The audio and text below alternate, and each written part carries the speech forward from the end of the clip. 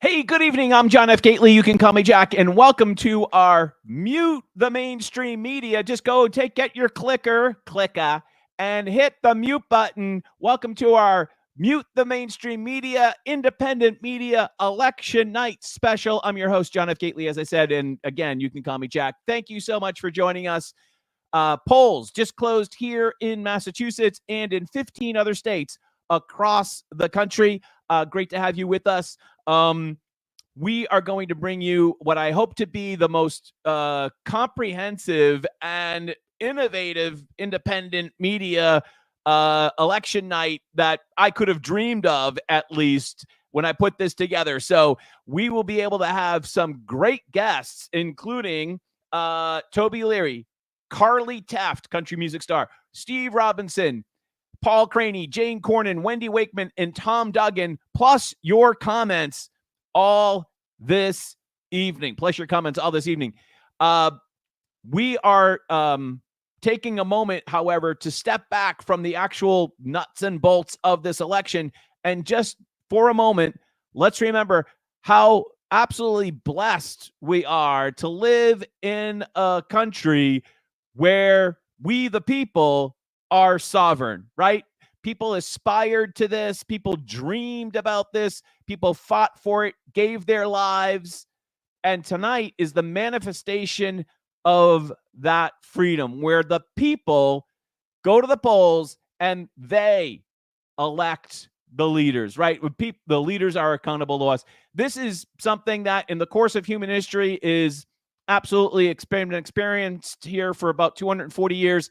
But really, in the course of human history here, it's just a blink of an eye that this has occurred. And how fortunate we are to live in a time where we can determine our leaders by a democratic vote. I mean, it's just absolutely spectacular. We should never lose sight of that very important fact. As things progress this evening, from a technical point of view, we'll be able to bring in live streams like this live stream here of Fox. We'll even be able to cut to Mess NBC as needed, so that should something happen on a national scale and we want to bring you that news, and we could bring in that feed right here through this feed. That way you can mute your mainstream media and follow the big turns of events right here. And we're expecting our first guest. He should be logging in and joining us in a second. By the way, I am the only person producing this show. I am not only the host, but I am the producer, so to speak. There's no control booth with a bunch of assistant editors or control people switching cameras. No, it's all me. So I'm just going to ask my guests, thank you so much for being with us tonight, my guest. But let's stick to our time frame for joining the show, because that's going to make everything go as smoothly as possible. I am sure, and I will apologize to you in advance, because I'm sure I'm going to hit the wrong button somewhere along the way, and something will go wrong, I'm sure. But just keep in mind that that I'm doing my absolute best, and I'm really so super excited to have you as part of this experiment. So just going to contact one of my guests here. Hold on a quick second. Oh, first glitch of the evening. Here is the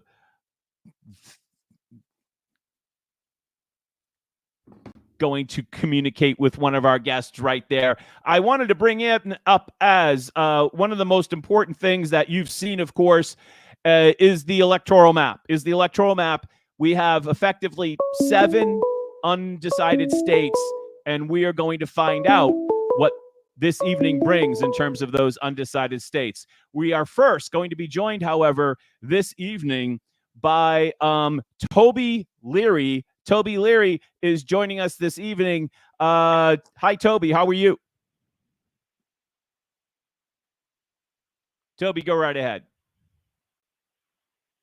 Oh, you got Tom Dugen here. Toby, how are you? Oh, are you there? I am there, and you're also joined by video, so you made it. All right. Fantastic. we can hang up the phone. Sorry, I can't hear you. How are you, Toby? There we go. Now I got some audio. I'm doing great. Thank you so much. How's everything going tonight? I am great as well. Thank you so much for joining us. Let's see if we can bring you in here. I think we're going out with both streams. I think so. I hope so. You should be able to see Toby. If anybody can, maybe Buck can just check to make sure that you can hear Toby and see him. Buck, if you want to throw in a comment, that would be great. Thank you so much. Toby, you made a video the other day about why people should go to the polls. It was all about the Second Amendment and the very important bill that passed and was signed into emergency weeks after it was passed. You've been working on this. It's now on the ballot for 2026. What do you have for an update in terms of that? Yeah, so, there's been a lot of work behind the scenes. We got over 100,000 signatures, raw signatures, 95,000 certified, more than double what we needed to get the law suspended. And as you pointed out, Maura Healey did an emergency preamble 71 days after signing this bill into law, which is unprecedented. It's never happened, as far as I can tell, that it's never happened before, especially for purely political purposes, to silence the voice of 95,000 registered voters in the state of Massachusetts. It's unbelievable. It was purely political. It was done. It wouldn't have been done if they didn't count the votes, or the signatures, I should say, and realize that we were going to get this law suspended. So phase 2 is upon us now. We're going to go into the next 2 years with a real game plan to educate the public on exactly what has been done. As you pointed out, we've been working out on Second Amendment issues, but I believe this is so much more than the Second Amendment, Jack, because really, at the end of the day, if all it takes is a simple majority in the state house, and I apologize if there's some wind, I can probably get out of the wind. If all it takes is a simple majority in the state house to get people's votes, to get people's rights to be eviscerated, then are they really rights? Because they could be changed at any time. They can be leaned. They can be encumbered at any time just by a simple vote in the state legislature with a complicit governor. And I think that is really a scary, scary road that our state has gone down. And a lot of people don't realize the implications of it, because maybe they're not a gun owner, maybe they're not, into the Second Amendment or whatever, and they don't think it's a big deal, and they think guns are scary. And so they're okay with that being restricted and regulated the way that they're proposed. But the truth of the matter is, once this precedent's been set, any right is on the table for a total evisceration or a fundamental change to it going forward. So the work has to continue. We have to educate people on what has been done, how they violated their oath of office, how they violated the process, how they really tread all over the rights of the people. And yes, it was an important issue. It's a basic fundamental right that is enshrined in our Bill of Rights. But at the end of the day, everything is at stake if this is the standard now that we're going to live by. It's not a right anymore. It's a privilege. So that was one of the most important points that I picked up in the video, is that they're not the giver of rights. Right. Our rights are granted from above. And you were making that point in the video quite eloquently.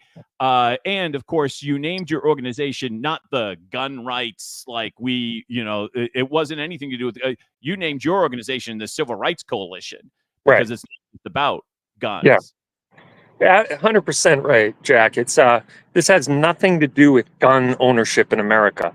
I know they would love to make it all about, like, every headline you read in the mainstream news or media is, this will reduce gun violence. This will, make it so that the proliferation of ghost guns. This will enhance our red flag laws. And the truth of the matter is, there's like a couple sentences dedicated to those things out of a 116-page bill that changes gun ownership in the state of Massachusetts for everyone. I don't care if you're the muzzleloader hunter or a collector or just a guy who wants to keep his family safe. The truth of the matter is they've really changed every aspect of gun ownership. But more importantly, as you mentioned in that video I did at the State House during our press conference, was they are acting as the right grantor. Now, a lot of blood was shed almost 250 years ago for the rights that we have in this country. And the preamble of the Constitution says, we hold these truths to be self-evident, that all men are endowed by their creator with certain unalienable rights. And if you think about that, the unalienable part means unalienable. What's a lien? It's a condition, it's an attachment, it's an encumbrance. As a real estate guy, I know that word. Yeah. So they put right in the preamble to the Constitution that you can't do what they did. And then they go on to say, and among those are life, liberty, and the pursuit of happiness. How can you have life if you can't defend it?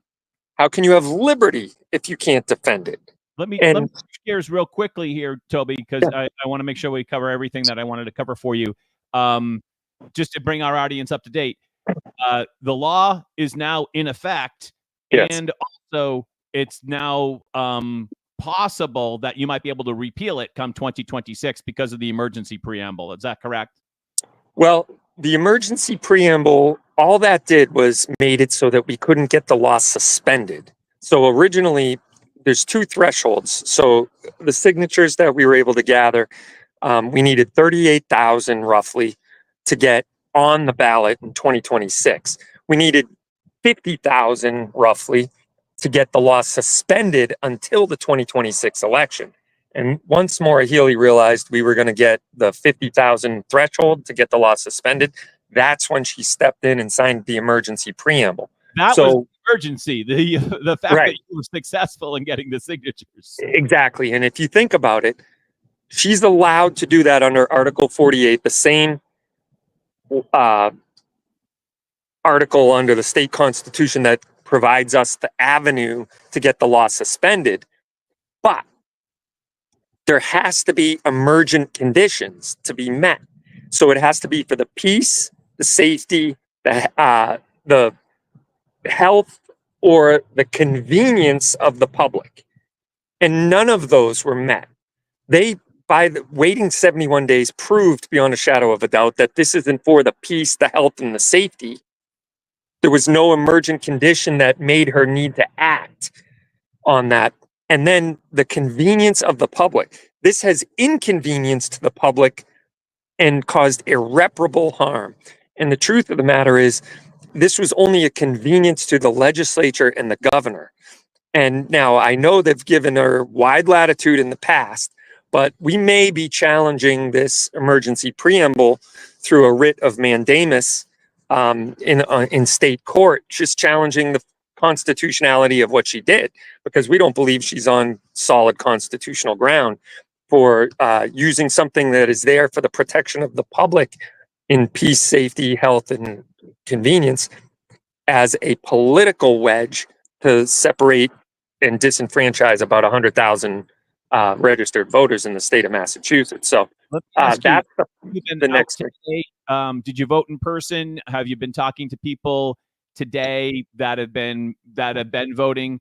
Has this been resonating with them? And also, while we're at it, there's a number of legislative seats that you're interested in. Could you give us an update on those? Yeah, as a matter of fact, I'm at the Representative Steve Exaros watch party right now here in the 5th Barnstable District. And I stood out at the polls for him for a couple hours today and, talked to fellow voters and patriots, if you will.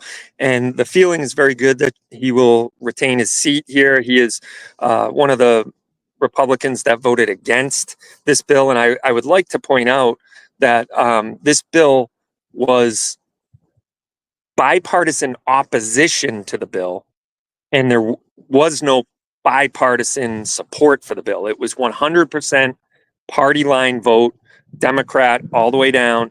Not one Republican went over and voted with the Democrats on this. So I felt a very strong need to kind of campaign for all the Republicans that voted against this bill. Not to mention there was 6 Democrats that voted against it, and I hope that they retain their seat today for being rewarded by standing up for the Constitution. I also, through my support behind my state senator, against my state senator and for his opponent, Chris Lozon. He's running against Julian Sear. Julian Sear came into my shop, my gun store, spent 3 hours with me with Senator Brownsberger. We explained the nuance of guns and, black rifles and ghost guns, and we talked about features and stuff for 3 hours. When I finally cut this short and I said, look, guys, we could talk all day about the nuance of guns and evil features and detachable magazines until we're blue in the face. But at the end of the day, let me ask you guys a question. If you can get enough support in the House, in the Senate, and you have a governor with a pen in hand ready to sign, could you ban Catholics? And they both kind of looked at me like, no, of course not. I said, why? They said, well, you just couldn't do that. And I said, right. What you're talking about was written in Federalist 49. James Madison wrote about it, and it's called constitutional limitations or constitutional limits. You don't have the authority to do it. But yet, why do you think you have the authority to do this to the Second Amendment? Because basically that's what you're doing. You're banning Catholics when it comes to the Second Amendment. They go, oh, well, no right is absolute, and we can walk and chew gum at the same time. All the isms started coming out.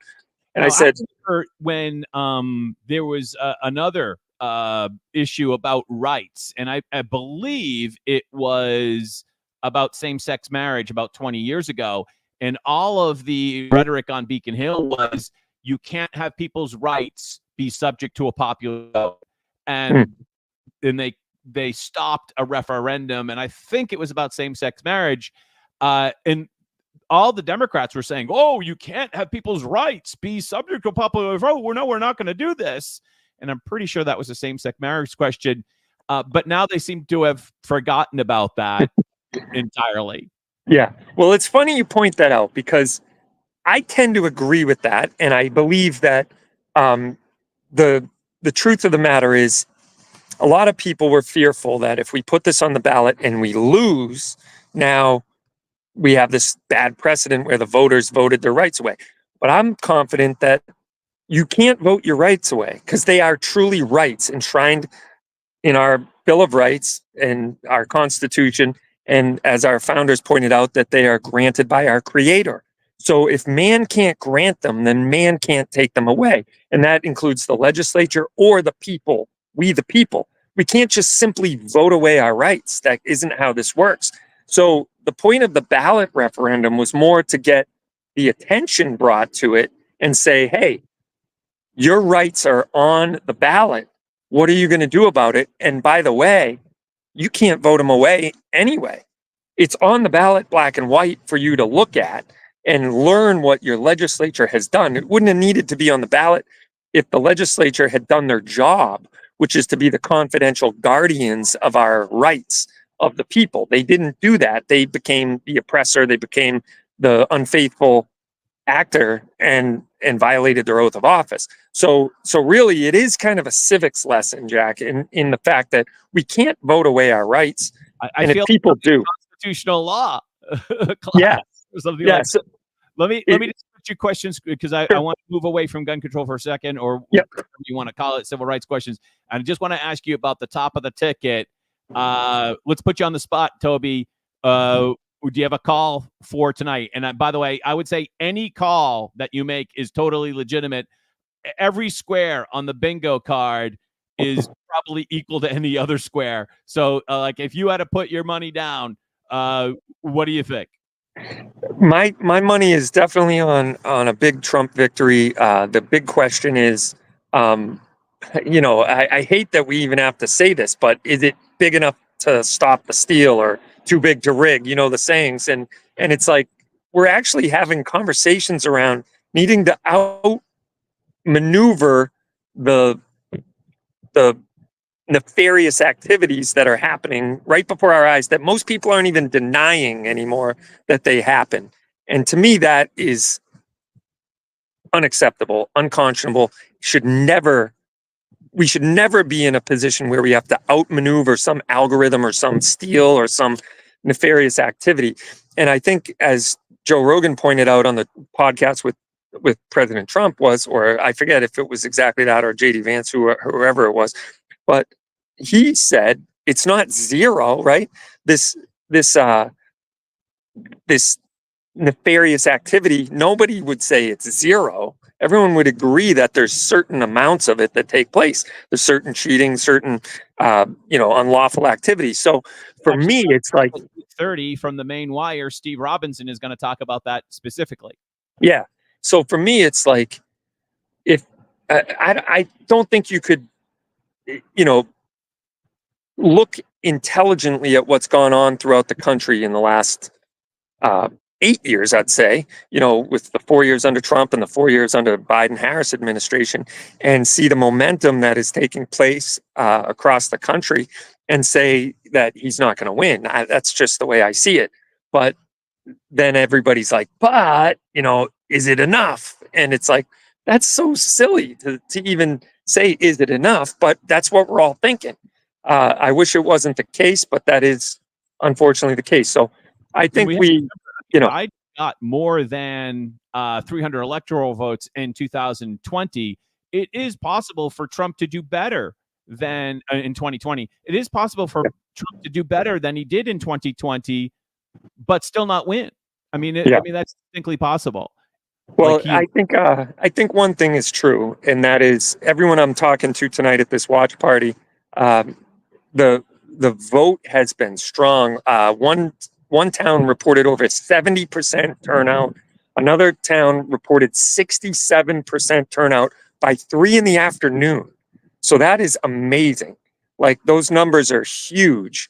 And so people are motivated to get out and vote. And I think that runs in favor of the top of the ticket and everybody the down ballot, hopefully riding the coattails. That's the way I hope and I pray and I see it. But I also live in Massachusetts, so I'm not like extremely confident that things are going to be outrageously good here. But I think the people that I'm supporting locally will be good. We want to bring up one question from a viewer. Sure. One of my favorite viewers right here. Buck has a question. What happens now when you purchase ammo in Massachusetts? I know this is you could probably spend an hour or more, but in a nutshell, can we really narrow that down to like maybe in a minute? Yeah. So basically, there's new record keeping requirements on what the gun shops are supposed to do. You saw Walmart suspend selling ammo in Mass. You saw Bass Pro Shop has this new form you got to fill out. A lot of people are saying, we're going to New Hampshire. We're not going to bother with this. We have done nothing different at Cape Gunworks. We already have people in the system, so to speak. And I'm like, there's no other thing I'm going to do because, number one, the state suspended the training of the record-keeping requirements for law enforcement and for gun dealers for 18 months. However, they require the law still stands, but they suspended the training. And so I'm of the opinion that we're going to have all these different gun shops and all these different 351 police departments in this state try to figure out what they're supposed to be doing for record-keeping. I don't think so. Like, that's a hot mess waiting to happen. So I believe we do good record keeping already with our point of sale system, and I'm not doing anything differently. But a lot of shops are very nervous about that. I would make sure that especially the records at Cape Gunworks would be. I'm just saying that if anybody that's got to get an unannounced audit, it could be you. Yeah, it's happened. We get, when the ATF shows up at our door unannounced, it happens every year or two. And the last time the ATF showed up, they spent 3 months in my shop. They had 7 agents that showed up, and they were there for 3 months. And not all 7. By the end, it was just 1. But they go through every paper, every sale, every gun, every purchase order, every record with a fine-tooth comb. They look for things like grammatical errors. They look for things like failure to sign or date. They look for things like, the address not matching on the identification and the form that they filled out. And if there's any error, double checking who voted. What's that? If only they were so strict in double checking about who voted. Oh, well, yeah, that's a great point. Jack, when we went to the Secretary of State's office to get the first 10 signatures to get this ballot initiative process started, my media guy left his wallet in the truck. He didn't have his license with him. They wouldn't let him into One Ashburton Place in Boston without his ID to go up and talk to the Elections Commission. I said, how ironic that you can't go upstairs and talk to the elections people without an ID, but you can vote in this state without an ID. It's like, the irony is ridiculous. Listen, I want to let you get back to your watch party at Representative. How do you say it again? I always mispronounce his name. Yeah, Stephen Exaros. Stephen Exaros, who we hope to get on to victory this evening. And I want to thank you again for joining us, Toby. We had you on for a little bit longer because our guest, Carly Teft, country star Carly Teft from Cape Cod, she could not join us tonight. So we're going to have her on another night for sure. So we had you kind of a little extra longer than we asked for. So I'm really so glad that you were able to join us. And I hope that you have a great celebration. And thank you. And we're going to see you out there in 2025 and 2026. I know you're Absolutely. not going. We're not going anywhere. Thanks for having me, Jack. Tell Carly I said hi. She's awesome. And have a great show with her. So thanks for all you do and for putting the spotlight on what we got going on. I appreciate it. Thank you, Toby Liry from Cape Gunworks. We will have Carly Teft probably some other night, but she can't make it tonight. She was like, I just got her message. She was like, I'm so sorry I can't make it. So that was cool. That was cool. I really appreciate you communicating with me on that. Thank you, Toby, and thank you, Carly, for letting me know about that. I did want to let you know that if you're interested in Carly Teft, let's just see if we can pull up her single. How did life end up this way? Sharing truth just gets you shame, but I ain't scared to walk my faith or to sing for the home of the brave when the lies and the hate draw near. And she is from Cape Cod, Nashville recording artist. You can find her on iTunes and on Spotify, and I hope to have her on our live stream sometime in the future, but she cannot join us, unfortunately, this evening. Our next guest will be coming up in just a minute. His name is Steve Robinson from the great state of Maine. And again, appreciate your comments. If you want to chime in with a comment, I'll be trying to look over at the comments from time to time. Let's just cut to Fox and MSNBC really quickly. Let's see if we have any news from them. We were having a projection for the Rhode Island Senate Whitehouse race. Democratic incumbent Senator Sheldon Whitehouse has been reelected in the great, mighty state of Rhode Island.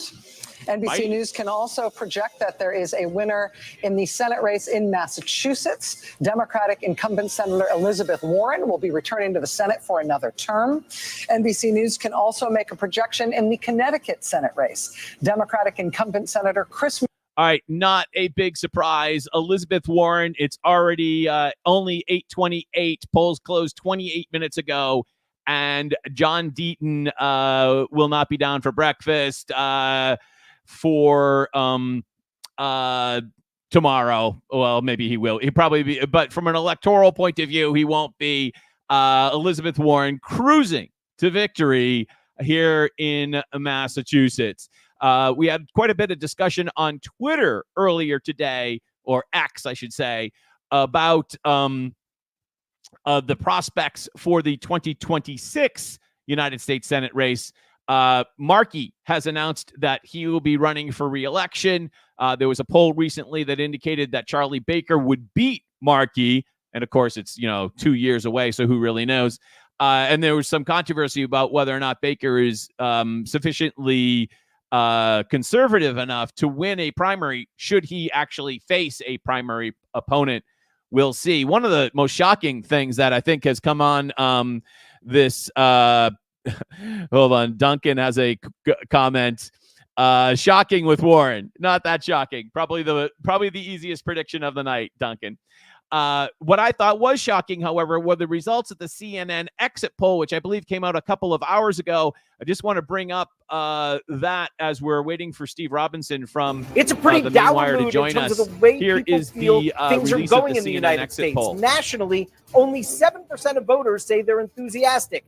19% say they're satisfied. Look at these numbers. 43% dissatisfied, 29% angry, 72% of the electorate nationally say they're dissatisfied or angry. Now, remember that just because you're dissatisfied, you could be dissatisfied for different reasons. You might be dissatisfied and still vote for Harris, even though Harris is effectively like a second Biden term / Obama. But that number doesn't necessarily mean you're going to vote for Trump. What about America's best days, we ask? Are they in the future or are they in the past? 61% of voters in this election across the country say America's best days are ahead of the country. 6 in 10 say so. 34% say the best days are in the past. And finally, President Joe Biden's approval rating, it's at 41% in these early preliminary exit poll findings. 58%. Ouch. That does absolutely hurt. And of course, I think, Harris understood that, and that's why for quite some time she was trying to distance herself from Biden. Obviously, the last time Biden came out, he didn't help by saying that Trump supporters are garbage, right? That wasn't helpful, and they've kept him to a distinct minimum throughout the last week of the campaign. Joining us right now on the Newswire is Steve Robinson, independent media rock star Steve Robinson from the Main Wire. And Steve, you're over the target when the Boston Globe writes a hit piece on you. Welcome to the show, Steve. Hey, thanks for having me. I appreciate that. Yeah, I was. I have to say, as far as hit pieces go, that's about as good a piece as you can ask from the Boston Globe. Oh, go ahead, Steve. Yeah, I said that's about as good a hit piece as you're going to get from the Boston Globe. Well, I didn't really mind it, but the claim in there that I denied or declined their request to interview me is just inaccurate. I just declined to have a phone call with them where they could, ask me all kinds of questions and then answers and attribute quotes to me that are things that I didn't say. I mean, I know how the Boston Globe operates. I know enough people who have had phone interviews with them and later seen their remarks mischaracterized. So I simply insisted on having the interview be done by email in writing. And I even offered to meet with them in person and show them the records underlying our report that showed that non-citizens are registered to vote in Maine and that votes are being cast in their names. They actually didn't even take me up on that offer. Just so my audience can hear that again, Steve, because we now have several hundred people on this stream, which is fantastic. Tell us in the elevator pitch or less exactly what your original story said. So our original story was based on Medicaid records that we got from a whistleblower. The Massachusetts equivalent would be Mass Health records. Here in Maine, we call it Maine Care. But these were Medicaid records based on 18 individuals, all of whom were non-citizens. Some of them were legal aliens and some of them were illegal aliens or asylum seekers, illegal aliens who have a pending asylum claim and they're currently paroled in the U.S. and are residents of Maine. Well, that's not supposed to happen. That's exactly what's happening with our current system, but that's another much bigger topic to get into. But what we found is that these non-citizens, when we ran their names and their addresses and phone numbers through the central voter registration system, we found that 6 of them were registered to vote, and 5 of them had votes cast in their names in previous elections going back to 2016. And it all really starts right around 2016 is when we see these non-citizens begin to vote in elections. Even in some cases when we can see, based on publicly available records, that these individuals were refugees or asylum seekers in Maine going back to 2006. And for some reason, they never decided to vote in 2008 or 2010 or 2012 or 2014.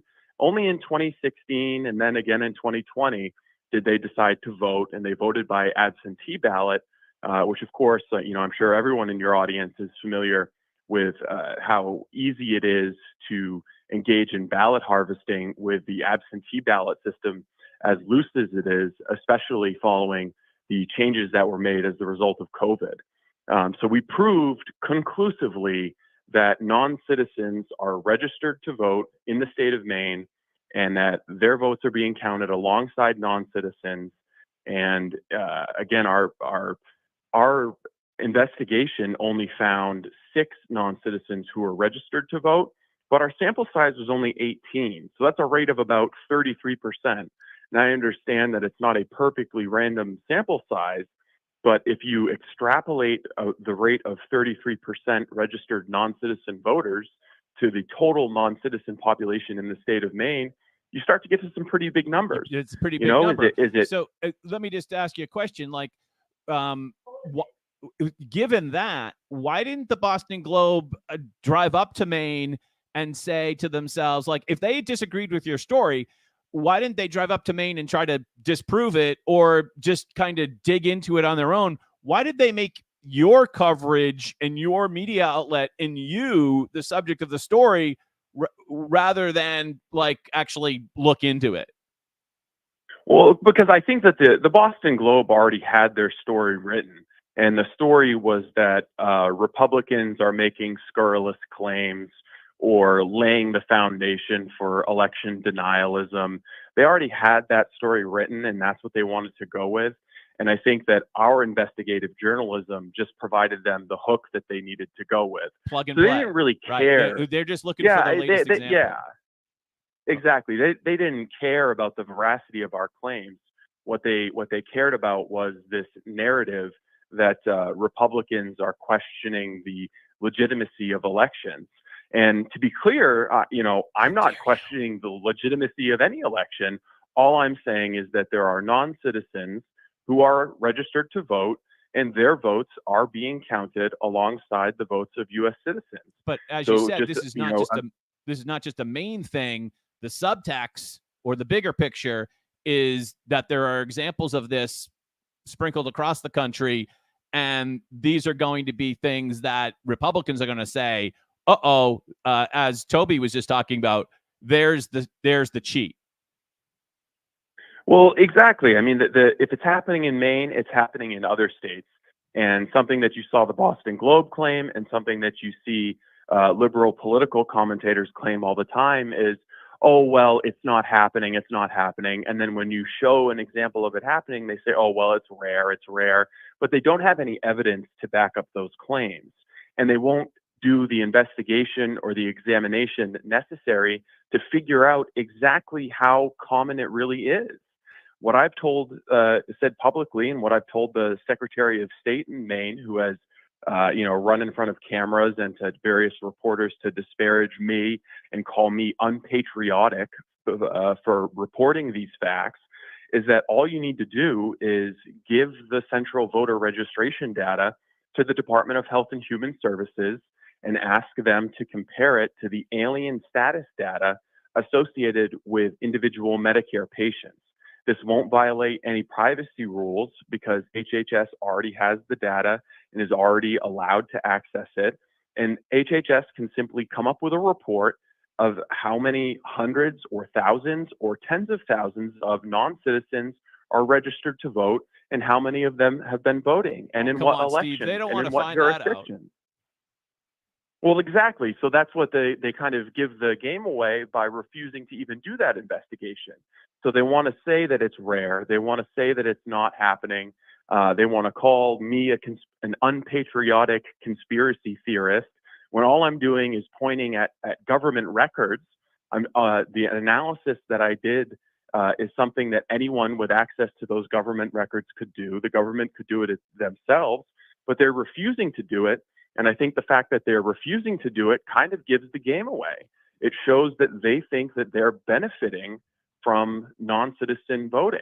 And it's tough to argue whether they are or aren't, because we don't know exactly how those votes are going, but they certainly seem intent on defending the practice and refusing to investigate it and get to the bottom of it.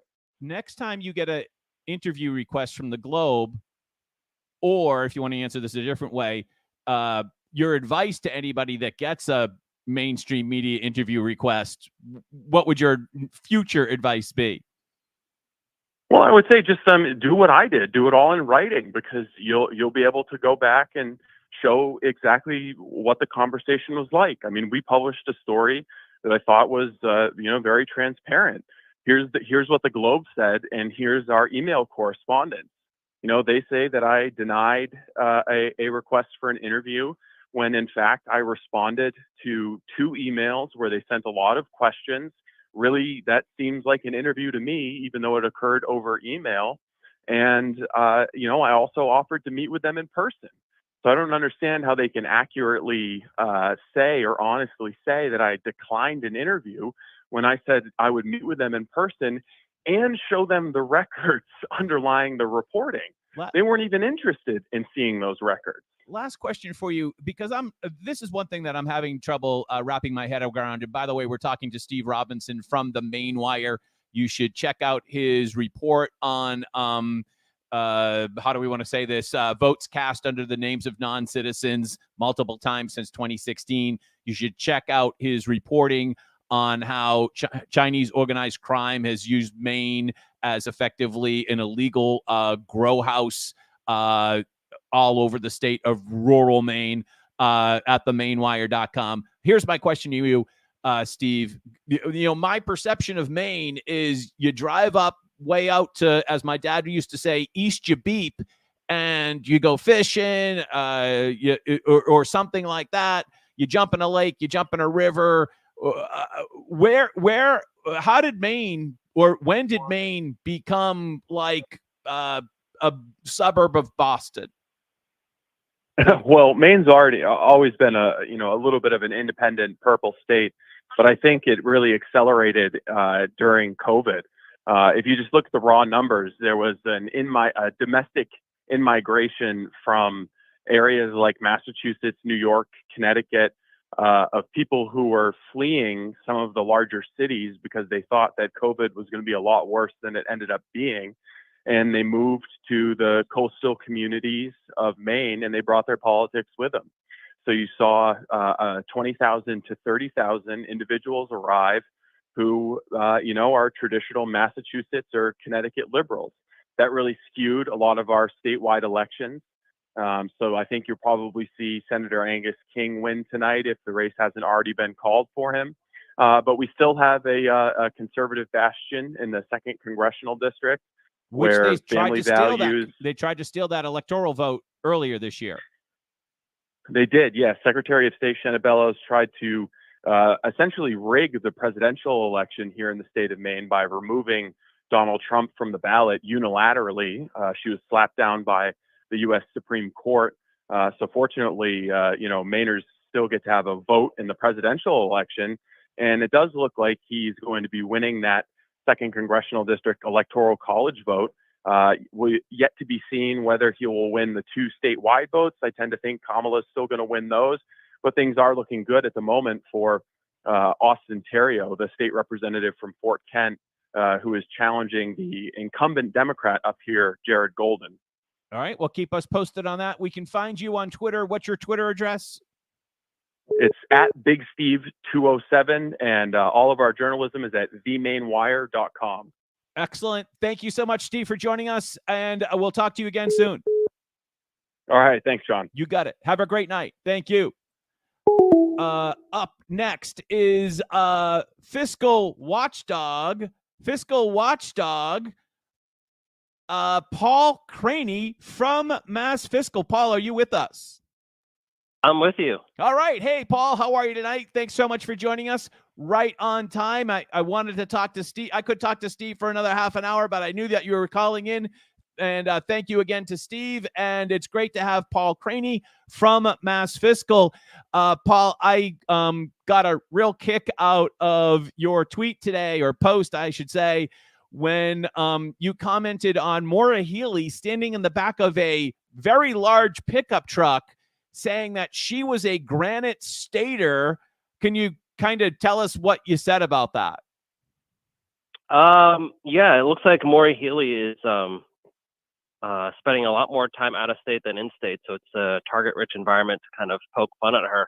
But she came into Massachusetts for a brief minute to vote, and I teased her on Twitter, on X, about it looks like occasionally Maura Healey has to come back to Massachusetts, and then, like you said, she posted this weird photo where she's like in the back of a truck trying to look, I don't know, like tough or something, and but her maybe hooting and hollering or something. Her administration talked about trucks earlier last year or earlier this year. Yeah. And her Secretary of Transportation was saying all the quiet stuff out loud in front of a very eager audience to hear it. And they basically slammed people who drive trucks and was very judgmental because of their carbon footprint, and basically saying, like, how dare they drive these vehicles, and they're so big, they scare people off the road. Basically an 18-wheeler. Yeah, basically an 18-wheeler, just disparaging people who have to drive trucks for a living. And of course, what they really want to do is just make it so you don't drive trucks. They want you to, take your bicycle or public transportation, or just not drive at all. But I just thought it was very funny that here you have the governor going to New Hampshire and trying to blend in like normal people when, her Secretary of Transportation in Massachusetts goes to Cambridge and slams people who drives trucks all the time. So just very ironic. We have at least 2 ballot questions that you've been working on very hard this year. Let's take question number 1. That most likely is going to be a huge victory for the state auditor and for Mass Fiscal. I would say that aside from the state auditor, Mass Fiscal is probably the other organization which is most closely associated with question 1. We don't have an official result on this, but I think you could already kind of take a victory lap. That looks like it's going to pass. Yeah, I saw some towns post that, their results are pretty high, like 70-30 or something like that.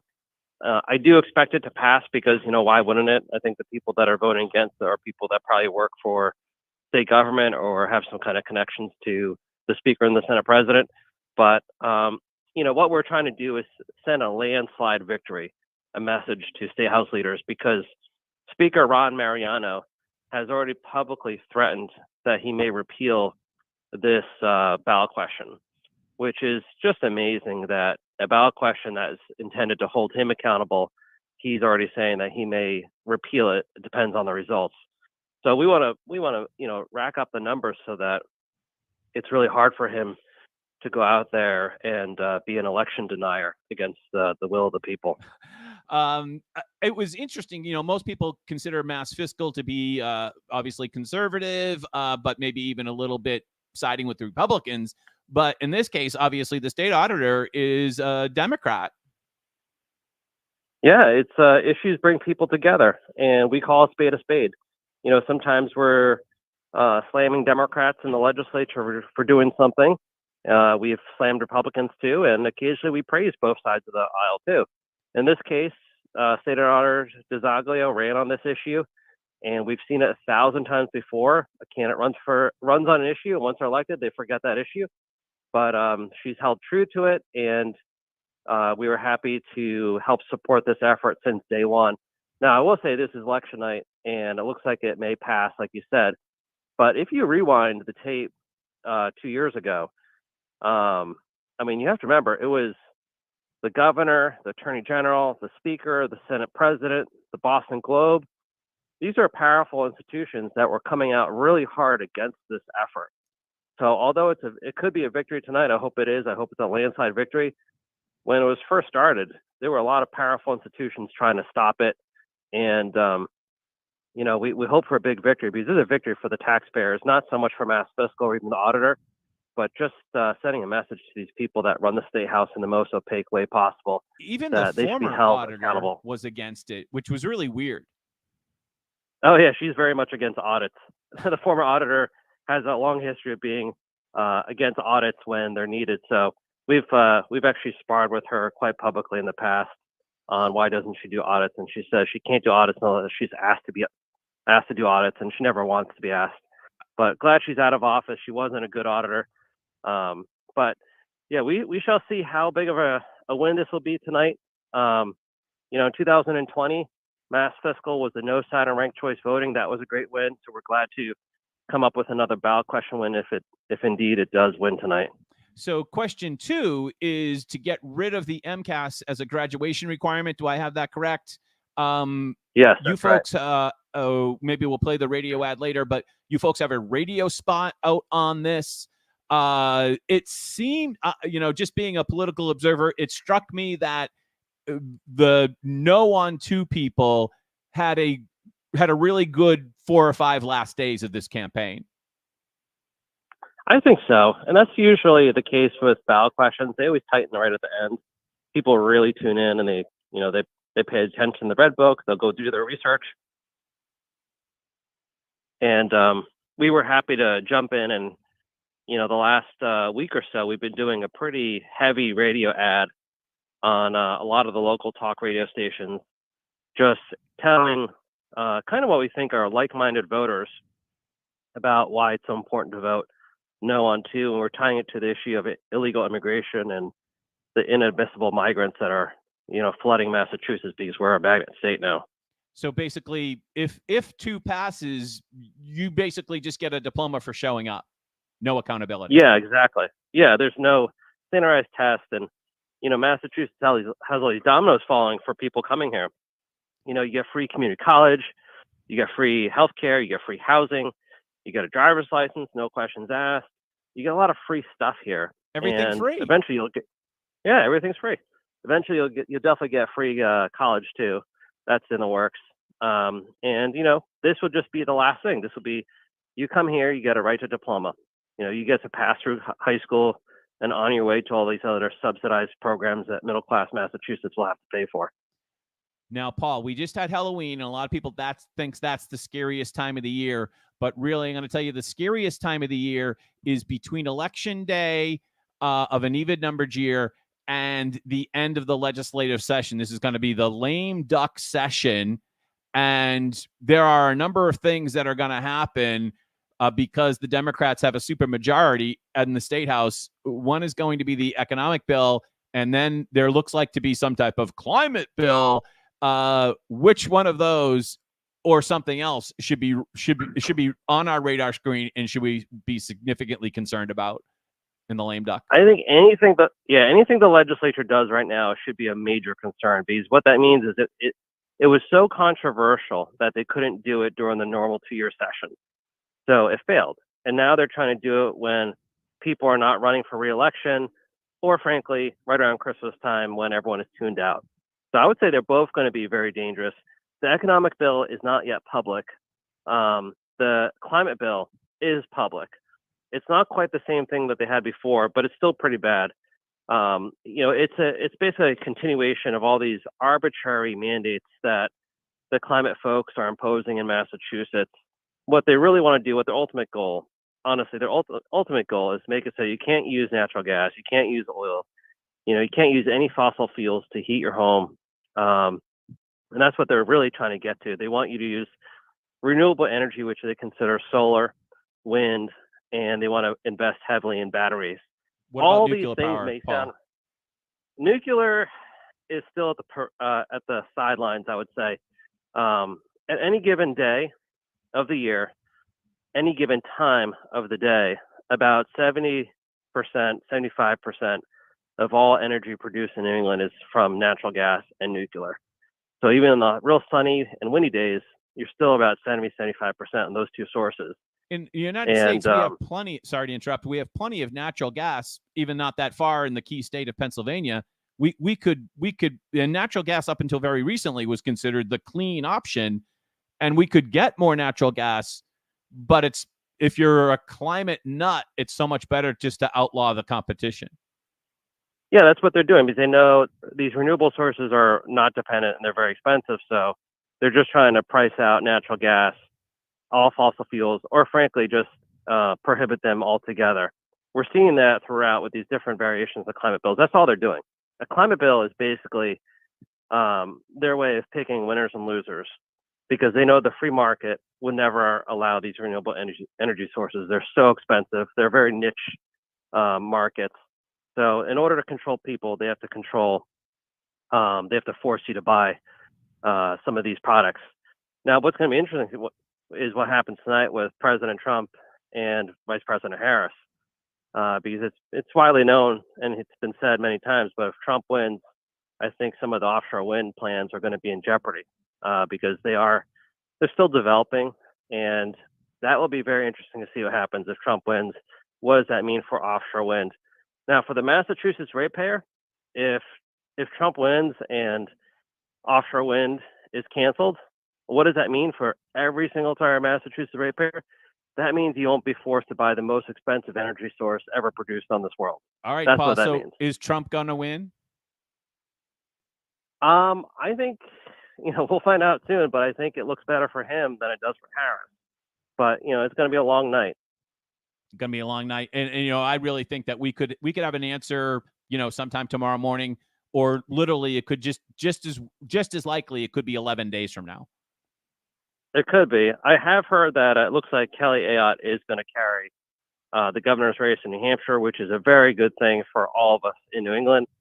New Hampshire is a beacon of light for New England. It is such an outlier on competitiveness.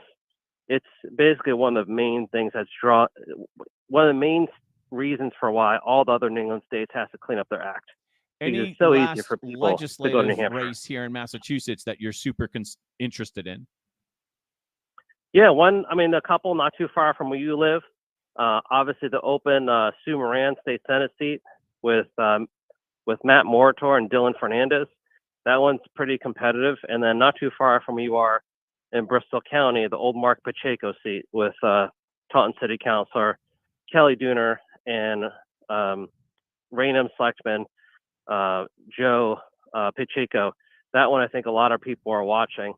And they should be. Those are competitive elections, even in Massachusetts with the presidential cycle going on. Paul Crany from Mass Fiscal. Follow him at Mass Fiscal, or what's your personal? I forget what that is. If you follow me on X, which is Twitter, just Paul Diego Crany. But check out at MASS Fiscal, massfiscal.org, or Mass Fiscal on X, on Insta, on Facebook. We're all over social media. Check out Mass Fiscal. For your audience, it's very exciting being engaged in election night. But we still have a lot of very important work to do after Election Day, because the legislature is up to their bad antics. So if you follow us, go to our website. You can sign up for email updates, and we will keep you informed and show you how you can hold your legislators accountable from now to the end of the year. Excellent, Paul. Thank you so much. You have a great night, and it's so great for you to participate in this experimental mute the mainstream media election night live stream thing. Appreciate you kind of saying, yeah, I'll do it. And you have a great evening. Thanks so much for joining us. You too. See ya. Yeah. Good night, Paul. Hi, this is Jack. I'll do it. Hey, Jack. You have a great evening. Hi, who's this? Thanks so much for joining. Tom Dugen. Hey, Tom, how are you? Good. Am I calling you at the wrong time? Yeah, you're a little early, about 30 minutes early. All right, okay, because your text said call now, so I thought that was a mistake, but I'll call back. That was my mistake, but we'll talk to you. We're going to talk to Paul Dugen from the Valley Patriot in 30 minutes. So thank you so much, Paul. Sorry about that, but that was my error. But we'll talk to you in 30 minutes. It's Tom, but thanks. Thank you, Tom. Yeah, working here without a net. Did I say Paul? I'm sorry. All right. The person that we're supposed to have at 9 is Jane. Jane, how are you?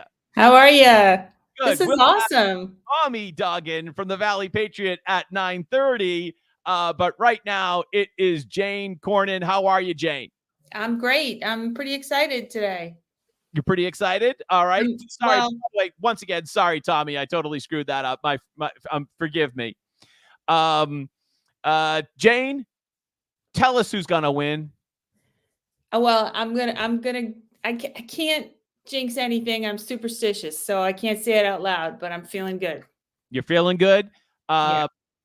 I think, the vibe out there is that Trump has the ever so slightest edge, but it really could be anything on the bingo card. Anything on the bingo card could happen. Well, I mean, that's what the polls say, that it's neck and neck and he has a slight edge, but I feel like that they use that. They want everybody to think it's neck and neck to keep people interested. I mean, we live in deep blue Massachusetts, and there is so much support for Trump here. It's pretty amazing. Now you're on the South Shore, which Yeah. is definitely a kind of Trumpy area, sort of, Right. or Trumpy adjacent, maybe, as we would say in the real estate business. But I have 3 boys that live in Boston, 1 in Cambridge, and they all are predicting, Trump to crush it. So Do you need a passport when you go there, Jane? I don't go there. And that remind me, what town you're in? Pembroke or Kingston? I'm in Pembroke. Yep. Pembroke. So we are very conservative here in Pembroke, right leaning, but many, many, many Democrats or independents mostly. And I feel like a lot of the independents are very open to this. Did you see something did you see something on the TV that caught your eye? Yeah, I think that Is there a call for an results for Sweezy and Hansen, it looks like he crushed it. So Oh, well, I actually wanted to talk to you about that. So Mr. Sweezy is running against, why don't you fill us in the details here on this very important open state representative seat yes. in your area? Becky Coletta was a select person in Hanson for 1 term and in Pembroke for 1 term. Ken Sweezy ran against Josh Cutler last time and is running against Becky this time. And I think he's going to win. I primaried him and lost by about 160 votes. So there was a lot of Republican support for the 2 of us. I mean, we had a very good primary, very positive. And I think that I think he's going to win. And the results that you're looking at right now said what? Just so that we can get that on the record again. I'm getting from a third party, but Hanson election day votes. So today, precinct 2, Sweezy 762, Coletta 389. So that's almost a double. Precinct 3, Sweezy 684, and Coletta 361. So now he crushed her. He crushed it, and we've seen this phenomenon in other parts of the state and elsewhere in the country, is that sometimes Republicans vote on election day and the Democrats vote early. All the data indicates that Democrats skew or favor the early voting. At least that's what we've seen up until this election. Yeah, and in this, the 6th district, Hanson is probably the most conservative along with Pembroke, but it also includes all of Duxbury, which is probably the most liberal. So, we'll get a different report town by town. So I'm so glad that you mentioned that Duxbury aspect, because I was looking at a chart put up by WBUR, and they charted how each city and town in Massachusetts voted in presidential elections going back to 1972. And you can clearly see that sometime in the 90s, some weird stuff started to happen.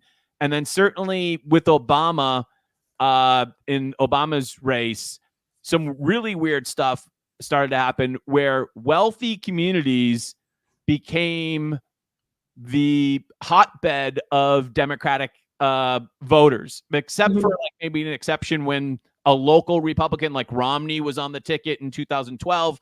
But other than that, like places like Duxbury, Hingham, places that had for literally hundreds of years been Republican bastions, now they're the base of the Democrat Party. What is up with that, Jane? Well, my opinion, even though I'm not a Democrat, I just don't think that their policies affect them. I think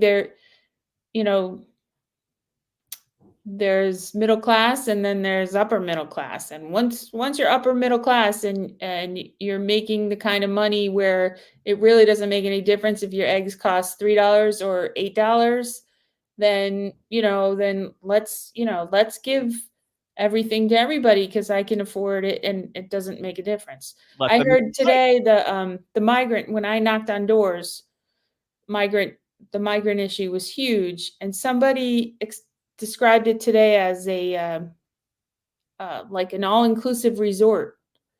We are paying for literally every aspect of their life, including free college.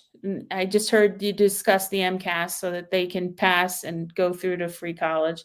But even furniture and apartments, once they're out of the temporary housing, we pay $30,000 for the first 2 years of rent.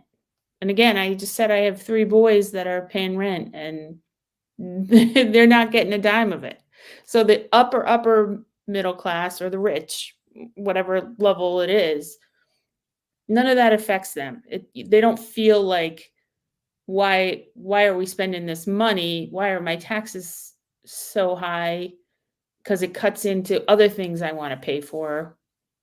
And why do my kids have to take out loans to pay for college when this person gets it free? They're disassociated from the consequence of their policies. Yes, something Thomas Sowell always warns about. I was doing my research before I invited you on the show, and I noticed a really important tweet or post that you said you were against a bunch of things like open borders, human trafficking, drug cartels, higher taxes, inflation, discrimination, and the list went on. But you as a Republican, you're not only against things, you're actually for things. Well, I think Republicans get a bad rap of right. We're the party of against something.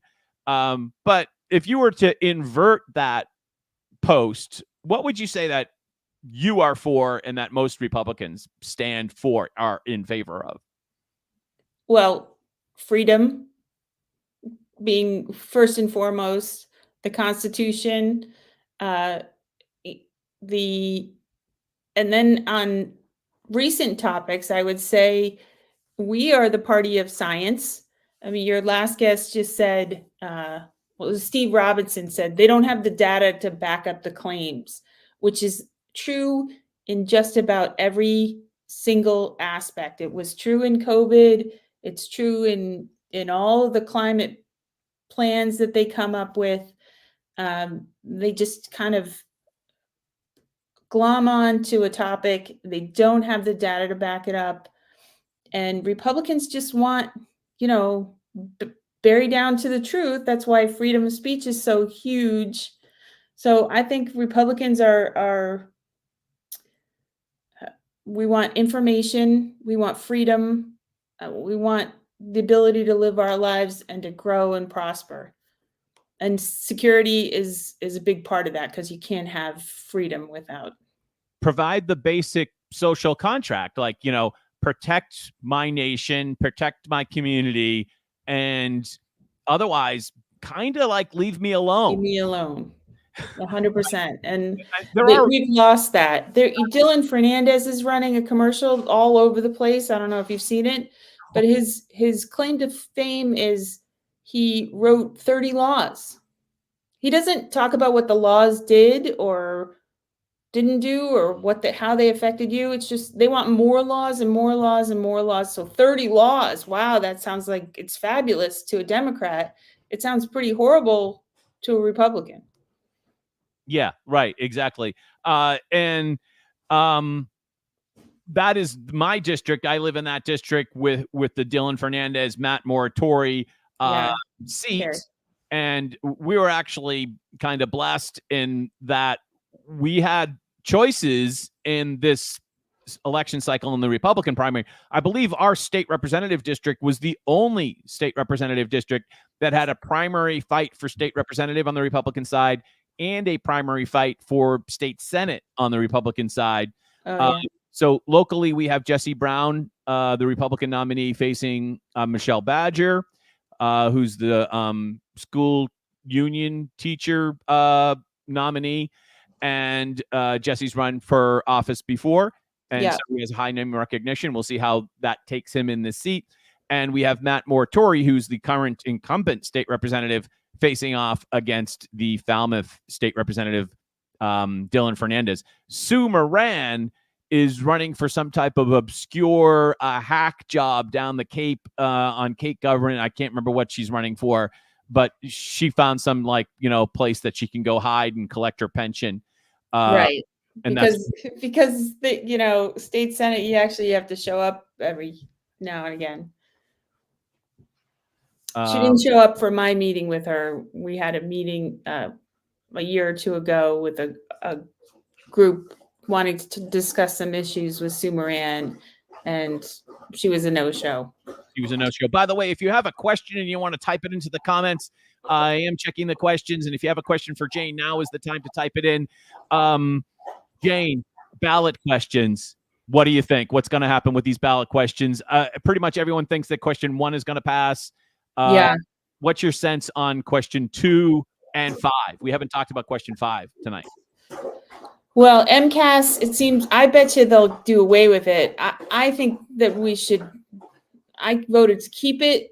I hear arguments on both sides, but number one, I think, yes, it will make it easier for the migrants to get a diploma and get college. And number two, I was always brought up with the standardized testing, and I think that's important.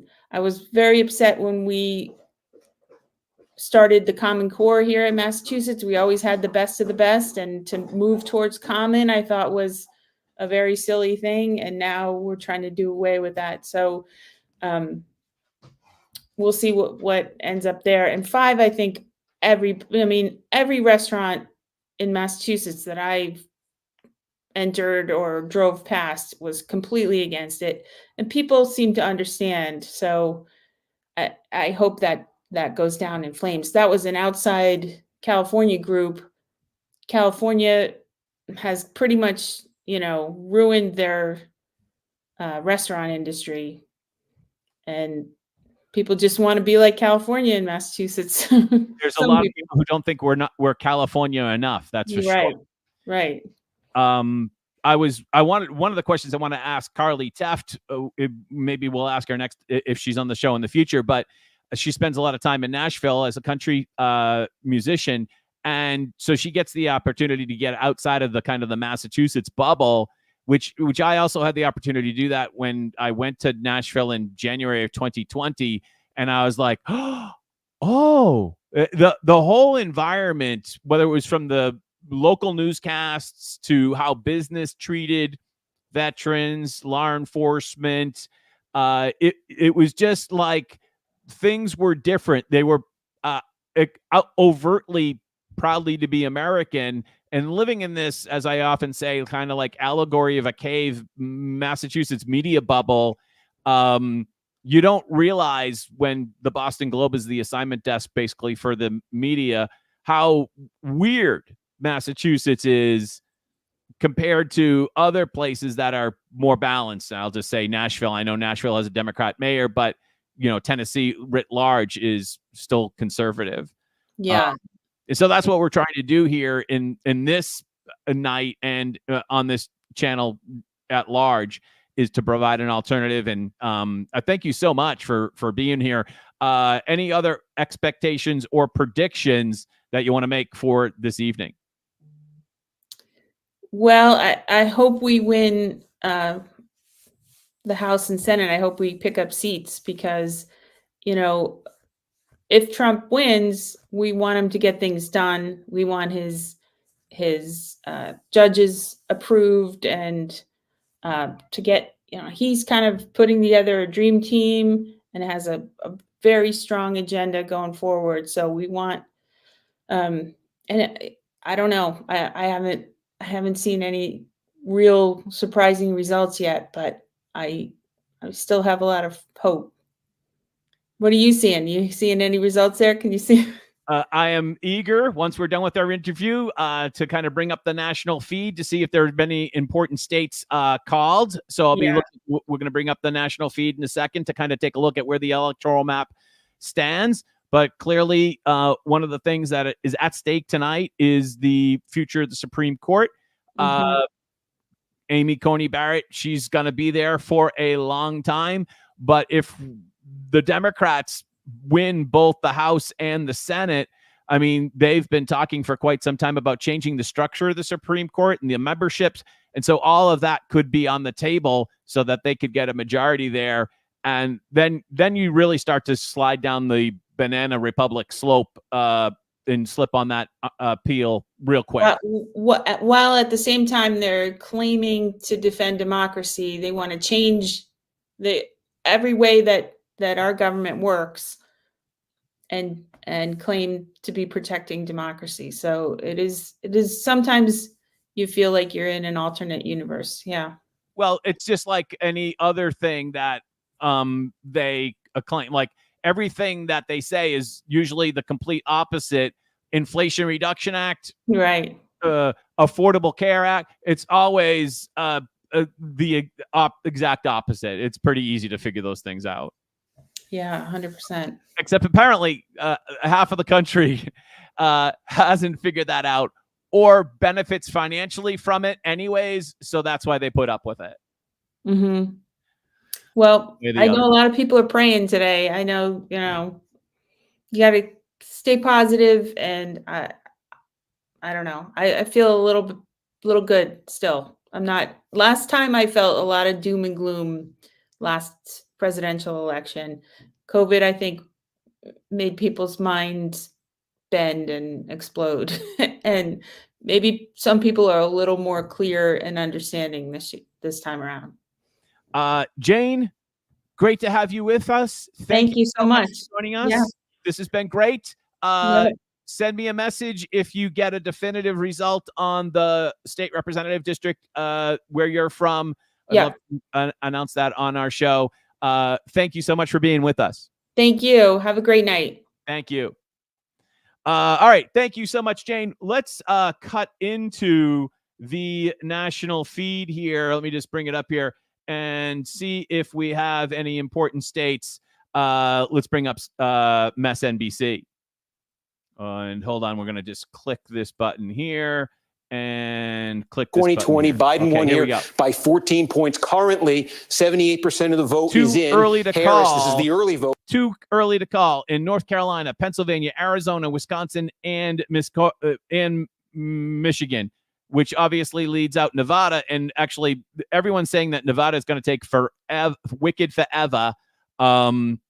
So we'll see what that has to say. Let's see what MSNBC is saying about Georgia, however. Day as well. Look at that. It looks exactly like it did in 2020. Wow. Democrats want to grow that a little more. Again, concern for them. It's a big blue county, but if what's still to come in Fulton is a little less blue and that number slips below 2020, that's a trouble sign for Democrats. We flagged Fayette County early in the night. Would this one flip? If the blob, I call it the blue blob there, was going to expand, this is the place. It's not quite all in, but almost all in right now. You see Trump with a 2.5-point lead. Now, that is progress for Democrats from 2020. This was a 7-point race in 2020, so it's progress for Democrats. Will it be enough progress? Again, those other big, giant suburban counties there are going to tell a lot of that story. We finally have a little bit in Gwinnett County. I just want to linger on this one for a minute because it's enormous. This county has over 1 million people. It has transformed demographically in the last generation. This used to be a staunchly Republican, heavily white county. It's now one of the most diverse in the country. Democrats, you can see Biden won won here by 18 points in 2020. And again, the Democratic margin here, it's just been, look at this. In 2016, it was a single-digit race. It became almost 20 in 2020. Democrats want this over 20 tonight. Let's see. It's early there, but that's a key one just because of the size and because of the trajectory. So again, oh, and we can also just take a look. I said these sort of exurban fringe Atlanta metro counties that are red. The question here is, do they become less red? The biggest of them is Cherokee County, and we got almost all of Cherokee County now. This is where Canton, Georgia is, one of the wealthiest counties in the state of Georgia here. Take a look. This is what happened in 2020. Donald Trump won here by 39.2 points. Tonight, he's winning it. You could see almost the same as about a 0.3 of a point off. The Trump campaign, let's see here. They don't want big slippage. There's not big slippage. I think they would have liked to claw back a little bit more here, but they're not losing ground. And there are scenarios where that's enough for them in Georgia. You can look next door. Is Forsyth County. Now, all right, so Georgia, still too close to call. Fox has called Ohio for why isn't Fox showing this here? Hold on, let's get rid of that there. Fox has called Ohio for Trump. That is not the biggest surprise. Let's see if we can bring that up here for Fox. Give me a quick split second. Still running ads here. We'll bring up the Fox in just a quick second. We are awaiting political commentator Wendy Wakeman. We're waiting for Wendy Wakeman either to log in and join us on the link or to call in. So either Wendy, do one or the other so we can call in. Oh, that would be the wrong number, Wendy, but I'm going to text you, Wendy, the number to call so that you can join in because apparently maybe you're having a little trouble with the StreamYard. So I'm going to text you, Wendy, the number to call in, and we will be joined with Wendy Wakeman in just a minute or two. Let's go back to MSNBC as we await political genius Wendy Wakeman to be joining us. She's going to call us in just a second. Oh, and speak of the devil, here is Wendy Wakeman. Hi, Wendy. Great to have you on the show. Thank you so much for joining us. Good evening, Wendy Wakeman. Oh, I am so glad to be on, Jack. I have been sitting in NBC's online camera waiting room because I thought that the link that I was using was your link, but it wasn't. I've had computer snafus. I'm sorry I'm a little late, but I am so happy to be online with you. Thank you so much. And Wendy's from North Andover. So we'll talk a little bit about anything locally up in the North Shore and Essex County as part of this interview. But let me just ask you, so far this evening, are there any surprises or anything that you'd like to point out as being something that you're watching, especially in the presidential race? Well, the presidential race, we're going to have a long wait on that, which is really tough. I'm watching for Pennsylvania like everybody else is. I'm more interested in statewide races. I've been watching the Kelly Dooner race pretty closely. That's looking very promising. Kelly Dooner's running for Senate in Taunton, as you know. She's fantastic. A candidate running for rep, a kid named Chasen in Norton and Foxborough, looks like he's probably going to pull off a win in the state rep district that we weren't quite so sure we would be pulling off a win in. Who's the incumbent Things were looking pretty. There was no incumbent. It's an open seat left vacant by a Republican state rep whose first name is Jay, and at the moment his last name escapes me. But it wasn't an expected win. Okay.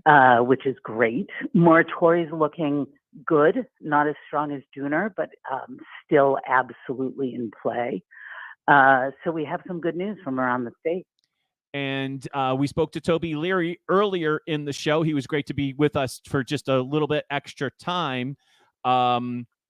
Tomorrow, Wendy, as you know, is the first day of, it scares me to even say this, but it's the first day of the 2026 campaign. We have U.S. Senate. We have gubernatorial race in 2026. With Trump is either going to be as president, or he's going to be effectively retired.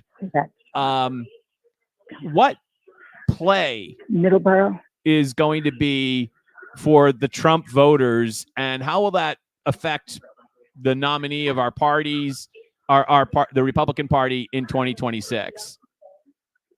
26 is going to be a great year for Republicans, but the biggest thing is we're going to have this question for on the guns. Toby's gun question is going to be on the ballot, so it's going to drive a conservative base in, and I think that's a good start. And the rest of it is going to be, we're going to have at the top of the ticket, we're going to have Maura Healey, and she is being punished by her own bad behavior. She'll be more punished, right? Spending all of this money on the refugees, absolutely breaking the bank. Charlie Baker handed her kind of a government that was working, and we all had our quibbles with Charlie, but he handed over a working government, and I think she's blowing it. I think she's smashing it in the face. And when you add that to inflation, she's not going to be very popular. If she's still even here, she's not going to be popular in 2026. Do you think if Harris wins, hard, let's not admit that, but does she take some job in the administration, attorney general? Well, that's what people say. I mean, I hear that, and I hear, oh, she doesn't like being governor. Heard all of that. I have a hard time believing that you would give up governor to be attorney general, even if it was the U.S. attorney general, right? Governor is a pretty big deal, unless she's smart enough to know that she better leave that bag of troubles to somebody else, and she better get out of town before people find out just what she's done to our beautiful state of Massachusetts. Right, quit while she's behind. I mean, there's only so many beavers you can go and save. There's these are problems that you don't have to. These are like problems that most lawyers, they don't want to do. I see Healey as more of a technocrat who really she loves being a lawyer. I just being the nation's top law enforcement official, to me, would seem more attractive to her right, than being a governor, making sure the roads are plowed during some blizzard. I think that is the line that people take. The thing is that being governor, you have so many jobs. Maybe it's what I want, Jack, right? I would love to be the chief of patronage for these, for all of these, every last one of these little government jobs. And that's what you get when you're governor. But you might be right. She loved being attorney general. She really used her Massachusetts attorney general post to go after Trump in political ways. And I think she understands how you can use the law as a cudgel and beat the heads of your political opponents. So maybe that is what she desires. I noticed on your feed that, and I'm just going to quote this here rather than play it, but I noticed that you posted up something from Senator Ron Johnson, and his was his quote, and he was talking about the pandemic. The result was a stunning loss of life and freedom for individuals, trillions of dollars of economic devastation, but billions of dollars of profit in the accumulation of enormous power. Fortunately, what happened during the pandemic opened the eyes of untold numbers of people around the world to the corruption and capture of government agencies, the media, medical journals, and the medical establishment by large corporate interests. You posted that on X, and those are the words of Senator Ron Johnson. Do people forget that quickly? It seems as if, it seems like America's already forgotten that Trump worked at McDonald's, and that they've already forgotten, way forgotten the pandemic. Even if people have forgotten the pandemic, I think the pandemic changed our country and our souls in ways that we are still dealing with. I think people are much more inclined to think about going out for dinner, to think about going to large events. I think we've been changed by the pandemic. Yeah, I think the electorate has a short memory, but I think two things happened during the pandemic. I think the Democrats took a lot of power and seized a lot of control, and we have a lot of people who believe that they have less personal autonomy than they really have because of the overreach of the pandemic response. Yeah, I don't think people forget it. I hope they don't. And I love Ron Johnson. And all of those good things he said that the pandemic left us with, I'm not sure it did, but I hope so. So I posted that as kind of a little prayer. Maybe we've been made better and stronger people by the pandemic. I heard someone And not by the mumble the pandemic, word by the Middleborough in the background. Do you have results Yeah, from I Middleborough? mumbled Middleborough because Kelly I was getting numbers from Kelly's campaign, and Kelly just won, Dooner just won Middleborough by 1,500 votes. In percentage, she won Middleborough by 1,600 votes. I'm guessing that's a pretty good number. 15, 5, huge number. So she was ahead in Taunton. Last I looked, her numbers have been coming in slow, but she was winning in Taunton by like 200 votes, which is really good because, the places that are tough for Kelly would be Taunton and Seekonk and Wareham, those places that we think of. I mean, people, the gateway of the Cape, Wareham, but you and I who grew up down there, or who hang out down there, we know Wareham's a little more city than the rest of the places. So she was accruing some very small victories there. Last I heard, she'd only taken one loss, and that was in a precinct in Raynham where she lost by 70 votes. So I can't give you percentages. I can't give you overalls right now, but you can see that if we're looking at saying, oh, she lost there by 70 votes, but she lost. Democrats she won over there by 1,500. The Democrats are so desperate to hold on to this seat that they nominated a guy with the same last name as the long-term outgoing incumbent. That's right. It's a good tactic. Well, yeah, you got to pat him on the back for a good tactic, but it also kind of belies the fact that, they were kind of desperate. They didn't have a quality candidate that had to stand on their own. They had to come up with somebody that, but this is the same guy I've always voted for. That's right. And Jack, Kelly Dooner is that candidate that I talked to so many Republicans who are just really down on the party and the people we put up and our candidates. And, you hear a lot of belly aching. You always hear belly aching. Kelly is the candidate that you want, right? There's no belly aching about Kelly. First of all, I met her when she was in her early 20s, and she was just out there doing doors for other candidates and really putting in the work. And then she ran for city councilor, and she's put in the work as city councilor. But more than that, in this campaign for state senate, she's done the doors herself, right? And again, this, you've been watching politics for a long time too. The further along you get in your political life, the harder it becomes to do the doors, because they go pretty quickly when you're unknown. But once people know who you are, if you're a sitting city councilor, you're banging on that door, the chances that the person on the other side of that door keeps you for 5, 10, 15 minutes, really high. But Kelly never let that sort of thing get her down, and she just kept doing the work and pushing ahead and doing the work. So she was qualified, hardworking, had a history in elected office. She's a dream candidate for us, and the things on the other side of this door where I am are sounding good for her. So I'm at the Mass GOP office, just to give you a sense of where I am. John Milligan's here monitoring all of the state rep, state senate races, lower ballot races across the state. And he has an attorney in here with us tonight. And he's in here because the last couple of races we have gone to recounts, and we've been having an unusual number of recounts, right? So tonight we want to be prepared for every recount so that we walk into the recount knowing if there are recounts, but we walk in with our legal team established, with our watchers and our counters trained and ready for anything that happens. And then also here, Haley Jones, who does events work for the party, and Logan Trupiano, who's the PR guy, is here.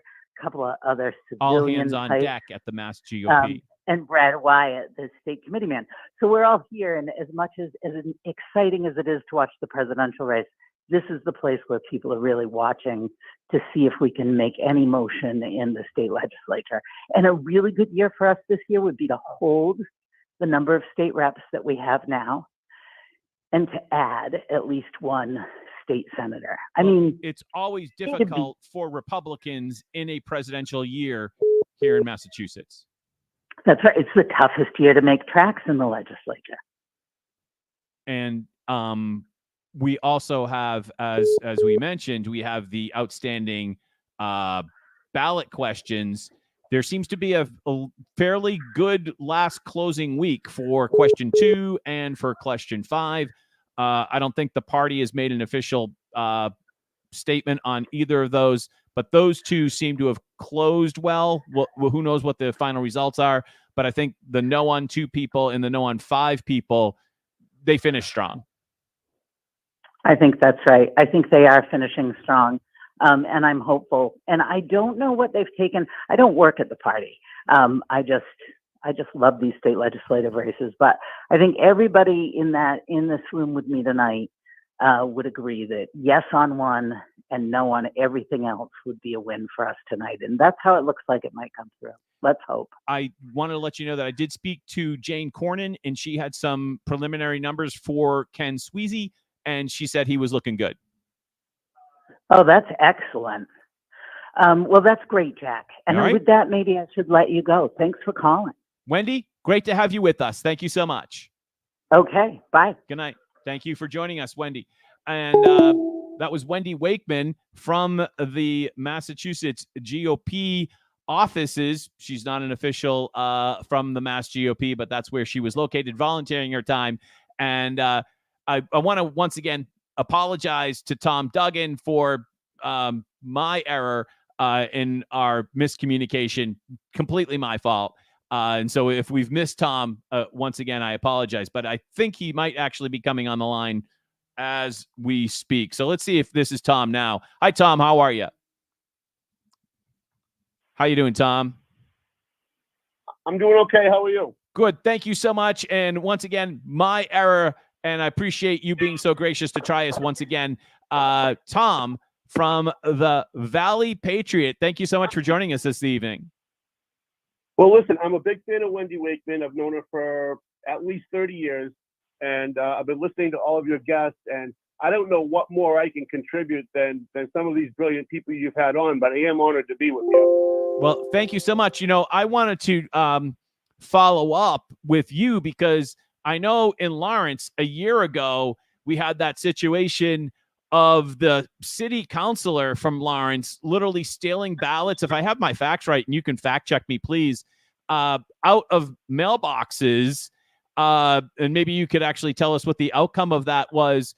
But I'm curious, and that was in November of 2023, if I'm not mistaken. But I'm curious if you've heard any other ballot irregularities, we'll just call them, this time around.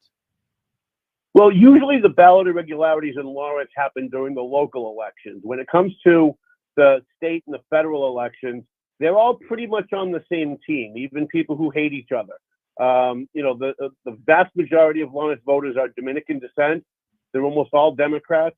Republicans almost never win. In fact, I can't remember the last time a Republican did win in Lawrence, maybe 40 years ago. Although I think Charlie Baker probably came close at one point. So what we had was a couple of years ago was Fidelina Santiago, who was a candidate for a state rep, was driving around a campaign supporter and taking absentee ballots out of people's mailboxes.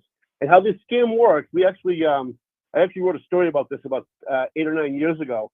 So how the scam works is they'll go knock on doors and they'll have their absentee ballot applications and tell voters, hey, if you fill this out, I'll walk it into City Hall and you can vote from home.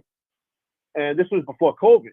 And so they would go to each of the homes that they could find people that would sign up to be absentee ballot voters, then walk them into City Hall and then ask the guy at City Hall, hey, when are those ballots going to go out? And the guy might say, we think maybe Thursday or Friday. So they call on Thursday and say, hey, did those ballots go out? And they'll say, yeah, that went out today. So the next day, they would shadow the mailman as they were putting absentee ballots into the various different homes. And if that home had a sign for their opponent, they would steal the ballot out of the ballot box. If they had the sign for the opponent that they wanted, the candidate that they wanted, they would knock on the door and say, hey, would you like some help filling that out? And by the way, I've got some stamps. So I'll help you fill it out, and then you give it to me. I'll stamp the envelope, and I'll walk that in. What could go wrong, Tom? Right. So I could write a whole book on how to get away with election fraud when the Democrats keep pretending it's a myth. But in Lawrence, they've perfected it over the years. So this candidate, her name is Fidelina Santiago. Unfortunately, she's someone that I was actually endorsing at the time. She was driving around her campaign supporter and going to the homes that she knew was not going to vote for her and literally stealing the absentee ballots out of their mailboxes. So if you're the voter, you didn't get your ballot yet, you still think it's coming.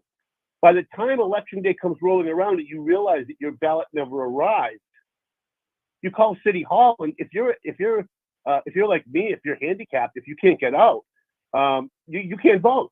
If you can't get somebody to take you, you can't vote.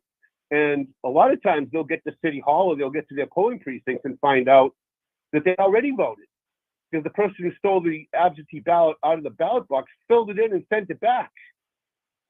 And so she's still sitting on the city council. She's still on the city council? She is still on the city council. She was sworn in, despite the fact that there's video proof.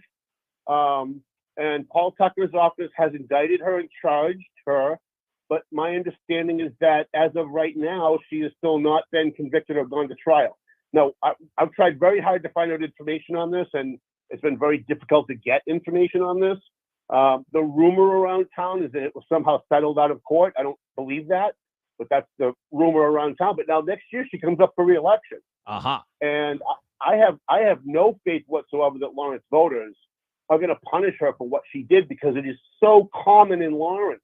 It's so common. It's ridiculous in Lawrence. Way of life. We've documented it over the years, and it doesn't really seem to matter how much proof we have because it's a Democrat town and Massachusetts is a Democrat state. It always gets swept under the rug. Nobody ever pays the price for it ever. Now, the reason why I'm a huge fan of what you do because you're new media, sort of, but you're so new. You've been doing this so long. I don't even know if you fall under the new media category. You're like one of the OGs here of new media in Massachusetts. Yeah, we're still publishing a newspaper, like a physical paper. And when people call me for advertising or for a story, they always say, "Yeah, but you're not printing a physical paper, are you?" And they're shocked when I tell them yes. Valley we Patriot. We publish a monthly physical newspaper that you can pick up at Market Basket or your local town hall or your post office, or we have news boxes all over the Merrimack Valley. And we do the opposite. We like to look at what the mainstream media is doing, do the exact opposite. So if you want to buy an ad, say in the local Eagle Tribune, you know what you get? You get an ad in the print edition of the Eagle Tribune. Then if you want to buy an ad on their website, you got to pay more, and so you're paying twice. What we try to do to keep print going is if you buy an ad in the Valley Patriot, we'll give you an ad in the Valley Patriot, and then we'll give you the online stuff for free because it doesn't cost us anything. I've got no cost associated with taking your ad and posting it on our social media pages or posting it on the Valley Patriot website in a story. It's just pixels. So that kind of so it just keeps the print going. And so while the Methuen Loop Weekly has gone out of business and Rumbo is no longer publishing physical newspapers, and most of the other local weeklies have gone under, we're thriving. We're getting all of the advertisers and all of the stories that they used to be getting, but because it's all funneling to us, because we do it the opposite the way the Tribune and the Lowell Sun does it, we're actually thriving. We're actually expanding. Well, that's great. But I want to ask you this other question because you had this story about an official who was, we'll use the word allegedly, funneling money to money for the homeless to an organization that we'll say allegedly she was connected to. And it's not being a, you were probably never in physical harm, but being a local journalist, there can be some significant backlash, which you experienced. I wondered if you could just tell us in the smallest nutshell what that story was about. Yeah, so I got word last year that the homeless coordinator in the city of Lawrence has her own nonprofit for homeless veterans, and that she tried to steer $200,000 of federal ARPA money, which goes through her office at City Hall, to her own nonprofit. She applied to herself, basically, and the city was about to give it to her when an aide for the mayor actually blew the whistle at an open city council meeting and said, "We got to take this person off the list I know you've already voted for this once, and you're supposed to vote for it twice because it's federal money. But we got to take this name off the list because it's a total conflict of interest. I mean, we can't have this. So I posted on Facebook. I always like to tease out my stories because I'm a good journalist, right? And then she went after you like lawfare. Yeah, so I posted on Facebook, coming tomorrow, Lawrence homeless coordinator tries to steer $200,000 to her own nonprofit, and within 2 hours, the North Andover police were serving me with a restraining order, claiming that I threatened her life. And so while we're waiting for the hearing to come up, the temporary hearing, I'm at a church at an engagement party, and she goes to the Methuen police and tells them that I'm in violation of the order because she owns the building. Doesn't tell them it's a church. It's not owned by her. We find out. I get arrested. I spent a weekend in jail. I went to trial, 2-day trial in Lawrence District Court, and I won because the police officers got up and said she told us she owned the building. And my lawyer said, well, did you check to see if she owned the building? No, we didn't. We went by what she told us.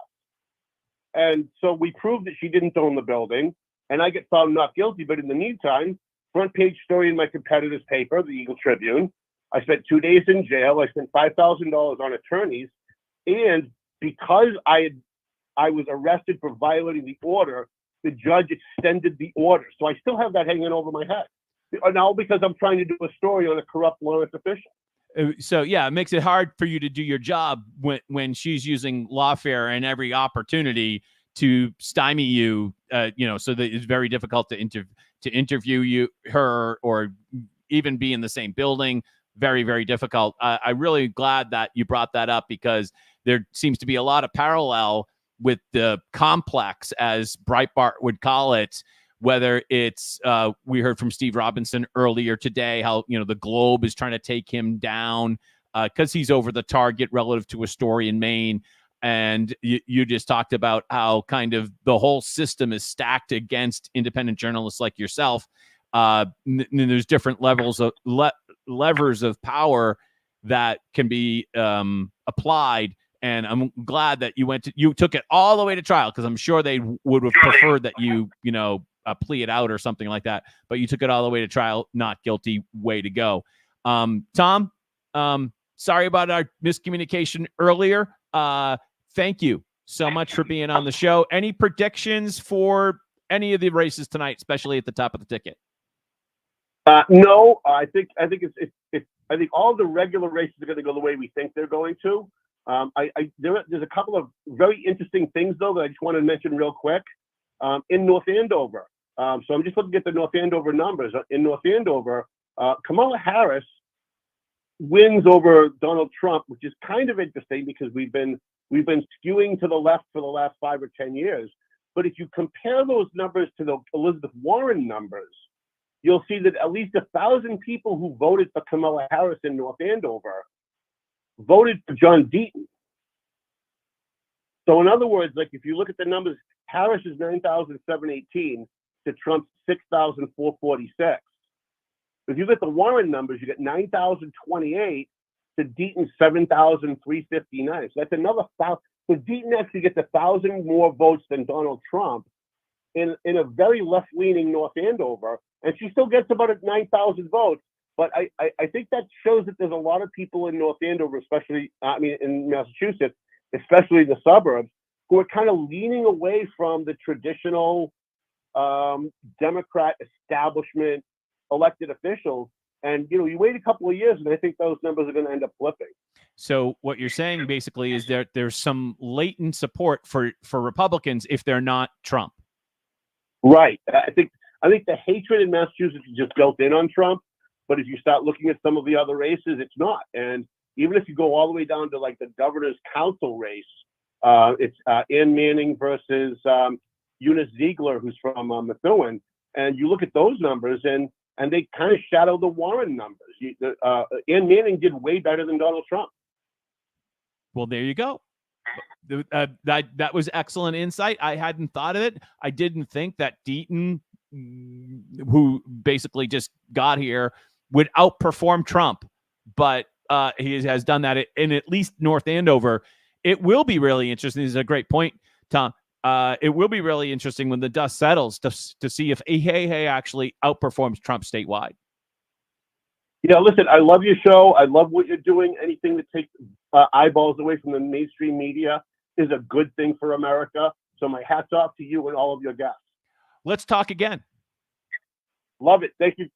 Appreciate it, John. You're welcome. You have a great night, Tom. Thank you so much. That was Tom Dugen from the Valley Patriot. If you're up in the Merrimack Valley area where my wife is from, she's from North Andover. If you're up there, better subscribe and read Tom at the Valley Patriot. And I think you can find him on X at Valley Patriot. All right, let's take a look. If we're going to take a look at what is going on with the national feed, I think we have just had a call for New Hampshire going with when facing Republican challenger Eric Hovde. This had previously been described, this Wisconsin Senate race, as too early to call. It is now too close to call in the Wisconsin Senate race. Also in the Pennsylvania Senate race, we've got a similar shift. This is incumbent Democrat Bob Casey. He holds this Senate seat in Pennsylvania right now. His challenger is Republican Dave McCormick. I think I said Republican Bob Casey. Democrat Bob Casey. This was previously too early to call. It is now too close to call in the Pennsylvania Senate race. We also have an additional change in characterization. This goes back to the presidential level. This is in Michigan. In Michigan, the presidential race had previously been too only 14% early to call. It is now too close to call in the state of Michigan. Also, let's take a look at Michigan Senate. A similar pattern in the Michigan Senate race. Again, here we have got a Democrat versus a Republican. This is an open seat in Michigan. Democrat is Alyssa Slotkin. Republican is Mike Rogers. This had previously been too early to call. It is now too close to call. So only just 14% recapping here in Michigan. Pennsylvania and Wisconsin and Michigan, all of the calls in those three states now have moved from too early to too close. That is true both for the presidential race and all three of those battlegrounds. It is also true for the Senate races in all three of those battlegrounds. I'm going to go back to Steve in just a second. Jen Psaki, I understand you've been getting some intel on Nevada. Well, Nevada, I think, is a very interesting state to look at for a range of reasons, one of which the majority of voters there don't have a college degree. It's a very diverse state. But one of the things I've been hearing a lot from Democrats over the past couple of days is about the nonpartisans that reporter was talking about. There's been a huge surge of vote registration as nonpartisans since 2020. But in 2022, the nonpartisans, that was the closest Senate race in the country. We all remember Jackie Rosen won that seat. She won the nonpartisans by single digits, but she still won the nonpartisans. So yes, you don't exactly know how they're going to vote, but they look at 2022 as a good sign. And that is a sign. That is a state also, I will say, it was so far from being. So we're just going to mute that for a quick second. What we have seen so far is that none of the key battleground states have been called, but New Hampshire has been called. If I saw it out of the corner of my eye, New Hampshire has been called for Harris. So the reason why that's important is because if there was a scenario where we could have had a tie of the Electoral College, that could have happened if I have my math right here, and I'll probably screw this up right now, but we could have had a tie under any number of circumstances where, and there's so many clicking of so many states, you kind of lose track a little bit, but we could have had a tie if New Hampshire had went for Trump, but apparently that will not happen, and that Harris will hold on to Trump from what we understand this evening. So that's an important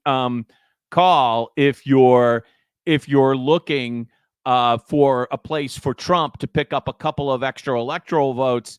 Apparently that's not going to happen in New Hampshire. Now, in New Hampshire, we still have the very, very important gubernatorial race against Joyce Craig and Kelly Ayotte. So maybe we'll just dip into the WMUR, maybe not their feed, but just into their website real quickly. There we go. Live election results. They are now having Trump at 188 and Harris at 88. Election results in New Hampshire. Let's see if we have a result here. Getting results for races including president, 1st congressional and 2nd congressional district. I don't know if Lily Tang Williams is going to pull that off, but most certainly a star was born in that debate. I mean,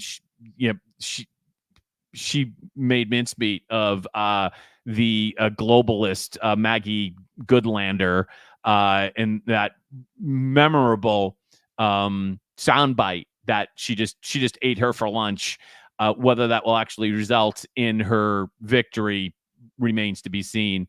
And we're going to bring up Fox in a moment. As soon as the ad stops playing, we'll bring up Fox. Let's just check to see if we have any comments from you. I can't believe, by the way, that we have over 450 people on today's live stream. Like, I am astonished.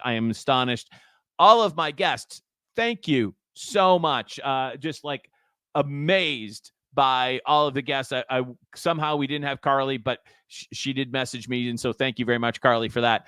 But just absolutely great guests. So thank you, Toby, Steve, Paul, Jane, Wendy, and Tom. Just absolutely fantastic. And if you want to throw in a comment, now is the time. We will cut back to Fox in a minute as soon as they come back from commercial.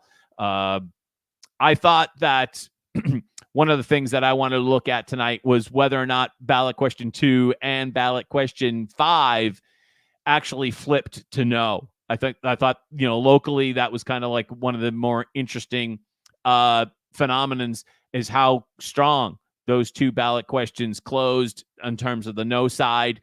As you can imagine, I voted yes on one and no on all the other ones. We have not gotten into the question 3 or 4. Question 3 was the union for Uber drivers, and question 4 was the mushrooms.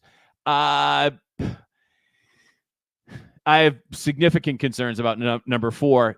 From what I understand, that was actually the most complex ballot question, and they spent a lot of money promoting question 4. A lot of money promoting question 4. Yes, on 4 had, they had the ads about the veteran. I was bombarded with those on YouTube and video on demand. I was watching Paramount Plus and Netflix, just kept on getting all those ads the last couple of days. They ran a good campaign, the yes on 4 people. But from what I understand, having spoken to the no on 4 people, that is by far one of the most confusing ballot questions out there. And given the fact that the whole legalize of marijuana has been, and the Marijuana Commission has been a complete bleep show, I was not yet ready to vote yes to make mushrooms legal. Although I'm sure I'm mischaracterizing the details of the question, but I think that's how your average voter thought about it was, oh, mushrooms are now going to be legal, even though there seemed to have been quite a bit of nuance with that. And I think they tried to really make a point in their advertisement that it would not be for retail sale, but rather for, how do I want to say this? For prescription only. But I don't really know if I believe the ad that we saw. So I'm just waiting for this ad to go away on my Fox feed. It is not going away on my Fox feed. So we might have to stick, sadly, with MSNBC. Hey, look at that. That's up to 30 or so for Kamala Harris. So the thing is, though, the counties I just showed you within this Atlanta metro region, relatively speaking, these are the lesser populated counties. The ones with the huge, the huge populations. You start with Fulton County, and we've been monitoring this. This is the biggest. Atlanta's here, but there's also a lot of suburbs within Fulton County. This is key for Democrats because of the sheer size of Fulton County. A drop of a couple points here would more than offset the gains that I just showed you in those other counties. 80% counted in Fulton County, and now you see Biden 72.6 in 2020. Harris has fallen a tick below that. Meanwhile, Trump 26.2 here in 2020 is a tick above his 2020. So what he just said, if you weren't following, is that even just a teeny bit of a movement on this favors Trump because there's just, or whoever goes up or who goes down, because there's so many votes in Fulton County, and Trump is overperforming so far with 80% of the vote in by 0.9% better than he did in 2020. And again, just 1-2 points in Fulton County offsets a lot of the good Democrats might have done themselves in those other counties I just showed you. So see what happens there.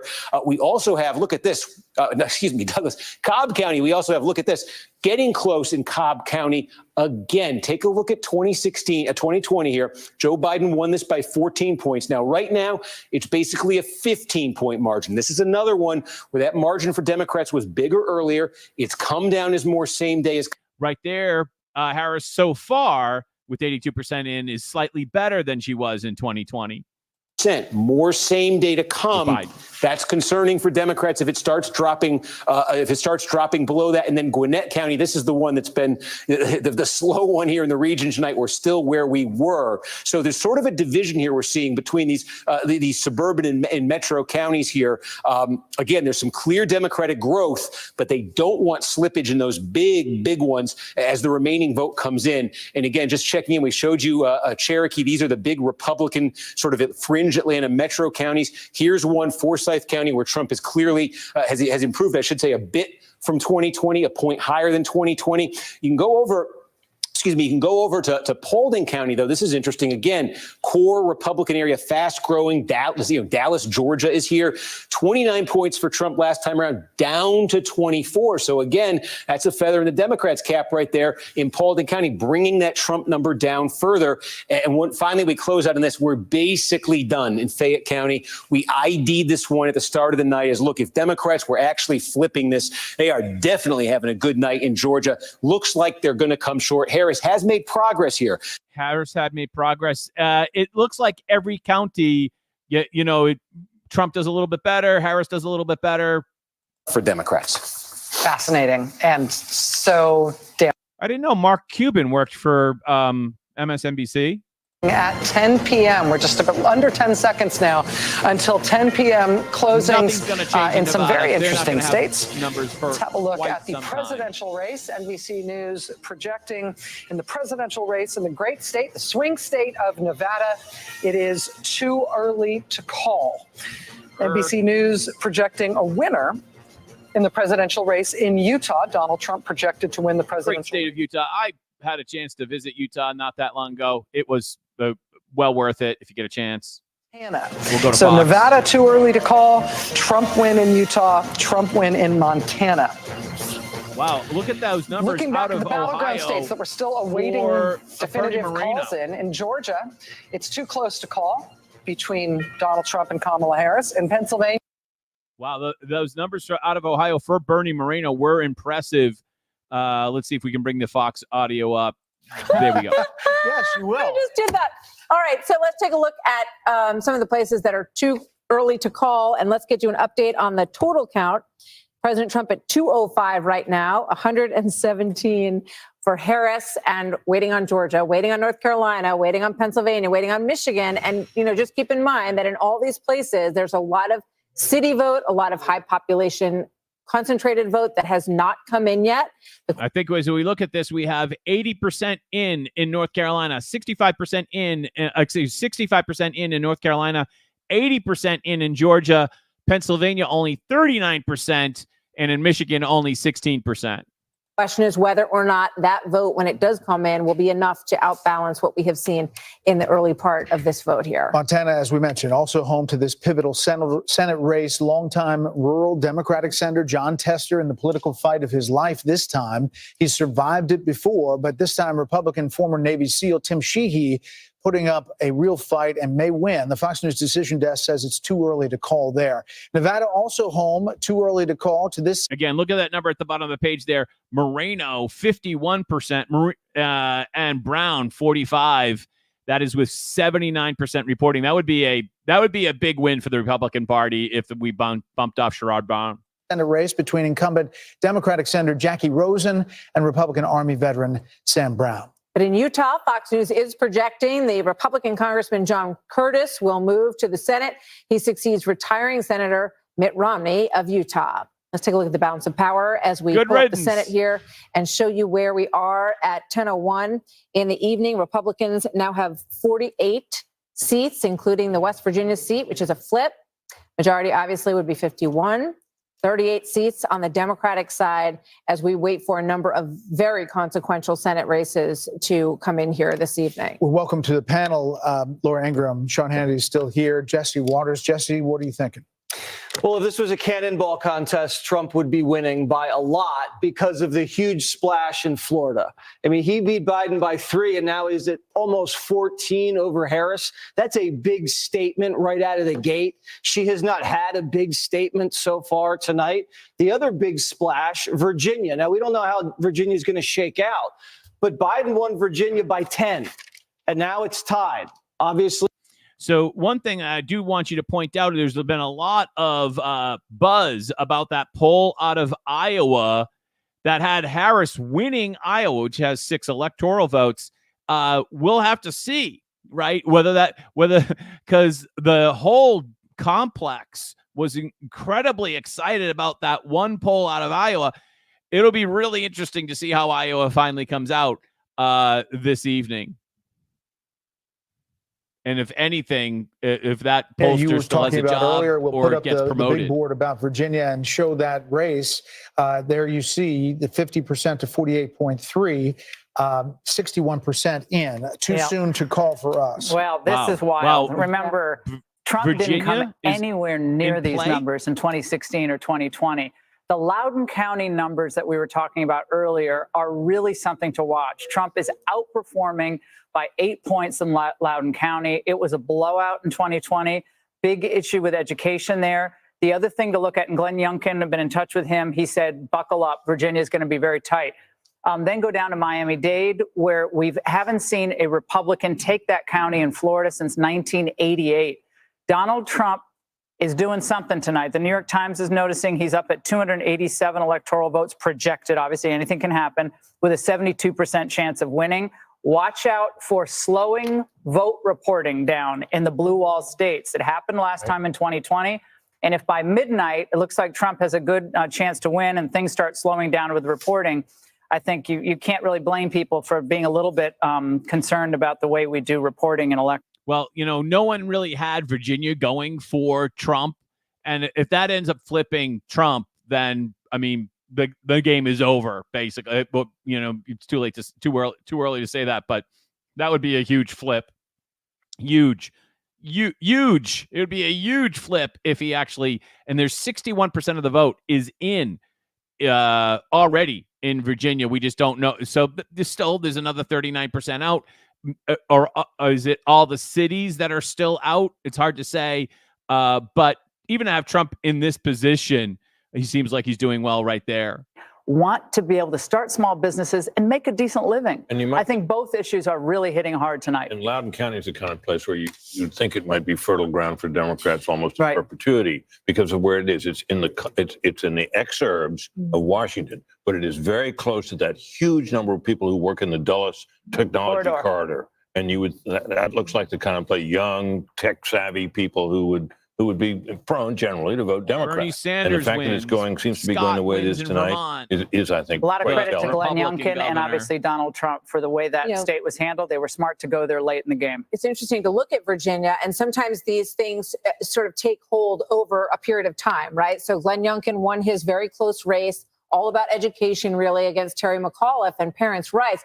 But then in the midterms, Virginia did not get the seats that they wanted to get. And Youngkin was sort of trying to get them over that edge. So if this does, and then we're, can't call it obviously yet, if it So that was really interesting because Tim Kaine is actually outperforming Harris in Virginia with the same amount of a vote in. I think Tim Kaine was at 51, and Harris was under 50. Bill Hemmer, because he's at the wall. Yeah, I can do that for you.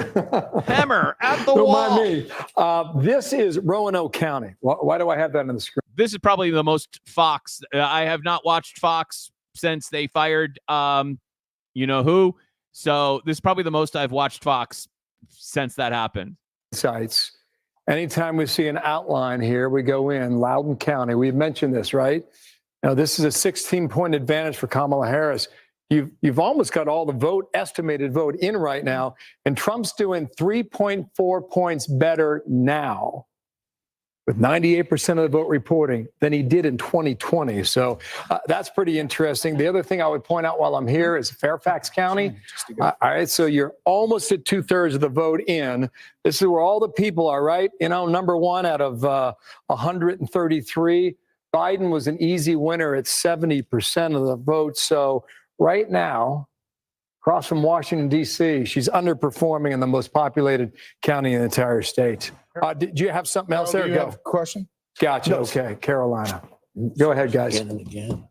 So the Virginia, is that the biggest county, Fairfax County? Is there another big county out? Because the campaigns are saying they've got big votes still out in Virginia. They still believe that they... I tell you what I'll do, Harold. I'll cheat for a second here and go back to Virginia. It seems as if Kamala Harris is doing better in the southeastern part than was expected, okay? So there's still some vote out there, some vote coming in, and we'll see whether or not that holds up. Let me zip on down to Carolina. And Britt, I think you said some folks had called Carolina already.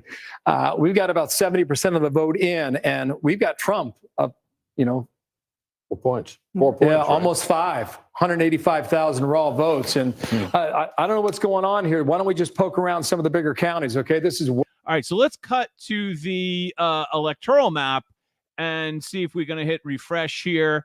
I wouldn't be surprised if this website crashes tonight.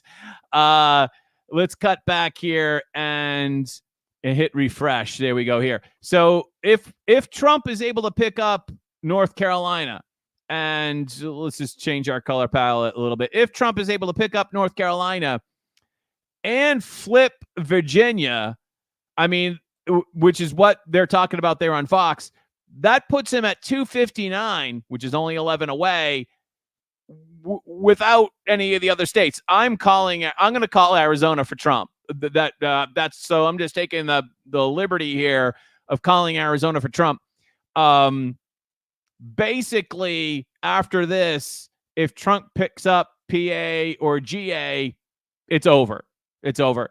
And we won't have to wait for Nevada, which could take quite some time. I do believe that it's fairly confident that Arizona will go for Trump.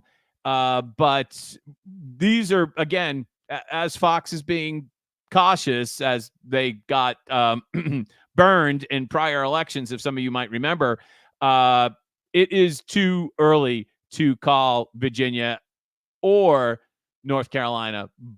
But you could that be again cautiously in optimistic. 2024. All right. You got about a 1.4 margin there. Raw votes just shy of 50,000. So let's go for a spin, shall we? Philadelphia, let's start there. It is number one. Come on. Let's go here. All right, here we go. This is the kind of margin you expect to get in Philadelphia. You got 8 or 9 out of 10 voters are Democratic, right? So Joe Biden was well over 80%. It's interesting, right? So she's just a tick below that right now. Does Philadelphia vote the way that Milwaukee votes, right? We saw that difference in Milwaukee a short time ago. Is Philadelphia going to vote differently than Wayne County and Detroit? You know, we're waiting to get that in as well. Underperformed under Biden. These are the Philly. collar counties. They're heavily blue. Not by much, them but to change like somewhat, but we'll see as we go through the night. Just to check the bellwether here. This is Northampton. That's about as close as you get, guys. Difference of 300 votes, 303. Biden barely won it by 1,200 just 4 years ago. So that's where we are at the moment. What about Pittsburgh? Back on over to you, Allegheny County. Let's see where we are. A lot of the vote came in from Pittsburgh early on. 71, okay, yeah. So you're 71 coming. That's right. and she's at 61%. You know, I mean, both you guys watch it, right? I mean, how many rallies did Trump have there? How many times did Kamala Harris go to the west side of Pennsylvania? This is a place I want to check out. I haven't done it yet. Let's find out together. This is Butler County. Butler. All right, where were Been there you twice at least. on July 13th? Trump. Here we go. You got 94% coming in, just shy of 66%. So how did Trump do in a rural county like Butler 4 years ago, before the assassination attempt, right? This past year, it was almost around the same number, okay? Up 36,000 to finish it 4 years ago. Right now he's up 30. Talk about how people forget so much. Remember when we had the first assassination attempt? I mean, everyone, including Tucker Carlson, was saying that the campaign is over. Trump won. Trump won the campaign, with that iconic photo. But it was still a lot of campaign left to go. And those people who just said that the campaign's over, that was ridiculous. That was some... And I'm a huge Tucker Carlson fan, don't get me wrong, but that was just some ridiculous pontificating or punditry, because there was just way too much campaign to go. There was just way too much campaign to go. And timing in life is everything. That assassination attempt where the bullet hit his ear and famously in Butler County was almost forgotten entirely, because the coup happened after that. If the coup had happened before, in other words, Biden getting off the ticket, if that had happened before, then the assassination would have had more of a ripple effect. But it's almost as if the assassination happened, no press conference, and then the coup happened, and the coup just blew the assassination, wrong phrase, off the front page. And people forgot about the assassination in place of the coup against Biden. Let's bring up Hannity. Never happened before. And it put the Democrats in a position mathematically where they had to accomplish something they'd never accomplished before, and that is to get same-day voters at numbers that they've never gotten before. And this is where we now find it. If I am correct in my belief, and my sources are right, and North Carolina, I'm almost 100% certain will be Donald Trump's. And Georgia, I believe, Harold and I have been going back and forth on this, will go to Donald Trump. Now, Arizona has been trending very strong towards Donald Trump. I don't know how long it'll take them to count the votes out there. That is frustrating, to Laura's point. I think. To that point, Maricopa said because of the length of the ballot that they were going to, it may take days. 4 or 5 points. Okay. There were 2 pages in Florida, and they called it within an hour and a half. So, was it even an hour and a half? Wow, Harris is doing well, but with 48% of the vote. Out a few scenarios. If that turns out to be right, or Harold's going to wear Sean Hannity's wrong T-shirt, if I'm right, and North Carolina and Georgia go to Donald Trump, and I am confident based on the information, Dave McCormick's numbers guy just wrote me. Dave McCormick running for Senate in Pennsylvania. Against Bob Casey, the Against incumbent. Bob Casey, the incumbent, who's been running ads tying himself to Donald Trump in Pennsylvania, which I think is very telling. He's confident Donald Trump is going to win Pennsylvania tonight. Look at those numbers for McCormick. Up or million. We went over these numbers earlier. Back 4 years ago, they were only up 400,000 going into today's voting, day of voting. In Wisconsin, you have a similar situation, a 40% difference, a 40% shortfall.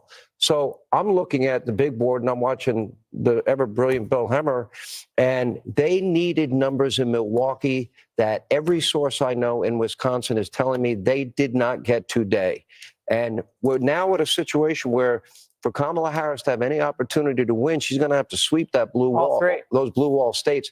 I don't see it. Do you see it? I don't see it either. And if you look at Philadelphia, for instance, everybody was bragging this morning about. You know, what it will be interesting now is if we cut to MSNBC and see how worried Second they are. batch of vote by mail ballots. So as we get closer there, we're going to follow this and see if Trump can maintain this 20%, maybe even he grows it. That would be fantastic news for him if he does that. But at about midnight, a very big batch of what are going to be very Democratic-friendly votes are going to come in. And so that may answer or really get us close to an answer on this other key question we're asking in Pennsylvania. Are the Democrats able to hold what they have in Philadelphia and maybe even win back the lost ground from 2020, or does Trump make further inroads? Because again, this is a county where How does he know that at midnight, a bunch of pro-Democrat ballots are going to be tallied? How does he know that? So that's the drama in Philadelphia as this other half of the vote comes in. And we could just zoom right out and see. Oh, I was going to zoom out and show you the running statewide total. And I clicked Ohio for some reason. There you go. A little bit more than half statewide. That is Trump's lead statewide. But it's very spotty in terms of where you're seeing votes. Oh, there's one more I did want to flag for you. This is Cumberland County, because we do have about 3/4 of the vote in here. Why Cumberland County? Because we don't talk much about it, but there's a lot of population in this region of Pennsylvania. You got Lancaster County, you got York County. Here you got Cumberland County, Carlisle, Pennsylvania's in here. This is actually, you see red right now, this has been a growth area for Democrats. There's a lot of fast-growing suburbs in here. Again, demographically very conducive to the Democratic coalition, right outside, right across the river from Harrisburg, Pennsylvania. So Democrats made gains here in 2020. This was actually a very good performance for Joe Biden. Now you see with almost 3/4 of the vote in, Trump's a little bit short of that number. That was a bad number for him, and he's a little bit short of it now, but this is the thing to look for. With all of this remaining election day vote still to be counted, we just saw this happen in Lackawanna County.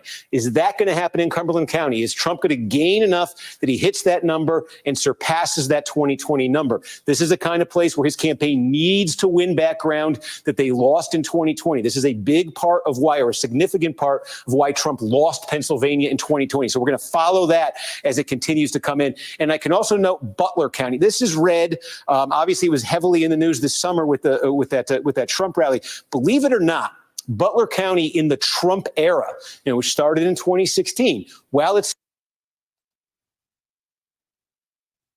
and then you go up double digits with your support with Hispanics. So we'll listen to the Fox panel and see how excited they are. And then run are. up the numbers with Jewish Americans here in the Northeast. That's a complete rejection of everything that they've been telling us about Donald Trump, and would explain why he's very competitive in the popular vote. And the news cycle for how long? I wish I had hair like that.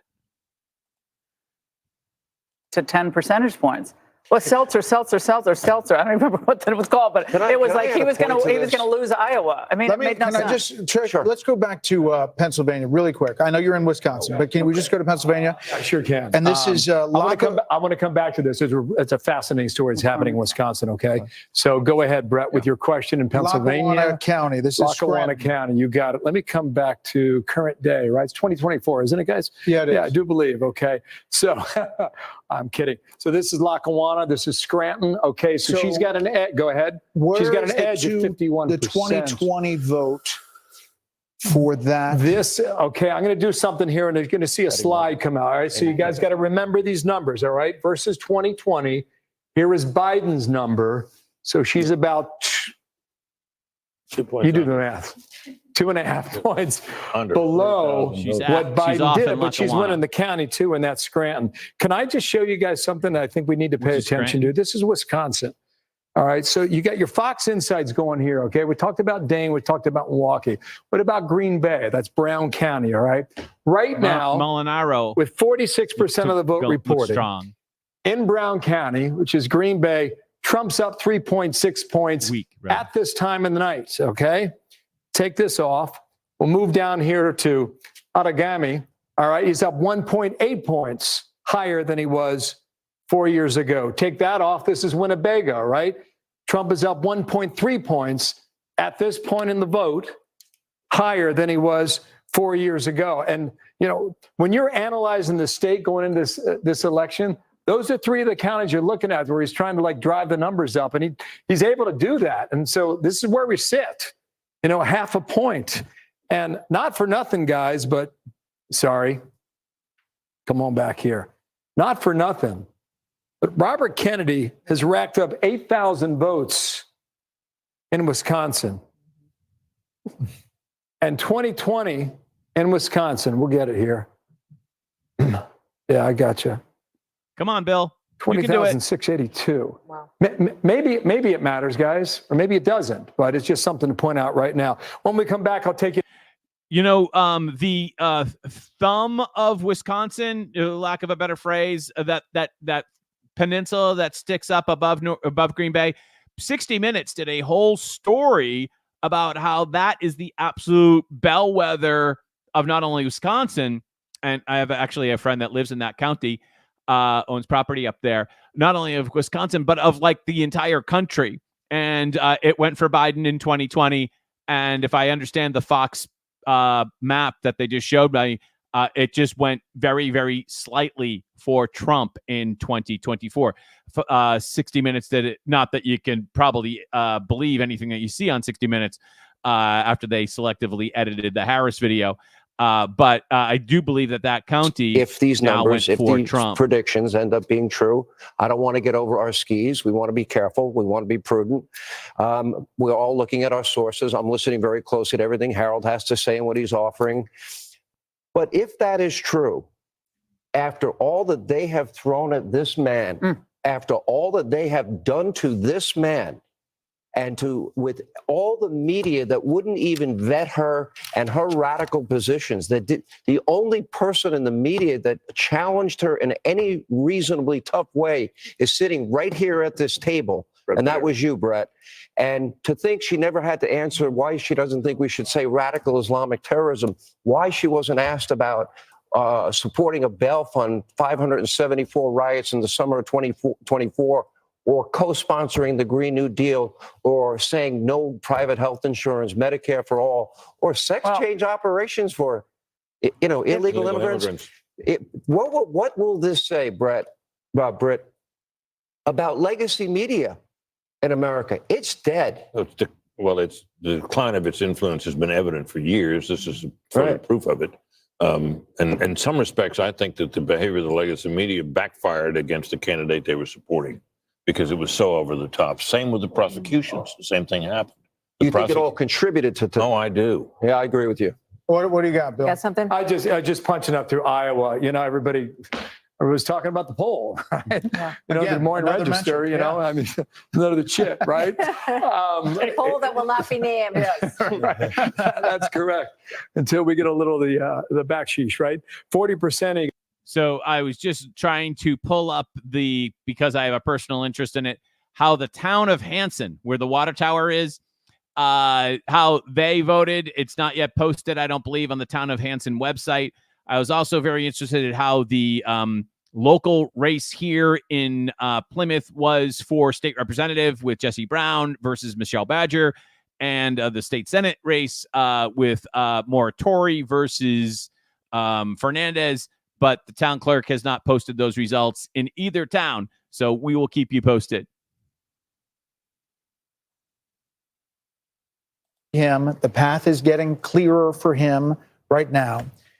To Sean's point, even that he's here at this moment, from January 7th, 2021 until now, is probably the biggest political phoenix from the ashes that we have ever seen in the history of politics. In the days after January 6th, I remember sitting, I think, with you, Brett, and I said, this guy, Trump, he's radioactive. Republicans have turned against him. They want rid of him. They want him. He's an obstacle. He's a problem. And I thought, no, I didn't think a political comeback by him was possible. I would say. And yet here we are. He's the toughest son of a gun I've ever seen. Yeah, that's ever. True, right? I mean, all he's had thrown at him.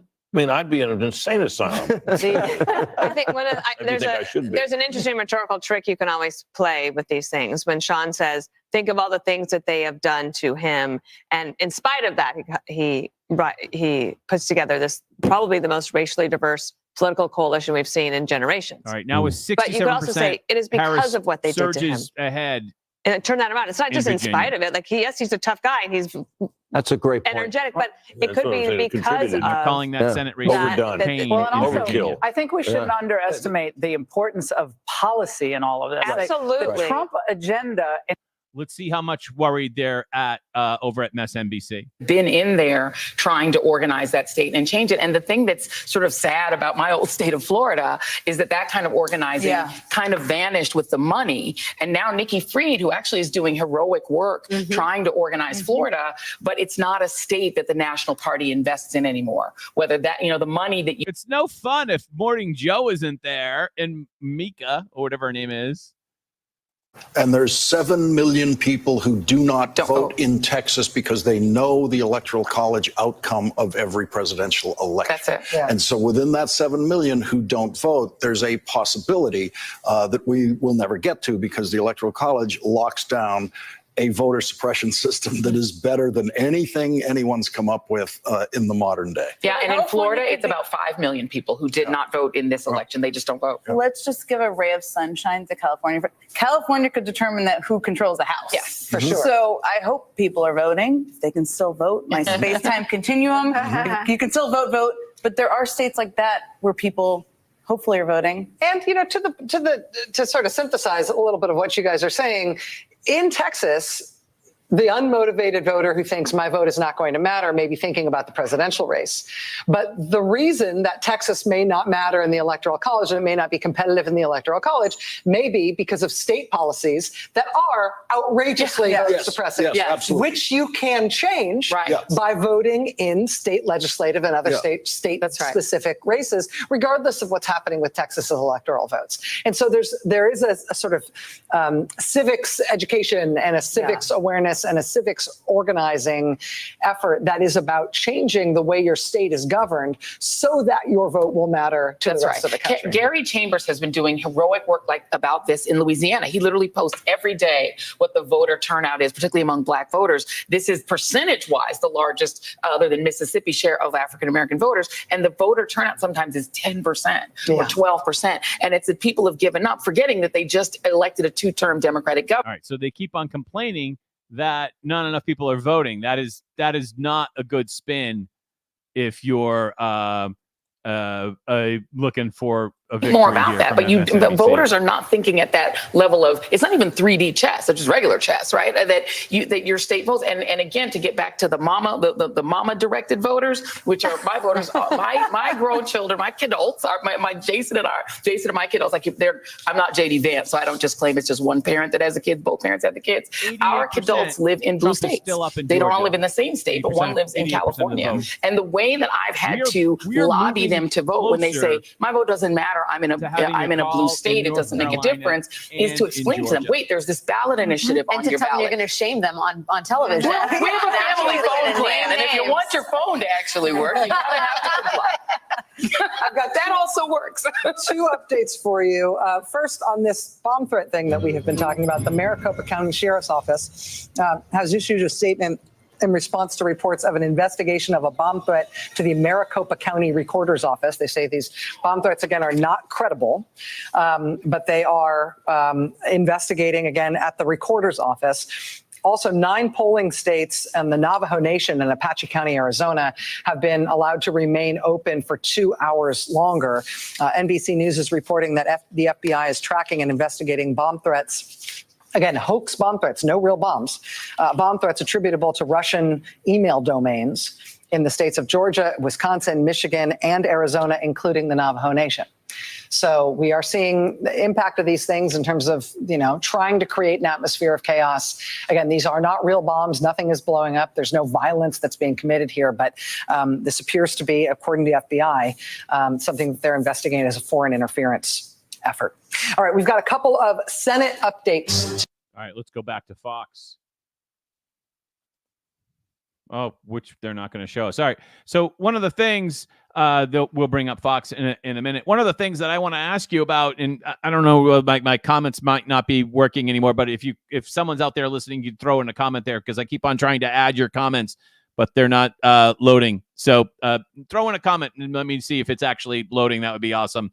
Just anyone help me out. Help a brother out and throw up a comment there just to see if I think the thing is working. That would be great. So one of the concerns and one of the things that we've been tracking here is Trump derangement syndrome. And one of the events that did not get nearly as much coverage as it deserved because it was on the last day or two of the campaign, or three, was the city councilor in Amesbury. Did you see that clip where he you just never seen anybody allegedly lie like he did? He was observing the traffic circle in downtown Amesbury, and apparently the Trump supporters were in a caravan, and he alleged that they were blowing the stop sign. And so he took it upon himself to stand in the lane of traffic and admonish them as blowing the stop sign. And he actually, a pickup truck was stopped in front of him, he actually briefly jumped onto the hood of the pickup truck. Now, I'm just guessing that there are all sorts of people in Amesbury that blow this stop sign. And he claimed that the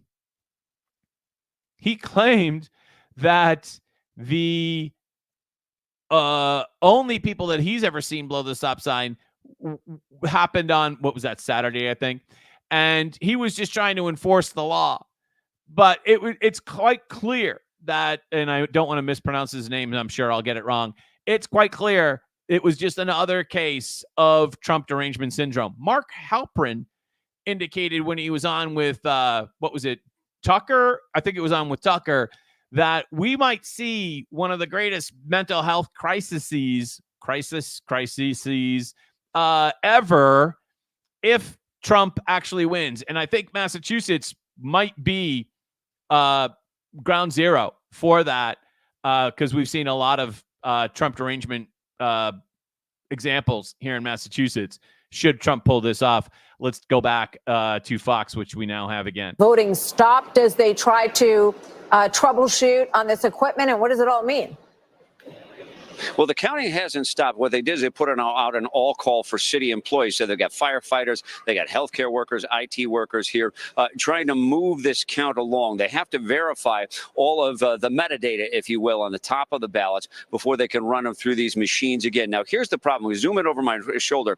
I want to show you how these voting tabulators are working, or how the machines themselves ran into a problem. If you look at the back of that machine, there's a red sticker on the back of that machine. That effectively acts as the seal to prove that it hasn't been broken. But there's also a locking mechanism on the back of those machines. Now, those machines operated until the afternoon, and no one noticed that the stickers were in place, but the locking mechanisms hadn't been engaged. A Republican observer noticed that, raised the red flag, brought it with the city officials. The city officials say they believe that the integrity of the vote was never compromised, but out of an abundance of caution, some 31,000 ballots had to go back to the starting point, start all over again. We've got 107,000 ballots out here. The last report, some 43,000 ballots had been through the process. We expected to get some final numbers from the city of Milwaukee around 1 or 2 a.m. The city can't speculate when we'll get the final numbers now. We just know that it's going to be later. The city is trying to pass this off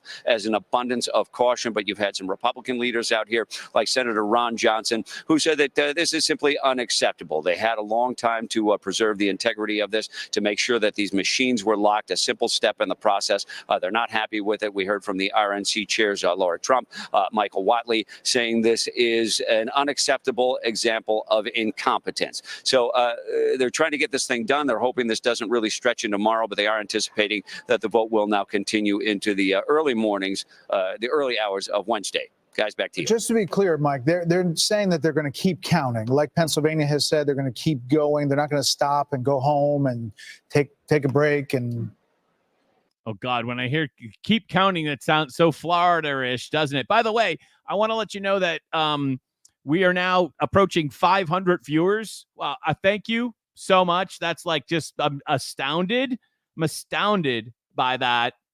And I know we have 7 million people in Massachusetts, but these are the 500 like core. And thank you so much for joining us. Like I'm just astounded that hundreds of you would tune in to watch the show. on election night. I just amazed. By the way, as I'm looking at some data here, the overwhelming segment of our audience is on X, and the comments are not feeding into my StreamYard platform.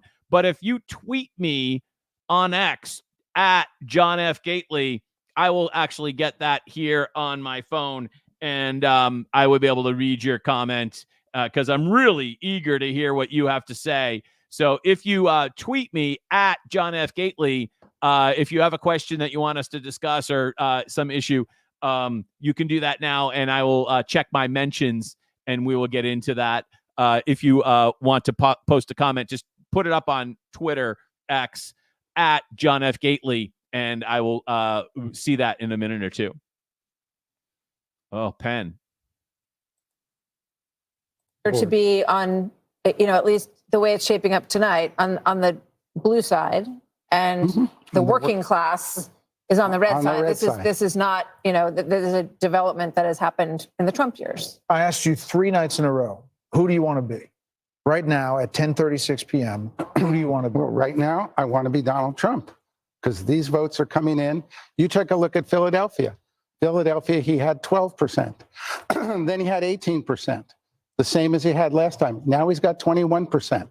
He's got 3 points better than he had last time. That's what he needs to pull Pennsylvania. Mark, she still has a path, but it relies entirely at this stage, I think, on winning the 3 big blue wall states. What do you think her chances are? Well, that's what I'm saying. I think her chances are diminishing the more this vote is coming in. There's no question that I think this race now is going to be down to those 3 blue wall states.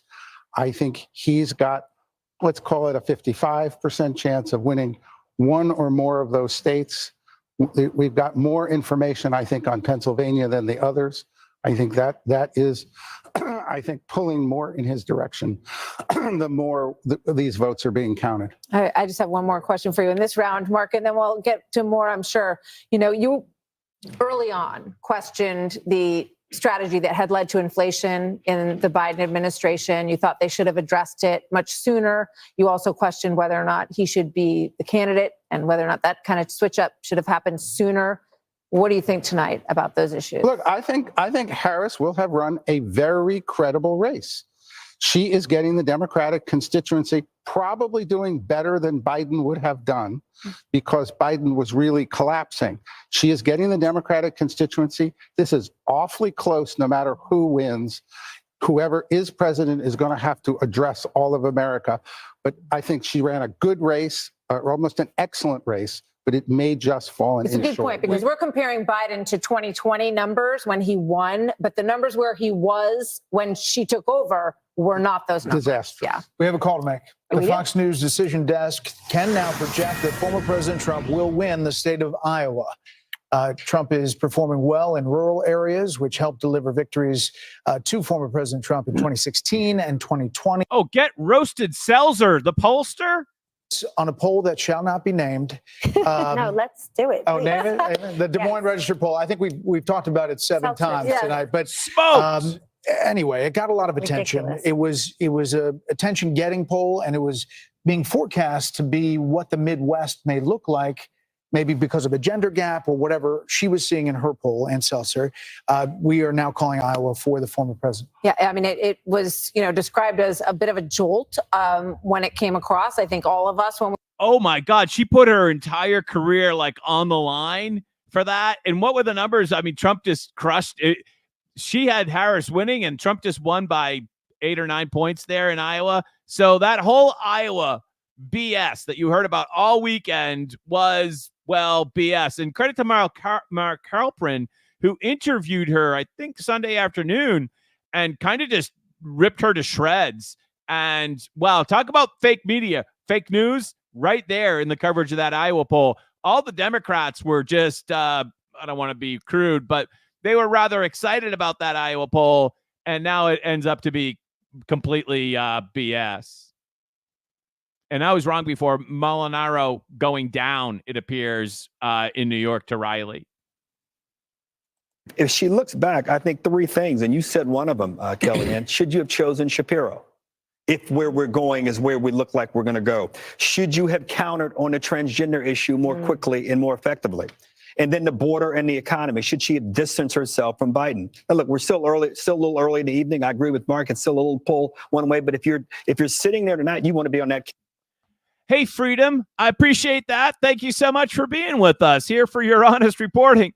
So I'm just on the edge of my seat, just like everybody else, waiting for the results. And I was kind of waiting for that Iowa number, and now we have it. We'll put it back up on the screen there. Fox projects Iowa for Trump, and did the Iowa poll from that lady Seltzer, Ann Seltzer, I believe, is let's shame her and the Des Moines Register, because that was just complete BS. And what's going to come in? Trump's up 3.2 points statewide. So you come in here to the greater Atlanta area, and this is Fulton. Our Fox insights tell us, okay, this is different. This just changed from a moment ago, all right? At this point in the night, with 82% of the vote reporting, in Fulton County, the largest of 159, Trump's up 0.6 points from where he was 4 years ago. All right, I'll clear that. Let's come back out statewide. This is Cobb County. We talked about that earlier. Okay, at this point in the night, our Fox insights tell us that Harris is up 1.3 points better than where Biden was at this point from 4 years ago. We'll clear that. We'll also go to Douglas 2 here, okay? At this point, this is all greater Atlanta, a lot of population throughout the area. At this point, 90% reporting here in Douglas County, Harris is doing 2.9 points better than what Biden did 4 years ago. So there's still a vote out there, too. And I mentioned Chatham County about 2 hours ago. That's Savannah. They counted slow 4 years ago. They're counting slow yet again. But you get a lot of Democratic votes out of Chatham down here on the Atlantic coast. A lot of folks live there, too, 5 out of 159. So we'll see how that shakes out. Okay, let's run up the coast here and let you know what we're seeing here in North Carolina. Then I'll hit Virginia. Then I'll hit Pennsylvania. All right. Trump up 2.5 in North Carolina. Why can't we call it? I was looking at Mecklenburg County with Charlotte. Okay, so they've had a lot of votes come in since the last time I checked. There was a lot of outstanding votes. You have to ask yourself, where are the votes, right? If they're in the most populated places, you can't make a call. But now you're getting a lot more from Charlotte. This is Wake County, Raleigh. It's number one. Still about 20% of the vote out there, okay? Comfortable lead for Harris. We expected that, but let me just check 2020 and go ahead and use the slide again. Okay, so she's performing 0.5 point better than Joe Biden finished from 4 years ago. So we'll keep a track of that. You went to Virginia. I'm getting there, guys. Hang on 1 second here. Just got to move the meter, and we'll see what's happening here in the Commonwealth. All right, so while you're checking that, Charlie Hurt's from Virginia. Yeah. Tight squeeze. It does look like Virginia is now just a little bit up for Harris. Actually, that this is so close, especially if you looked at the early numbers across the state. It was fairly extraordinary with the early vote, both early mail-in vote and then early in-person vote. All of the big D-plus counties in the state were significantly down from 4 years ago, including the big counties like Fairfax, Richmond, and then all of the R-plus counties were significantly higher this time than they were 4 years ago. And so if you had just looked at those early numbers and then look at this, it's actually not that surprising that it's this close, even though Virginia is, for all intents and purposes, a blue state now and has been since George W. Bush, or since Obama anyway. But it is, I think that Governor Youngkin, who said, watch out, it's going to be tight here, is probably looking at those same numbers and realizes that this thing might actually be the surprise of the night. Yeah, a lot of people drifted to Northern Virginia, suburban. Just I want to bring up the electoral map. If we end up having Trump with North Carolina and Georgia, then his path to the presidency after that is, assuming that he wins Arizona, fairly good. It would require Harris to win Virginia, which historically, you would think she would have to win Virginia, but she would also have to take Pennsylvania, Michigan, Wisconsin, and that would do it. So she would, again, the blue wall of the industrial states of Wisconsin, Michigan, and PA seem to be the ultimate deciders here. It does not look good for Harris right now in Pennsylvania, and it's way too early to make the call in Georgia for that matter either, or in Virginia. We're going to keep Virginia blue, or in North Carolina. But it does seem, if Trump was to flip Virginia or Michigan and keep, you want to be Trump. But there have been, at this moment, like Mark Penn said, but there have been just so many situations where you're looking at a campaign election night at 10:30, 11:15, whatever it happens to be right now, and you're like, okay, one candidate is up.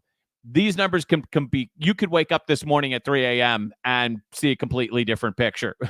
And we will not be on the air at 3 a.m. in the morning, but I'll probably open up my eye and take a quick look at the Tweety Bird, the Twitter, the X at that hour, because you cannot assume that just because it's 11 o'clock now and things are looking good for Trump, that's going to hold that way.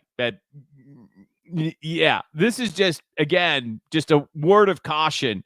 So incredibly close that really almost anything can go anyway. So, if you're thinking about looking at this presidential race and saying to yourself, I could pack it in. I don't think so. I think that's just way too early for that. Let's see if we can look at one other thing here before we go back to the nets, as they say. We have over here at the beautiful Boston Herald, obviously, the Warren victory. And let's see what we have locally here do we have numbers for Hanson? We have Halifax numbers, Bridgewater numbers. We do not have Hanson numbers, but I think Hanover went for Trump. Look at that. Let's take a look at some local numbers. We have Middleborough. I think we had Middleborough. There we have Middleborough.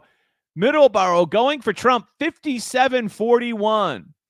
Freetown, that small little town, Trump, 57-41, effectively the same. Swansea, 56-42. Bridgewater, Trump, 54-44. These are really pretty strong numbers. Rockland, edging Trump by a whisker. The town of Whitman, 50-48 for Trump. If we start to see Trump do well in these upper Worcester County towns up here, then we know we're doing well for Trump. In Massachusetts, Trump 52-45 in Athol. But concerning, if you're Matt Mortori and you're looking at this number from Falmouth, because Falmouth is part, not the whole. There we go. Kamala Harris killing Trump. Wrong choice of words. In Falmouth, how much of that vote is in? 99% of the votes counted. Harris, a huge win in Falmouth, 62.5-36. Wow. Smoked Trump in Falmouth. Sandwich, Democrats got out the vote for Harris, 53-45. In the town of Barnstable, which I know a lot about. I'm having trouble reading that number. Let's just see. In the town of Barnstable, Harris, 55-43. Wow. And you expect all the rest of the Cape Towns to go with Harris. Plymouth is not reporting at this time, so we don't have any numbers out of Plymouth at this point. So But huge numbers for Harris out of Falmouth, as you would expect. But that doesn't necessarily mean that we're going to see those numbers maintain. Now, in places like Lincoln, right, as Jane Corin was talking about, it's the wealthy suburbs where they don't have to live with the consequences of their votes. Harris won 82% in a place like Lincoln. Also, Lexington, 78% for Harris, another place where they don't really have to live with the consequence. Harris, another place in Wayland where they don't have to live with the consequence, 77. Natick, 95% of the votes counted, 73%. Sherborne, like forever was Republican. Now, again, just like all these wealthy suburbs, they go Democrat. Sherborne, 76% for Harris. Let's see if we have any other seats here. I don't think we had a really congressional race to watch and all. Just curiously, because it is my district right now, with 36% of the votes counted in the 9th congressional district, we have Dan Sullivan, who actually lives a couple of streets over, with 42% of the vote. Question 1. Let's take a look at the questions with 32% of the vote. Right now, question 1 is smoking it at 71%. Question 1 might be, I think we can call that. Question 1 is going to pass in Massachusetts. That's the official John F. Gately call. Question 1 now up 71 to 28% with 32% of the votes counted. Question 2. Wow, look at those teacher unions getting out the vote. Question 2, 59 to 40. And I thought the no on 2 people closed strong, but it's really tough to beat the ground game of the teachers union. And that's what Jesse Brown is going to be up against here in Plymouth, because the nominee of the Democrat Party, Michelle Barger, is all unioned up. The ballot question for Uber Union, that's a little bit closer right now, again with a third of the votes tallied. Mushrooms, oh wow, this is surprising given all the money. And I thought, the very low profile of the no on, but right now, this is a surprise. Right now, with a third of the vote tallied, and we don't know what part of the state this would be, but a third of the vote tallied, we have the no winning on question 4 right now. That'll be one to watch. But right now, wow, that is somewhat of a surprise, considering how much money the yes people spent. And question 5, I did think that the no people ran a really good campaign in the last 5 days. And also a lot of grassroots. Wherever I went out to eat, they had a sign in front of every single restaurant. I was joking. Somebody asked today, it was Chris Ferrone from the investigative journalist. He asked on Twitter if the party for no on 5 was going to be at the Trump headquarters. And I said, no, it would be at every restaurant in the state. And it does look like, at least right now, that question 5 is going down. So that's some really interesting numbers there. Thank you, Boston Herald, for bringing that to us. Really interesting numbers. So they have, let's see if we can scroll down here. I don't want to hurt your eyes, but let's just see if we can scroll down here for state Senate numbers and see if they're reporting any state Senate numbers. For particularly the 2 state Senate seats that I was looking for, which are Kelly Dooner here. Oh, this is only 12% of precincts reporting, and there is an unenrolled candidate in this district. So Kelly Dooner, Joe Pacheco, and Kelly Dooner is now up about 1,500 votes, with James DuPont picking up about 600. But this is only 12% of the votes reporting in the 3rd Bristol in Plymouth state Senate seat. So that looks promising for Dooner, but there's still a lot of votes to go. Lydia Edwards easily defeats her Republican opponent. And as you would expect, Lydia Edwards, probably one of my least favorite state representatives.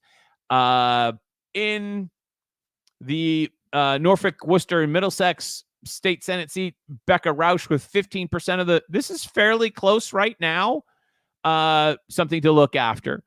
In the Senate district that I'm voting in, with 27% of the votes reporting, and if imagine those out of Falmouth, because we have the presidential numbers for Falmouth. I imagine these numbers are from Falmouth. We have Dylan Fernandez right now up on Matt Moratori by something like 7,000 votes, but we don't have the Plymouth. So this is very much like a barbell district in that with Plymouth is just like a lot of votes, and it's not in yet. So this could flip.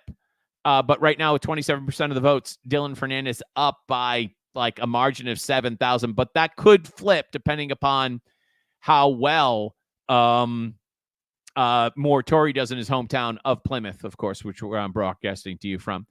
Over here, we have Ryan Fatman. Looks like he has a solid lead with 35% of the votes. Peter Durant, 65% of the votes in, and he also has a solid lead. Good for him. And in the Worcester and Middlesex race, John Cronin, the incumbent, seems to be ahead of Nicholas Pirro with 24% of the votes reporting. Let's cut back to Fox and or MSNBC at the top of the hour. Let's go to MSNBC. Here, I'll kind of show you this area. So they come over to these tables right here, and we see them pull out the bags and scan them in. Each person kind of scanning in what's inside. And then once it's scanned, the memory cards go inside what we're kind of calling this almost fishbowl-like situation. This is just this very large plexiglass surrounded area in the middle of this giant. I want to interrupt real quickly here. Tom Dugen, who was our last guest on the show from the Valley Patriot, he is reporting in Haverhill, which is kind of like a working class town.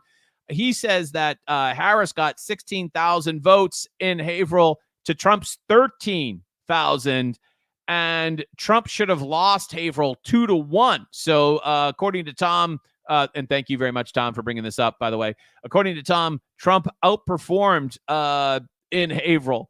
Appreciate that breaking news there from Haverhill. And we did see some surprised numbers as we were looking at the map quickly. But we will definitely going to have to dissect those Trump numbers in Massachusetts when they're all in for their implication relative to 2026.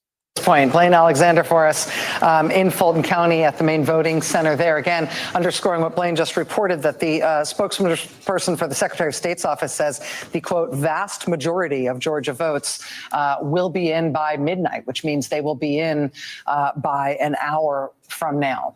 As we close in on 11 p.m. Eastern and poll closings in 4 Western states, we're getting close to the end of all the poll closings here in the United States of America. 4 closing right now in California, Idaho, Washington, and Oregon. In terms of our projections here, NBC News can project a winner in the presidential race in California. Kamala Harris, California native, is projected to be the winner of the presidential race in California. NBC News can also project a winner in the presidential race. California native? That's a stretch. In Idaho, up to the Pacific Northwest. In Washington state, the presidential race in Washington state, projected by NBC News at this hour to be too early to call. Similarly, in Oregon, NBC News says in Oregon, the presidential race is too early. I don't think anyone doubts what's going to happen in Washington or in Oregon. Electoral vote map right now. Donald Trump stands at 214 electoral votes. Kamala Harris stands at 145 electoral votes. Again, not a single swing state has been called as we're watching vote continue to come in all of them.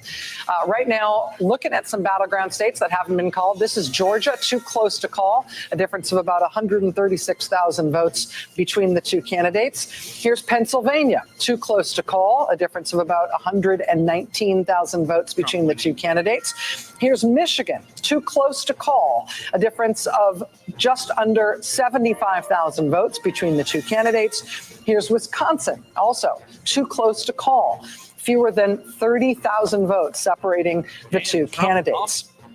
Over to North Carolina, NBC News projects that the race there is too early to call.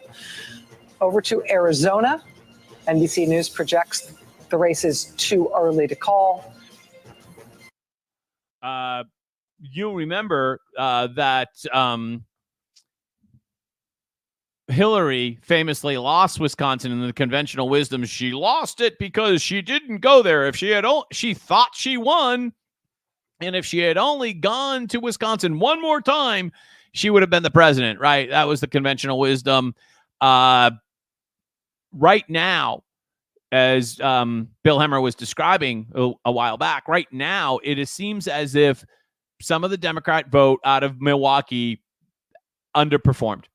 And it's possible that Wisconsin is in play for Trump. I mean, if he actually picks up Wisconsin and Pennsylvania, I mean, it's over. But that would be amazing. The fact that he's doing so well in Wisconsin does, if you extrapolate, which is meaningless, obviously, but I'll say it anyways, because, like everyone else's. But if he does very well in Wisconsin or overperforms, that's a good indication for how things might go in Pennsylvania, which is, similarly situated state. The thing that I think a lot of people are going to look back on if Harris loses, I think a lot of people are going to look back on this and say she absolutely positively picked the wrong running mate. And there seems to be a lot of consensus right now that if she had picked Shapiro from Pennsylvania, that would have been a much better pick. And picking Walz, who he's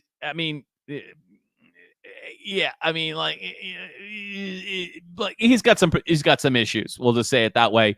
And Shapiro, being from Pennsylvania, if he brought Pennsylvania or iced it, then that would have been a better pick. And that's starting to seem like the conventional wisdom here that who could really lose from this is Tim Walz. I mean, if this ends up losing this race and Harris ends up losing, it really is devastating to Walz's career. It's kind of like when Kennedy was smart enough not to run for vice president in 56 because he didn't want to be on the losing ticket.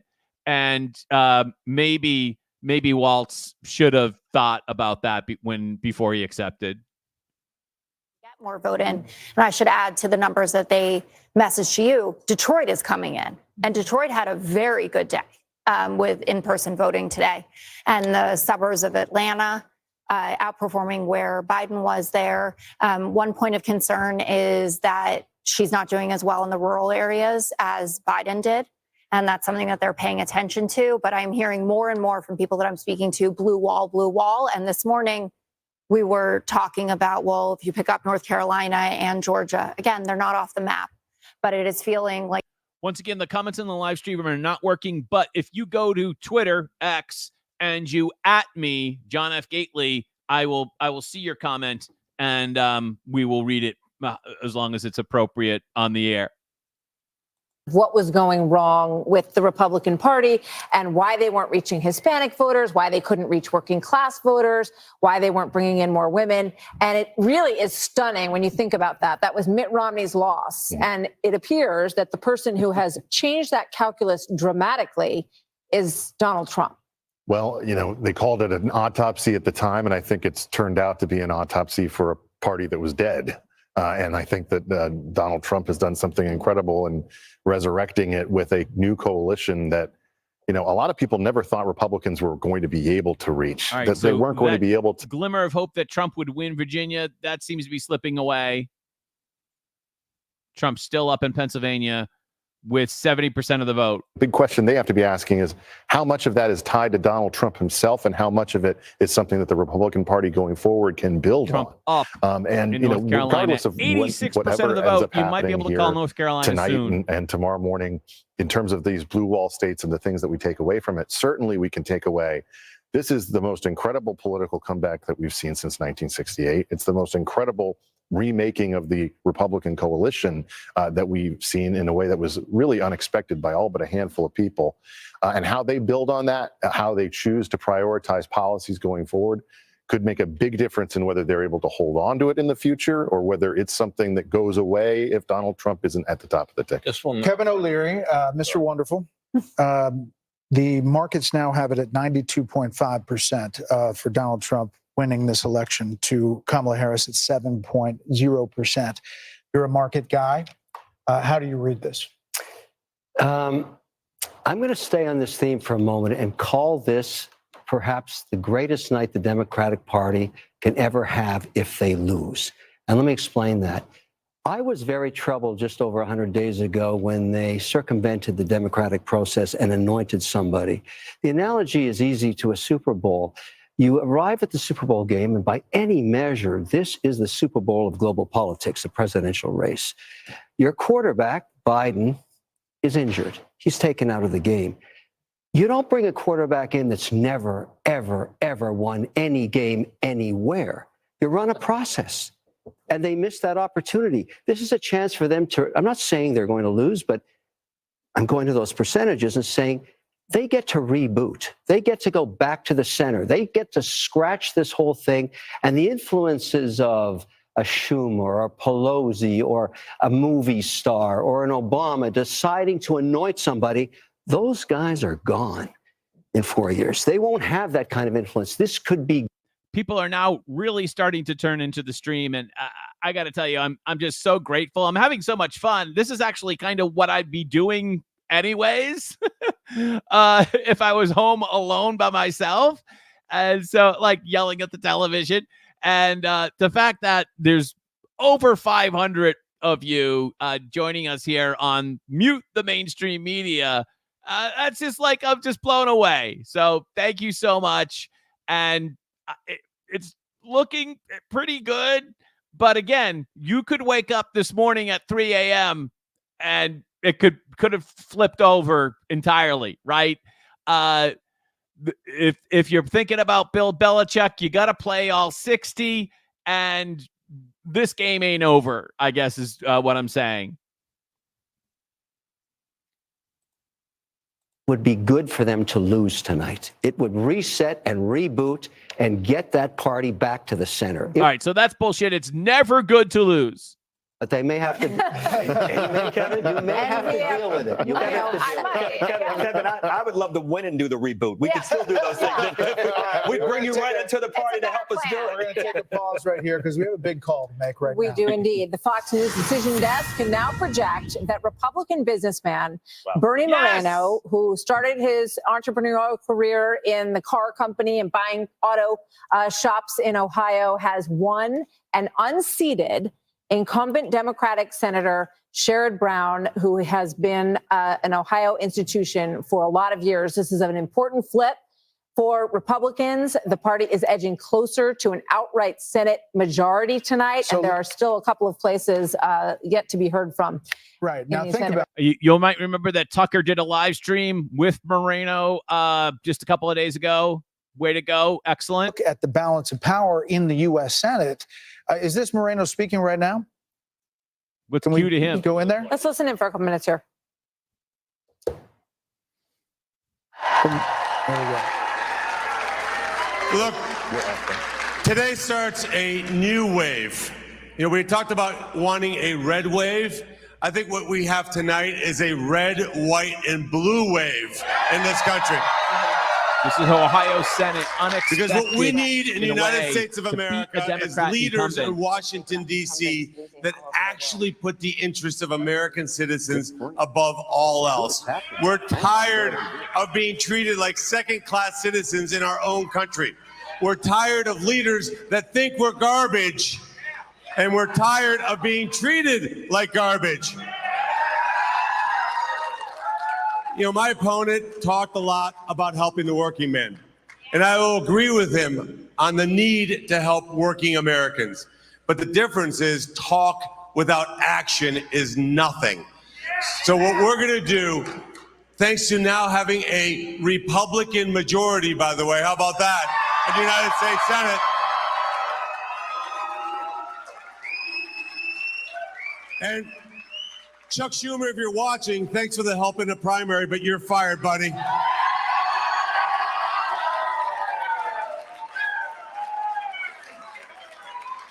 This is a new dawn of Republican leadership. With President Trump and J.D. Vance in the White House, we are going to advance an agenda that is an American agenda, an agenda that says we are pro-immigration, but not pro-invasion. We're going to make certain that the people who come to this country are invited here like I was, like my family was, on our terms. We're going to make this country an energy-dominant nation so that my kids do not grow up in a country where we ever rely on a foreign nation for energy ever again. And we have that energy right here in Ohio. That means coal, that means natural gas, it means oil, it means nuclear. And in terms of EV mandates, they need to be gone first thing in January. Bernie Moreno, the winner in the U.S. Senate seat in Ohio. This is a major pickoff for an incumbent senator in Sherrod Brown that ran ads that said he was, at least working with former President Trump. He ran heavily on the issue of abortion and thought that they were going to make headway there. There were all kinds of polls, including the one we talked about earlier, that had Democrats fired up about women in the Midwest. Sherrod Brown won in 2006, 2012, and 2018. He was pro-labor. They thought he was safe at the beginning. This race was well run by Bernie Moreno, and this puts them closer to a Senate majority. He said it is a Senate majority. There's still the possibility that John Tester holds on in Montana, although he was behind going in. Deb Fischer in Nebraska, we're still watching that race very closely. But if they hold all of those, you could have a scenario where you're looking at 52-48, 53-47. You absolutely could. And it's worth pointing out that these Senate candidates, if he is one of a few, potentially, as Brett just said, they all closed very strong. I mean, these races were not considered competitive. You didn't see them on TV a lot because they weren't really considered to be in the game, but they are closing very strong, and we're going to keep an eye on all of them as they do. It's interesting to point out, his family immigrated here from Colombia, and, he talks about the American dream, about immigrating here, and it raises questions about how immigrants feel about immigration, because he is very much in favor of closing the border. Yeah, his brother was the ambassador. There's a lot on that. Garrett Tanning, our reporter in the Midwest, he's done a couple of pieces for us on a couple of small towns, one in Ohio and one in Indiana, that were completely just doubled overnight almost by immigrants. And he talked to families who have kids who are like, they can't even go to school anymore. They dropped out because nobody could be taught anymore. No one can find a place to live. I'll be very interested to see what Sandra Smith pulls out of that state of Ohio. Now, Donald Trump ran very strong in Ohio, and that helped Bernie Moreno as well. It will probably help Deb Fischer. I think it even helped Ted Cruz. Even though I think Ted Cruz was always going to win, it helped him win by a larger margin. Another point is, Sherrod Brown has been there forever. Incumbents usually win. But this past 4 years has seen a remarkable amount of incumbents all around the world, up and down the ticket. You think of what happened to the Conservative Party, the Tory Party in the UK. They lost everything because there was just throw the bums out type election. And Kamala Harris is basically weighed down by the Biden administration, and she still couldn't come up with something that she would change. And I think people are reacting to that. Harold, You have a state like Ohio where Sherrod Brown was able to hang on, even though it has been basically a red state for quite some time. Yep. And sometimes the migration of this kind of party move in a state takes a little while, takes a couple cycles. Surprised by this one? That Sherrod Brown, there were a lot of Democrats who thought like you thought at the way you posited the question, that he's held on for a long time, he's running tough races, and that he had appealed to enough Republicans over the many years. But Marino was a great candidate for them. He hung in there, and what it goes to show also is this issue of energy security. I want to interrupt here. We have some news out of the state Senate district. That's right here in Plymouth. We have Dylan Fernandez with 17,140 votes to incumbent state representative Matt Moratori with 21,173 votes. There are 68 blanks. And so if I have my math right, that is how many vote margin there?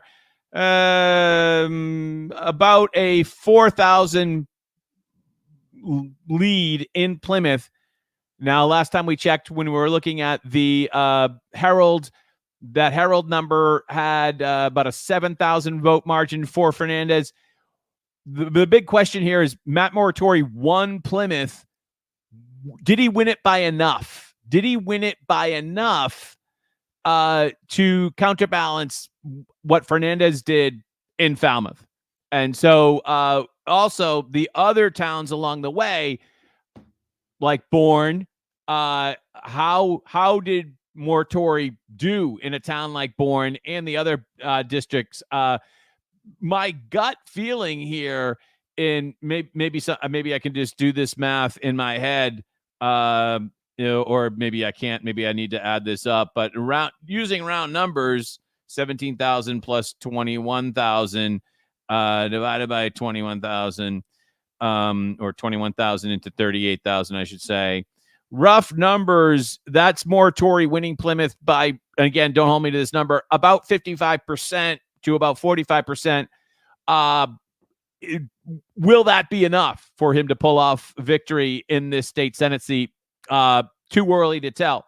While we're at it, we will look at the state representative seat here in beautiful Plymouth.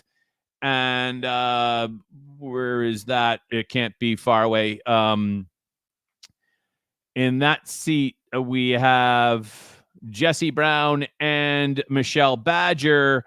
And let's see, Badger's listed above Brown. We have Badger 14,980 votes, with Jesse Brown 13,776. So Badger wins Plymouth, which, if I'm not mistaken, is the entire state representative district. It does not include any other towns. It is not the entire Plymouth. It is not in the entire Plymouth, but it's most of Plymouth. It does not include some northern parts of Plymouth, downtown Plymouth and North Plymouth not included. But that is the entire district. So I think we can call the state representatives district for Michelle Badger the teacher union candidate.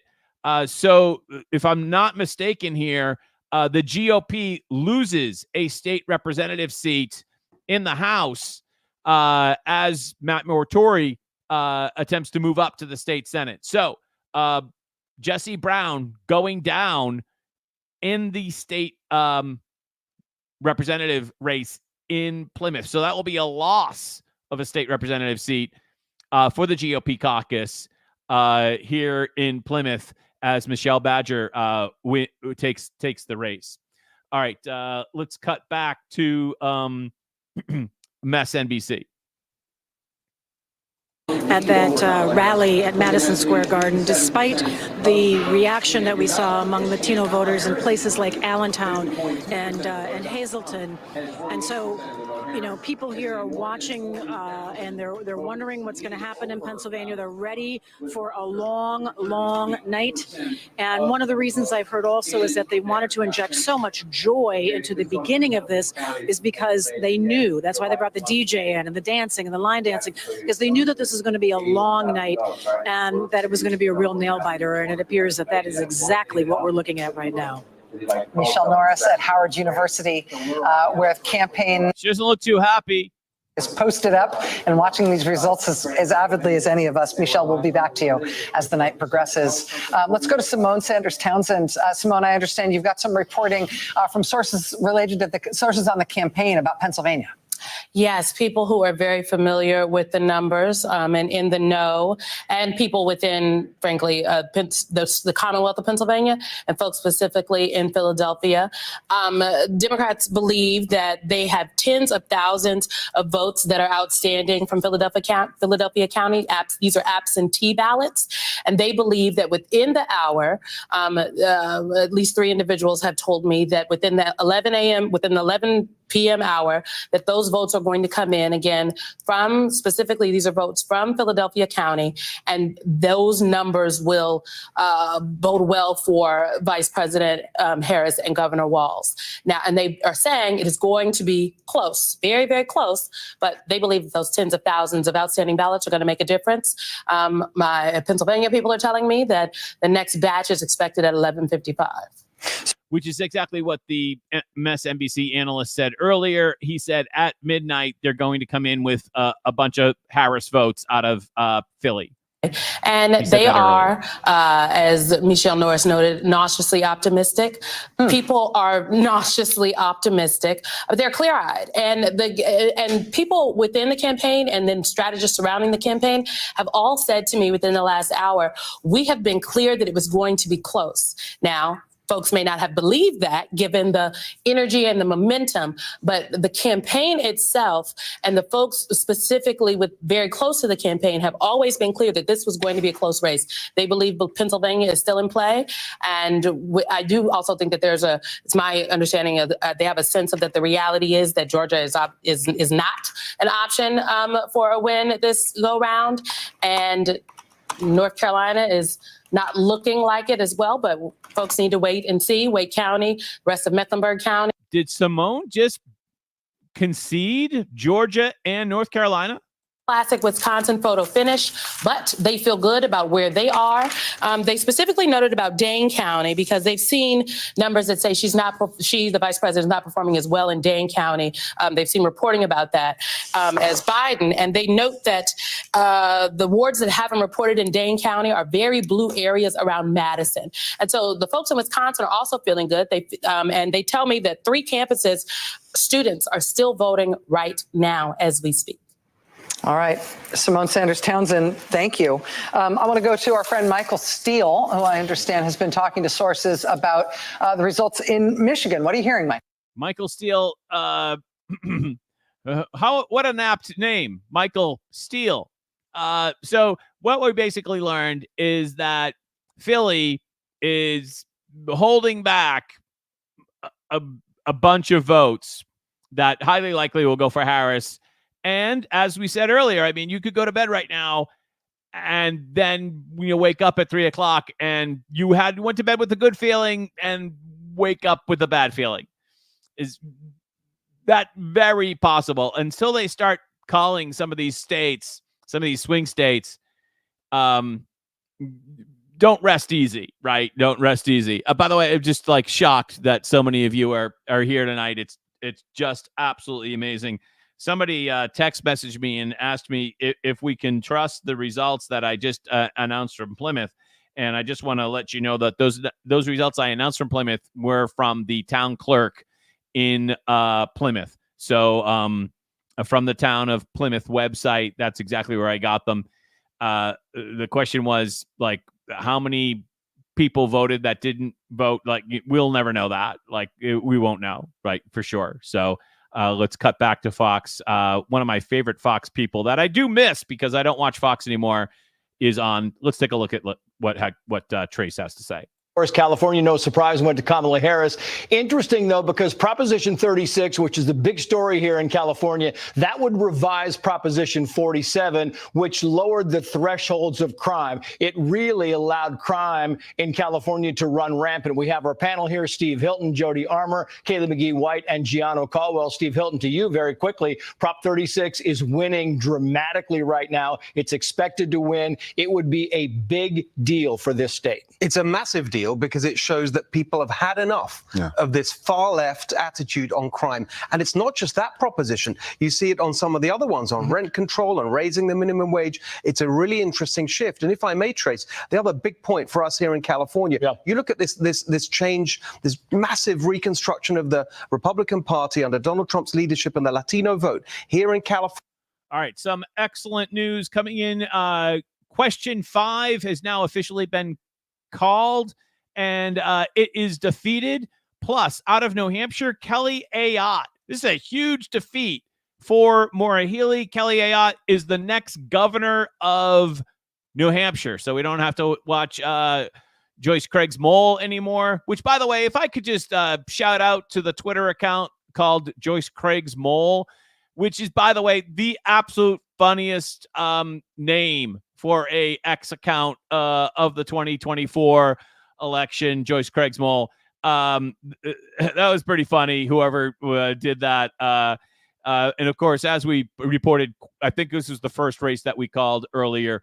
Deaton loses to Elizabeth Warren. I think everybody was well aware of that.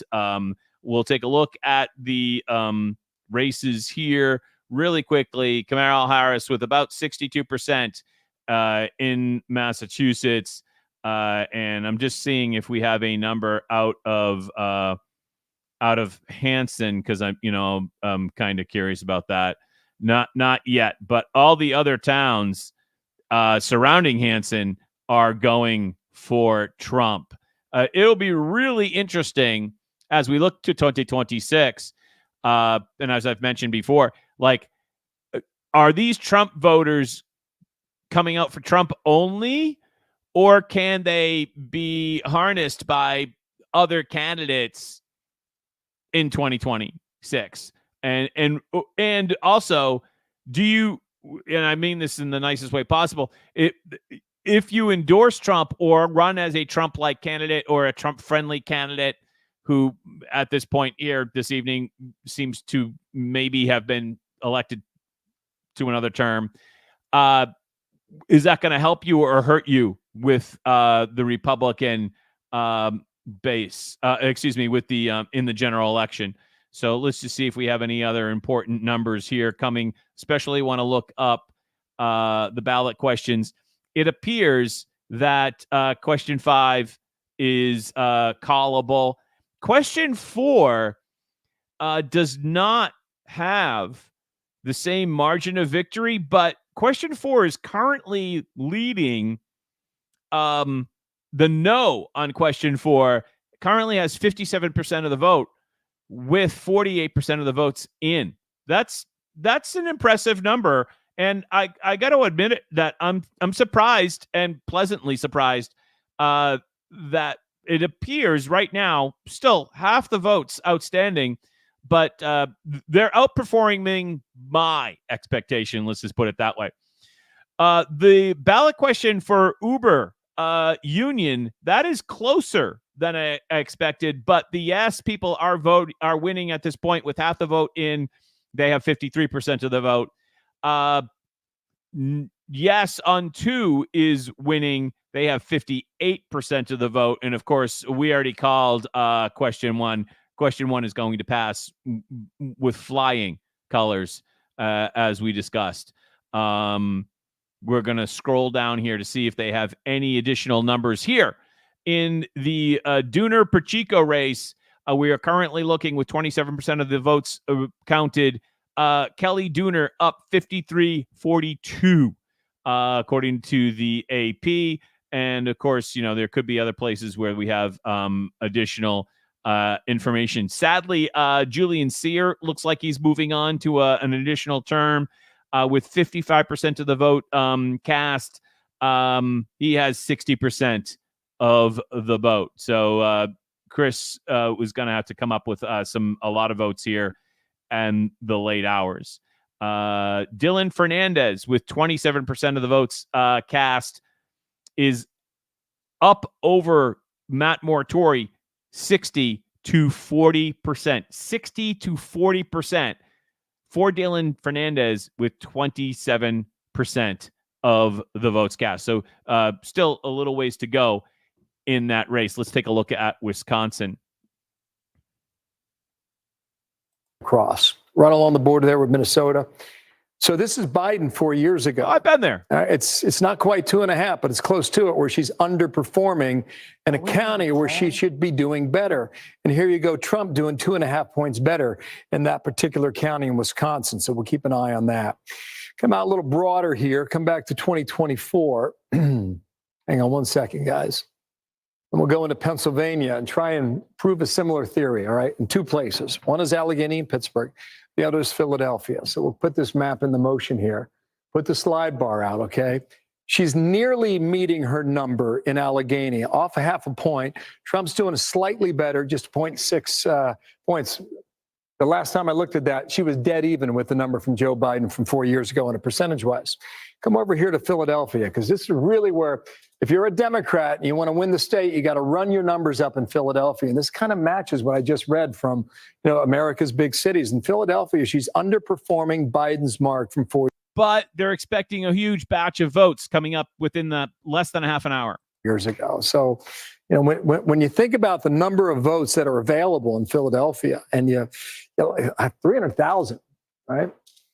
And that's a huge difference. I mean, you can run the totals up and never look back oftentimes in Pennsylvania if you're a Democrat running with a number like that. So let's take this off the screen. Come on back to... But again, if you believe what they say on MSNBC, that Philly number could be much better for Harris between now and 11:55. Pretty much, yeah. And this is Guilford. That's Greensboro. You had a lot of campaigning down there. It's a fast-growing area, too. There's about 22% of the estimated vote is still outstanding. It's an impressive number. I haven't looked at this yet. Let's just go see Joe Biden. Okay, so pretty close to where Biden was. The raw number is lower, but on a percentage basis, she's just about hitting her number, and Trump's just a little higher, just a little bit there from 4 years ago. So maybe that's the reason you can't make a call in North Carolina. And, just to talk about North Carolina for a quick second, God bless those people out in Western North Carolina. Some of their towns are just devastated by the hurricane. And to think that they're now voting, as we started the show at 8 p.m., it seems like 8 p.m., at 8 p.m. I mean, what a fantastic blessing that we live in a country where we can do this. And boy, those folks in North Carolina, all the credit to them for bouncing back and participating after what happened with the hurricane. Gwinnett in DeKalb County. So too soon to call right now for the Peach State. Bill, listen to this. So Jen O'Malley Dillon, I quoted from it earlier, where they're kind of painting the picture of the blue wall and how they're doing great things in Pennsylvania and Wisconsin and Michigan. But at the end of this email, she says, we'll continue to keep you all updated as we get more information. This is what we have built for. So let's finish up what we have in front of us tonight, get some sleep, and get ready to close out strong tomorrow. So the Biden, the Harris campaign, sorry, it is the Biden folks that run the Harris campaign now. Obama.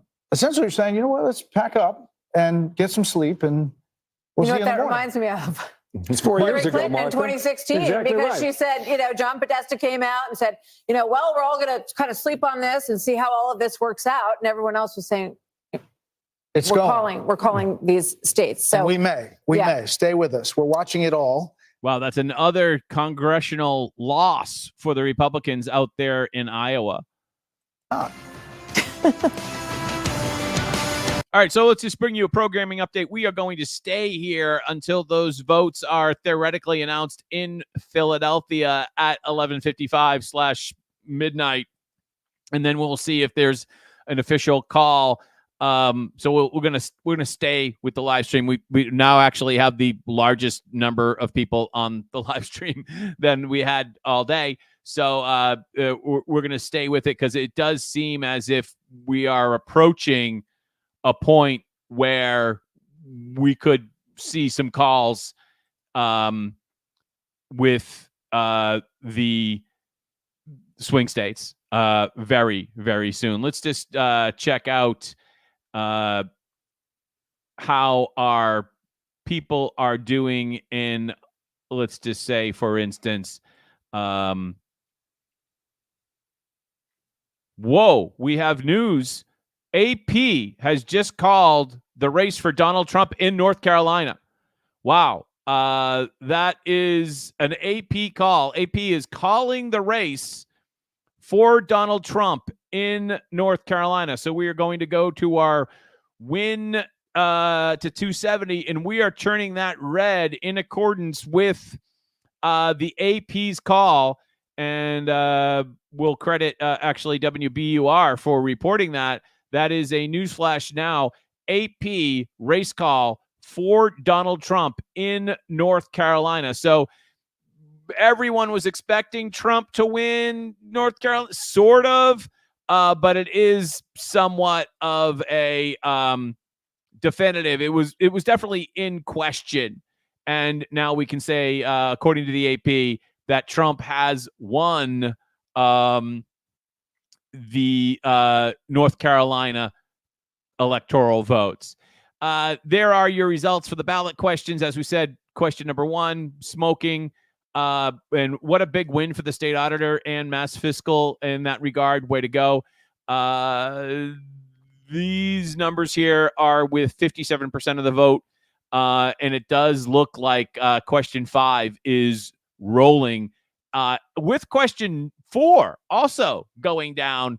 Way to go, question 4, people. I don't know how you pulled that off. You were widely outspent. So nice job, question 4. I don't know how you did that, but you did something to make that win. Nice job. Let's see. Balance of power, local elections, results in local legislative seats. Let's just say if they have anything that's be interesting to us here. I don't think so. But we do have the official call of North Carolina going towards Trump. So by my count, he now has 246 electoral votes and that's assuming that Arizona, if you want to take Arizona out of that, we'll call it 235 to Harris's 226. I still believe that Arizona will go Republican and vote for Trump, but let's just turn it neutral right now and say it continues to be a swing state. But that is a big pickup for Trump with North Carolina and its 16 electoral votes. Thank you so much for joining us. And again, our comments aren't working, but if you go to X and you at me on X at John F. Gately, I will be able to see your comment, and we will probably, assume it's in good taste, read it here on the air. So at John F. Gately, if you go there, you can tweet me, so to speak, or whatever they call it nowadays, and post it, and I will probably read it. Let's see here. That's not something I want to bring up, and we can worry about that later. Let's just see what they've got on Fox. We're running commercials on Fox. Okay. And we're running commercials on MSNBC. All right. Well, then fine. Be that way. We'll go back to, hold on. We have a projection here. Race in the state of Virginia, that there is a winner in Virginia. Democratic Vice President Kamala Harris has won the presidential contest in the state of Virginia. NBC News can also project a winner in the presidential contest in North Carolina. NBC News projects that the winner in the presidential race in the state of North Carolina is Donald Trump. This is our first projection of a result in any of the 7 big swing states. The first swing state to be projected by NBC News. And again, like if he had won Virginia, that would have been startling. It was promising that he was up. And it is also great news that he won North Carolina, and it is the first swing state to declare. Characterized by NBC News as too close to call. Looking at the overall map, the road to 270, right now Donald Trump stands at 230 electoral votes. Kamala Harris stands at 185. Again, of the 7 swing states that we and everybody else has been watching, we now have an NBC News call in the first one, Joy. North Carolina called for Donald Trump. Yep. And so it was, it's a state that I think Democrats definitely were reaching for. There was a lot of work to try to turn out the college campuses, which were really thick and really packed, and try to turn out the suburbs. And I think there was a lot of hope because of just the insanity, can we say fairly, of the person who's running for governor in that state, and a thought that, defeating him would also carry Harris in. But in the end, if they didn't make their numbers and essentially exceed the numbers that Joe Biden had in the suburbs, and I think we have to be blunt about why. Black voters came through for Kamala Harris. White women voters did not. That is what it appears happened in that state. Wow, you know what I want to answer? You know what I want to say to that? Obviously, the white women, they didn't do what they were supposed to do. Well, you can't imagine how I want to respond to that. I'm gonna take the high road right now. To get women to focus on not putting in place, re-electing, putting back into the White House the person who was responsible for taking those rights away and restoring them. But that message obviously was not enough to get enough white women to vote for Vice President Harris, a fellow woman. This will be the second opportunity that white women in this country have to change the way that they interact with the patriarchy. And, God bless Shannon Watts, who has tried to have that conversation. But if people aren't receptive to it, and if people vote more, party line or more on race than on gender and on protecting their gender, there's really not much more that you can do but tell people what the risks are and leave it to them to do the right thing. Steph. That's why you sometimes wonder whether this is a comedy channel. Is this like put on by the Babylon Bee? Because you every once in a while, you're like, are these people for real? Were able to get to the polls in an abbreviated form, but they also were victims to a huge amount of misinformation over the last 4 weeks. You cannot underestimate the impact that had. But to Joy's point, there's no surprises in this. You were victims of misinformation because you voted for Trump, and you white women, you didn't do what you were supposed to do. Mark Robinson is like running an experiment, which is like, what's the floor? What's the floor? All right, hold on, Chris Hayes. So Mark Robinson, he was not, let's just put it this way, not the best candidate that the Republicans could have put up. One who said he was called himself a Nazi at one point on the Nude Africa Forum, where he had a long set of exchanges in which he said basically every single offensive thing a person could do. He has a very, very long history of saying incredibly repellent, omnidirectionally offensive statements about just about every group imaginable. He is the opposite of what you would call like diplomatic or like political. He's going to get his, He lost. He lost, right? So he lost by a lot. He got 40%. So like, to me, I look at that 40%, I think, where does everyone start in the structurally polarized America that we live in? And the answer is Mark Robinson at 40% North Carolina. Like that guy ran about as bad a race. He was abandoned by the top of the ticket. He was abandoned by fellow Republicans. Abandoned by his entire staff. By the entire staff. He had just about the worst news cycles you've ever seen for any candidate. And in basically what has been a 50-50 state, more or less, so it's a good experiment, that is the floor, is 40. So the reason that matters is because there's two things happening in every election. But Chris, I mean, we have some horrific Democrats in Massachusetts. We have some really horrific Democrats in Massachusetts that get way more than they win. Yeah. That structural stuff is moving in all sorts of interesting directions. And Steve has been talking about them. The realignment we've seen of working class voters moving from parties to the left to parties to the right. That's happened in every single OECD developed democracy across the world over the last 16 years, 20, you can go back further.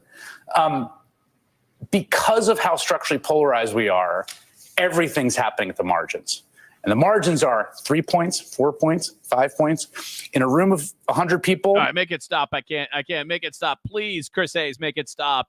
Right. Like they're very upset over at MSNBC. We are going to check in with them later. And you wonder if they have mental health counselors on call, because they might need some. They might need some fairly soon. I'm just waiting for my Fox feed to fix itself, which will just be a minute, and we'll go back to Fox. We can glance over at the Boston Globe, which is always a fun thing to do. And they must be crying up in the Boston Globe. You'll notice that every once in a while, the please subscribe here thing pops up on the Globe, because, I don't subscribe to the Globe. And you should not either. And by the way, thank you so much to independent media rock star Steve Robinson for joining us earlier in the show. And for all of our guests, Toby Liry, who started off, Paul Crany, who was awesome, Jane Corin, I think she was very insightful with both the granular stuff in the South Shore races, but also in the big picture when she spoke about what Republicans should be in favor of. Wendy Wakeman, incredibly insightful, also trying to do like 19 things at once from the Mass GOP headquarters. Way to go, Wendy.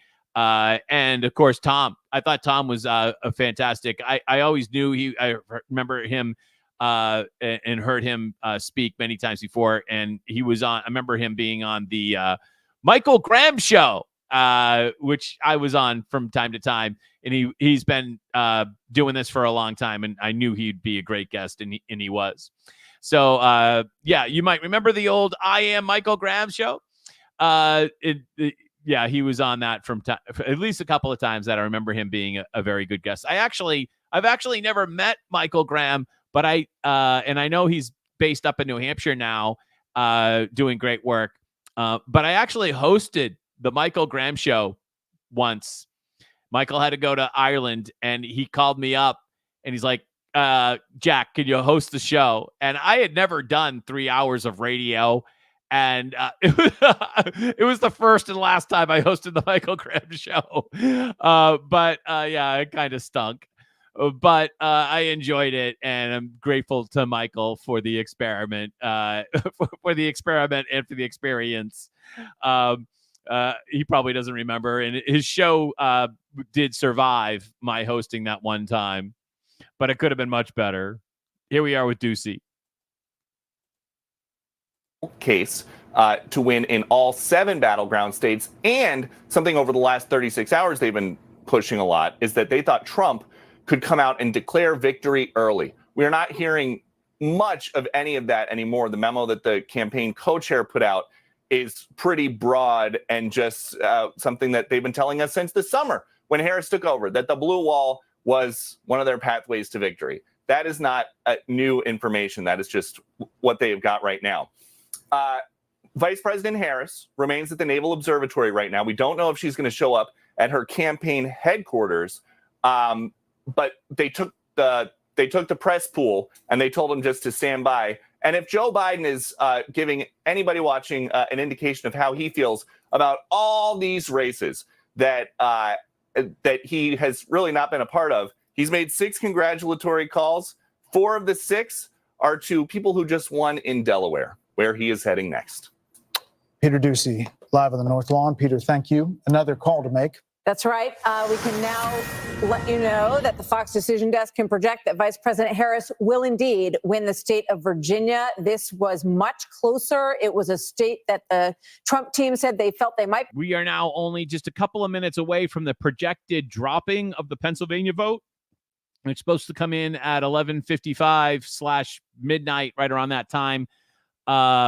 And that is supposed to be a big number for Harris. So we will see how much that moves the needle. Voter analysis. I want to bring back our panel, but I want to read from an email that came from Jackie Heinrich moments ago. I'll just read from it. 3 sources close to Harris are expressing concern that Harris's path to victory may be too narrow to overcome.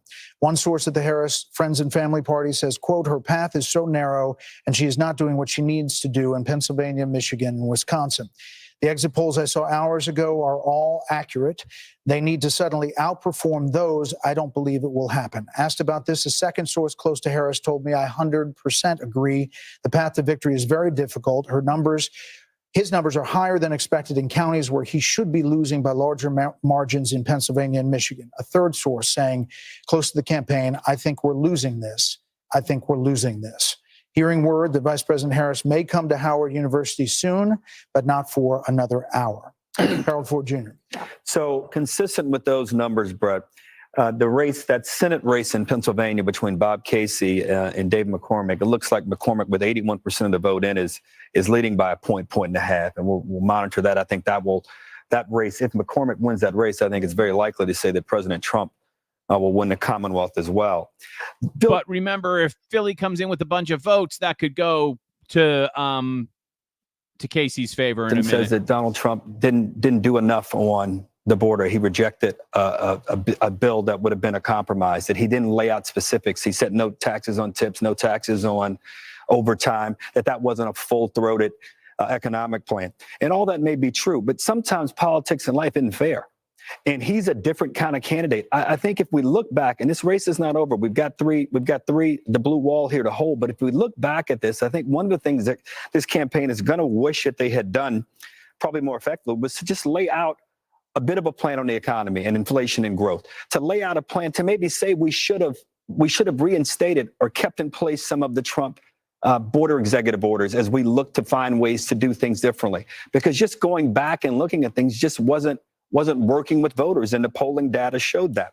And the fact that we have more wealth today than we did 3 years ago, more innovation, more cures and therapeutics, more oil than we did 3 years ago, and they couldn't figure out how to run on that, couldn't figure out how to capitalize on that. So as we talk about reconstituting our party, that's some of the things we're going to have to do. And if you guys are successful tonight, I hope that President Trump is willing to reach out to us as well and try to figure out ways in which to grow the country for every American. But don't you think he's done that? I mean, look at the coalition he has built. I think there's been an underestimation of what the definition of protecting democracy is. So, okay, you have RFK Jr., Tulsi Gabbard, who was in charge of the DNC at a certain point, saying there's all this lawfare. You're suing to keep RFK Jr. off the ballot. Nicole Shanahan, one of his vice presidential candidate at the time, feels the same way. And people look at that and say, he's building a coalition that actually works. The only thing I'm saying is Brett Baer wrote a great piece for FoxNews.com called about unity and about what happens when these races. This is one of the most divisive races in my 54 years of life. My only point is it will be time to whomever wins. And if it's President Trump, it looks like it might be, it's time to heal and move forward. And I think he'll have to do something. I don't disagree with he's built this coalition, it looks like tonight, but it's going to take more than that. I'm one as a Democrat willing to work with him if he wants to do that, but it's going to take each side wanting to do it. We're going to make a call here. Stand by.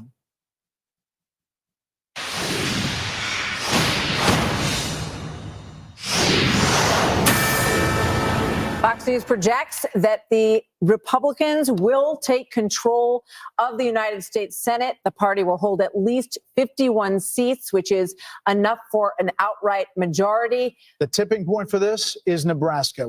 Deb Fischer, incumbent. Deb Fischer will defeat independent challenger Dan Osborne. Now, this was a very, very tight race. The incumbent Republican pulling this out. Look at an independent. There must be a backstory to this, but an independent got 49% of the vote.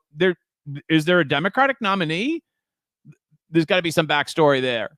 Race against John Tester in Montana, which is one that I think a lot of Republicans felt was something they were relying on. So we'll see if that turns out to be the case. And it's not clear yet 14% of the vote in, but next Senate he's probably Majority gone. Leader. Republican leader Mitch McConnell, who is the longest serving Senate leader in history, announced earlier this year that he would step down.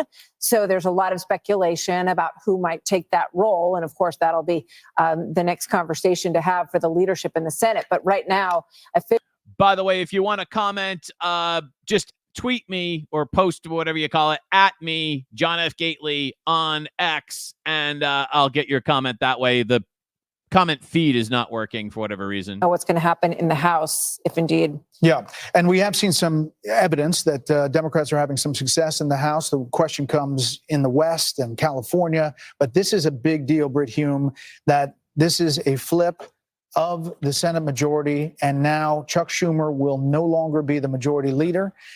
This is something that Republicans looked at their map at the beginning and said, this looks good for us. They didn't know how good, and we still don't know how good it's going to be tonight. Yeah, and it raises the possibility that if Trump wins, he has the Senate, and the question becomes then, can the Republicans maintain control of the House? There's been a lot of confidence in thousands of Ukrainian children and holding them hostage. See, this is what's been Fox been doing to me all night, is just cutting to commercial unexpectedly. So we'll go back to that. Obviously, their pie in the sky view of these Senate races was that like Florida was within reach against Rick Scott with Debbie Mucarsel-Powell, and maybe Texas was within reach with Ted Cruz versus Colin Allred. Now I think that we're down to figuring out what the Republican margin is likely to be, honestly. Yes, and one of the things that we're seeing in those key races that we have not called, Michigan and Wisconsin, for instance, we saw going all the way back to the spring a gap between the polling for the Senate statewide incumbent Democrat and the top of the ticket when it was Biden, and that persisted when it was Kamala Harris, which is to say the Senate top of the ticket candidate running ahead of the national ticket. And there was always a question about whether that was an artifact in the measurement and they were converge, or there's something picking up there. What we're seeing tonight looks like convergence. It looks like, with the exception of Arizona, in which Ruben Gallego, it looks like, is going to outperform the top of the ticket because I think Carrie Lake is such an especially poor candidate after her loss 2 years ago. With those other kind of, I would call them kind of generic R's. They're sort of classic Mitch McConnell recruits in both Pennsylvania and Wisconsin. These are extremely wealthy guys who self-funded, which is like Mitch McConnell's favorite because it takes some money off the balance sheet for his Senate leadership fund. Honestly, it's like you guys do that. That's less checks we have to cut for the Senate leadership fund. These are very classic McConnell recruit generic R guys. Again, waiting for these mythical Pennsylvania votes to come in any moment now. Right, a hedge fund manager who's the president of Bridgewater, one of the biggest, most successful hedge funds in the world, who had some heritage from Pennsylvania. He's married to Dina Powell, who, of course, was a senior advisor to Donald Trump. And he absolutely was in a position to self-fund. But it's noteworthy because Bob Casey is sort of expected to win that race and be in line with Kamala Harris. So if, in fact, Dave McCormick does prevail in Pennsylvania, what could that mean for Kamala Harris in her potential strength in Pennsylvania? And Trump doing well in certain places has helped Republicans. When we look at Ohio, where oh man, low energy, huh? Populist senator look like, the Democrats had one with a strong record, even against tailwinds that go, a long ways. However you want to say it, Sherrod Brown was doing 5 points better than the Harris finish, or Moreno was doing 5 points worse than Trump. Either way you cut it, there's some edge there of incumbency and populism, but he's running in an area where the Republican is up 10, and so he's got to deal with that. Yeah, and I just, to speak about Sherrod Brown, his board we're showing right. All right, let's just cut back to Fox since they've come back. That in 50.8, 83% in Pennsylvania. Bill, you want to chat about Pennsylvania? Yeah, we can here. What I set up for you, Brett, is what the night's all about, right? How do you get to 270? And if you punch around on the map and just see the margins, I'm just going to do something, okay? I'm not getting ahead of anything here. But I want to tell you, as it stands right now, if you were to call this entire thing, okay, Harris at 216, Trump at 232. And, if I know you're going to make a call because it's midnight on the East Coast. Midnight East Coast. Yep. Come back. It is Wednesday in New York. Time flies. Polls just closed in Hawaii. The Fox News decision desk can now project that Vice President Harris will win the state of Hawaii. The Aloha State has voted for the Democrat in every election since 1984. This was no different. And the Fox News decision desk believes that Vice President Harris will win Nebraska's 2nd district, the area around Omaha. Not a big surprise there either. Not, but as you see, the 270, we're at 232 to 216 with these big races still pending. The path is getting narrower for Vice President Harris. Fox News can also project that Hawaii's Democratic Senator Mazie Hirono will win a third term. And the balance of power, as we just said, the U.S. Senate will go to Republican control. So far, 51-43. But again, you see those white blocks there. We could see some more Senate races continue to fall the Republicans' way. Okay, so rudely interrupted Bill Hemmer by midnight. Ticking down. Go ahead. Okay, that's all good. I just want to show you, based on where we stand right now, if you were to call the game, okay, Trump's at 232. He just widened his lead in Pennsylvania by 4. It's still not enough. In Georgia right now, his lead went from 2.7 to 2.2. We'll check back in a moment and see where that is. If you were to hang on in Georgia, 267, still not enough. I was looking at Michigan a moment ago. He was up almost 5 points in Michigan. Okay, if it stays that way, it's his. And he's back in the Oval Office. If Wisconsin stays where it is, and I just checked the number, he would run it up to 292. And if Arizona, he was up 0.1 percentage points about 30 minutes ago. He's up 0.4 now. So he's in. I don't know. Like even like tonight at midnight, the theory that he'd win all of the Rust Belt states, Wisconsin, Michigan, Pennsylvania, to me, that's just too hard to like. I'm not there yet. 2.3 now. Okay, so it popped up 1/10 of a percentage point. Let's go through them. Pennsylvania, yet again. All right, it was 4. It's now down to 3.7. Watch Philadelphia. There's still some outstanding vote there as well. Let's come over to Michigan. I said it was 5. What is it right now? It is exactly 5.0. And while we have you guys, let's do 2 more. Wisconsin, where does it stand right now at midnight on the East Coast? 3.9 now in Wisconsin. I see a lot of red on this map, guys, a lot of red. Normally you see a little more trickles of blue there. Now Arizona in the Southwest, as of now, okay, that's where it is. 0.4 percentage points, Trump lead in Arizona. You got about half the vote in right now, estimated. I think there was still a lot of votes outstanding in Michigan. Obviously, a lot of votes outstanding in Arizona. Carrie Lake maybe not really helping us in Arizona. We could be looking at a real tilt here, something that goes a long way. Not only the coattails, we don't know about the House, but the Senate, and we could be looking at something that is historic. Which means that, right, based on what Bill's describing here, there's a lot better chance that he runs all 3 of those states than there is that Vice President Harris does. Right. Which shows you, just illustrates how long the odds are now for her. I mean, it could happen. She could do it. It could happen based on our calls. Did happen. It would look something like it's a long shot. 1980. I mean, it would be. Yep. You would be in landslide territory. No, if it would be. He ends up taking all. And of course, that's how the Electoral College was designed, to take small margins and turn them into Electoral College landslides to make the outcome convincing. But it's an if. Well, of course the blue wall not only has cracks, it has a lot of breakage on the inside, on the side. I mean, there's a lot of stuff happening here. Let's check in with Aisha Hasni at Trump campaign headquarters. That has to be getting kind of fired up. Yeah, really fired up. Really exciting mood here. A lot of moving parts right now. So behind me, bigger crowd now, and that's because a lot of folks from Mar-a-Lago who were partying over with the former president are now starting to trickle in. We just saw Senator Mark Rubio a few moments ago. I just saw a TikTok video of the former president walking around his celebration party in Mar-a-Lago. I don't know what time that was taken, but he looked to be in a very good mood. I'm told by folks in Mar-a-Lago that the mood is very positive. And I also know now that House Speaker Mike Johnson, who was in Shreveport, Louisiana at his own party, is now on a plane en route to Mar-a-Lago to come here and celebrate with the former president. So all around, all the signs are indicating that there's going to be a victory celebration here tonight, here shortly. All eyes on Pennsylvania, Pennsylvania, Pennsylvania. That is the only state that anybody here wants to talk about. That's what they're waiting for to be called. And that's when this place is going to get lit, guys. Back to you. As they say. I hear they say that. They do say that. They do. The kids say that. All right, let's go to Jackie Heinrich, who is at the Harris campaign headquarters in Washington. And Jackie, we spoke about your reporting just a short time ago of some pretty dour moods of at least 3 people very close to Vice President Harris.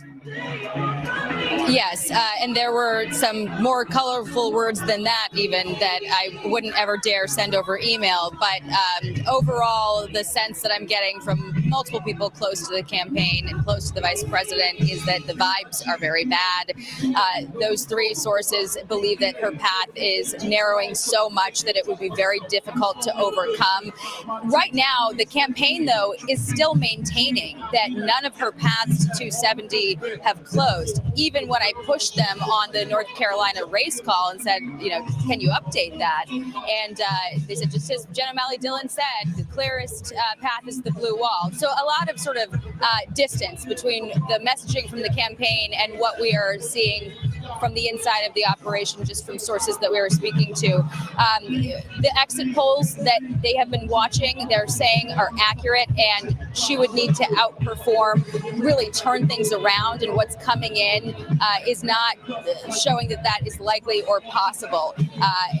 One of those sources put it the most bluntly, saying, I think that we're losing this. Right now, the crowd is thinning out a little bit, but at the same time, we haven't gotten any updates officially on who to expect here, when to expect them here. There hasn't been any messaging to the people waiting out here about who might be greeting them later or even when. So we will update you when we find out more about that. But someone close to the vice president said that it looks like she's probably going to come down here about an hour or so from now. But she'll need to have a message when she does. And so they're probably formulating whatever that's going to be. There's been a lot of messaging from the campaign about how long it'll take some of these outstanding ballots to be counted and maybe give them, everyone waiting, sort of something to hang on to. And they've also, been talking over the last few days about, of course, their all right, just wanted to cut because I wanted to be check in with the results of our local, and we've been focusing on our state representative seats and our state Senate seats, especially the Matt Mortori and Kelly Dooner election. We are hearing, and I'm waiting for this page to refresh at the Boston Herald. We are hearing that Jesse Brown has lost his state representative race to the Democrat candidate from the teacher union, Michelle Badger, who's with the school committee here in Plymouth.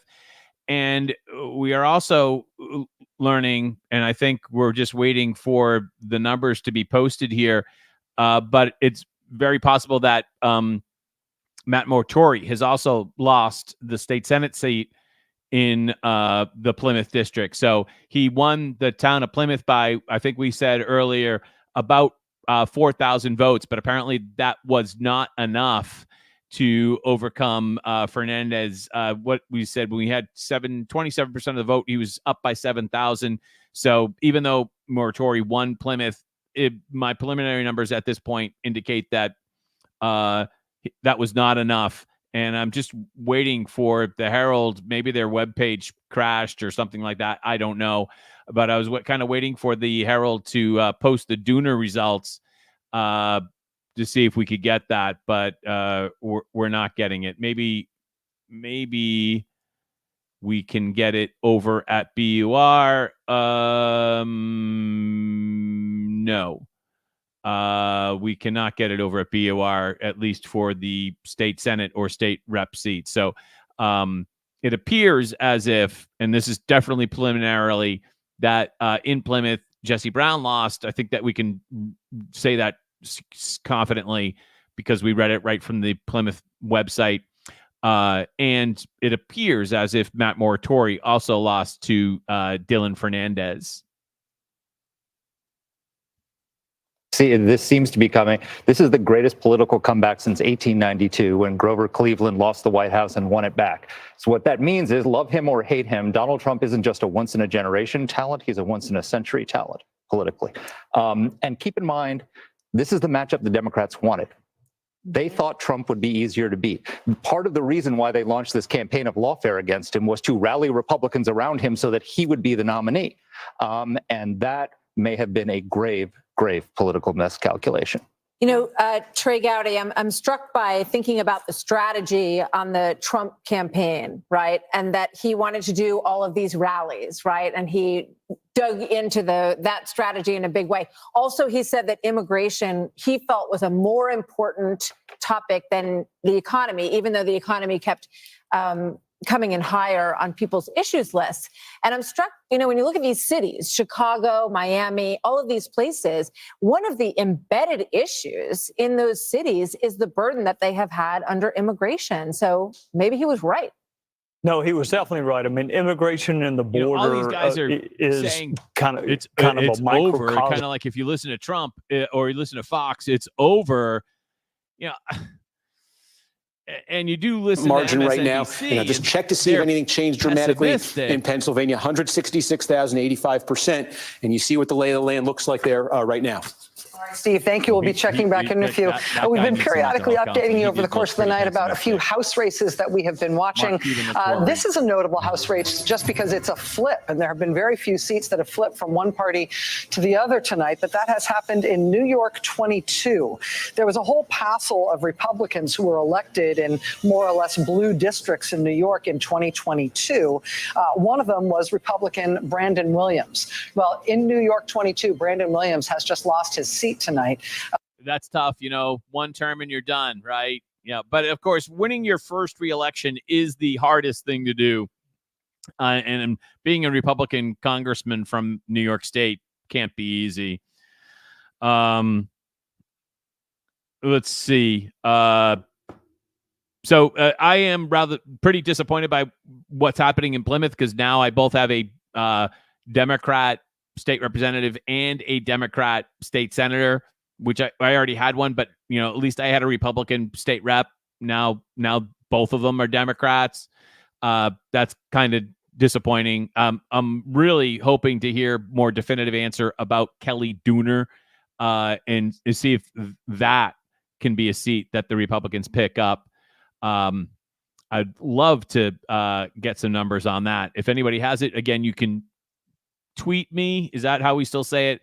At John F. Gately, if you have any numbers from the Dooner district. Kellyanne Conway. Remarkable. And it also just shows it's not just the blue wall cracking for Trump. It's that these workers, these steel workers, these union households, the Jewish Americans around Philadelphia and Detroit and Pittsburgh, they've just had enough. And this is the time where they're breaking ranks. I think that if he can hold on to that. By the way, believe it or not, it is after midnight, and we now have our largest audience of the live stream, which is absolutely spectacular. Couple of glitches earlier in the show, but at the very first 15 minutes, but everything else, well, I should do a behind the scenes of how we pulled this off. I'm really happy that you guys are with us. Mute the mainstream media. This was something that we pulled together. You could say it happened overnight, but I was kind of looking for something, and I live stream this on a regular basis for this or my real estate YouTube channel, and to be able to then pull all of this together, because I've done all of these things before, but I've never done them all at the same time for over 4 hours. So to be able to pull this off and do it in front of well over 500 people, whom I think are hardcore political people in Massachusetts. And I'm guessing we have both Democrats and Republicans on tonight's live stream. I'm just so happy how this came out. And I want to thank you so much for being part of it. Again, if you want to tweet me a question, you can do that, John, at John F. Gately on Twitter. We're just not seeing it tonight. And I think it's too much abortion, too much wokeness, not enough inflation, immigration. You know, the other issue that was really so central, Dana, for her is abortion. And I'm watching these referendums, and a few of them have passed. New York has passed, Maryland passed, Florida did not pass. But what we're seeing... Murphy to return to the Senate, not a surprise in Connecticut. voting their will. Yeah, and I wonder, I mean, Kellyanne might want to jump onto this as well, but when the voters are telling you since May of 2021 that immigration and inflation, economy are their number one issues, and it's been consistent every single month since then maybe you should listen to them. And when you look at, now for some people, abortion, pro-life or pro-choice is the number one issue if you're a single issue voter. But if you looked at all of the polls that said it was down below, it wasn't their top issue. It was always economy, immigration, crime, sometimes democracy, but down below, abortion, foreign policy, et cetera. So I think that some of these state referendums that worked very well for them in 2022 did not do as well for them in a presidential election. Brett, it's a realignment. By the way, I just want to say that I am like the world's largest Dana Perino fan. If I don't watch Fox anymore since they fired Tucker, but if there's one person that I absolutely positively miss from Fox, it's Dana Perino. She is incredibly bright, super insightful. She, as far as I'm concerned, is the smartest person on Fox and has been for a very long time. And I don't miss Fox, but I do absolutely miss a Dana number of Perino. years Very into bright. all the false alarms, all the false stories were written about Trump while he was president, and date the beginning of this from back in that period in terms of the loss of credibility of mainstream media, loss of credibility for the people who were hurling around terms like Nazi and authoritarian and all the rest of it. The people in the end didn't buy it. I'll also say this. We ought to keep a thought for the... So if this holds, and we're going to wait to see if it does hold, if this holds, you can start to cue the media stories here in Massachusetts about how Massachusetts bucked the trend and how we're too smart to have voted for Trump, right? You can see that coming. Like all the think pieces from the Boston Globe and from WBUR are coming about how Massachusetts didn't fall for that evil orange bad man. And yeah, that is all coming down the pike, how Massachusetts didn't fall for it. And how the rest of the country did, and how we stood out. We're the leader, right? If you know that is coming. What will happen with the Trump supporters here in Massachusetts? It's going to be very interesting to see what these Trump numbers are in terms of, and whether or not that can be harnessed in a GOP primary in 2026, and what these Trump numbers mean in Massachusetts, which we haven't had time to analyze. We don't know whether Trump overperformed from 2016 or 2020. These are not answers we have yet. We'll see. What we do know is highly likely we are looking at, again, at least for the near term, a Democrat governor and supermajorities in both the House and the Senate on Beacon Hill. And they are going to they're going to go to town, right? There's basically no stopping them at this point at all. So whether it's the climate bill or the bill that Toby Liry was talking about, it's not looking good. Do you think that anybody in Massachusetts politics on the Democrat side are going to look at this, if Trump does win, and going to look at this and say we should temper our message? Hell no, they're going to quadruple down on stupid, because that's who they are. Because it's not really about policy. It's more of a religious fervor that you get with Massachusetts Democrats. And it's more, tainted where the intelligentsia, or as I think at BUR or GBH calls it, the cognoscenti, the smarter people, the elites, are religiously dedicated to destroying our state. They're smarter and they're going to destroy the state. That's why, but they don't have to worry about the consequences, as the very insightful Jane Corin mentioned when we had her on. Let's take a look at Hemmer and Georgia. Atlanta is in the Atlanta metro area is in, but there's fractions here and fractions there. I see Chatham, okay, Savannah.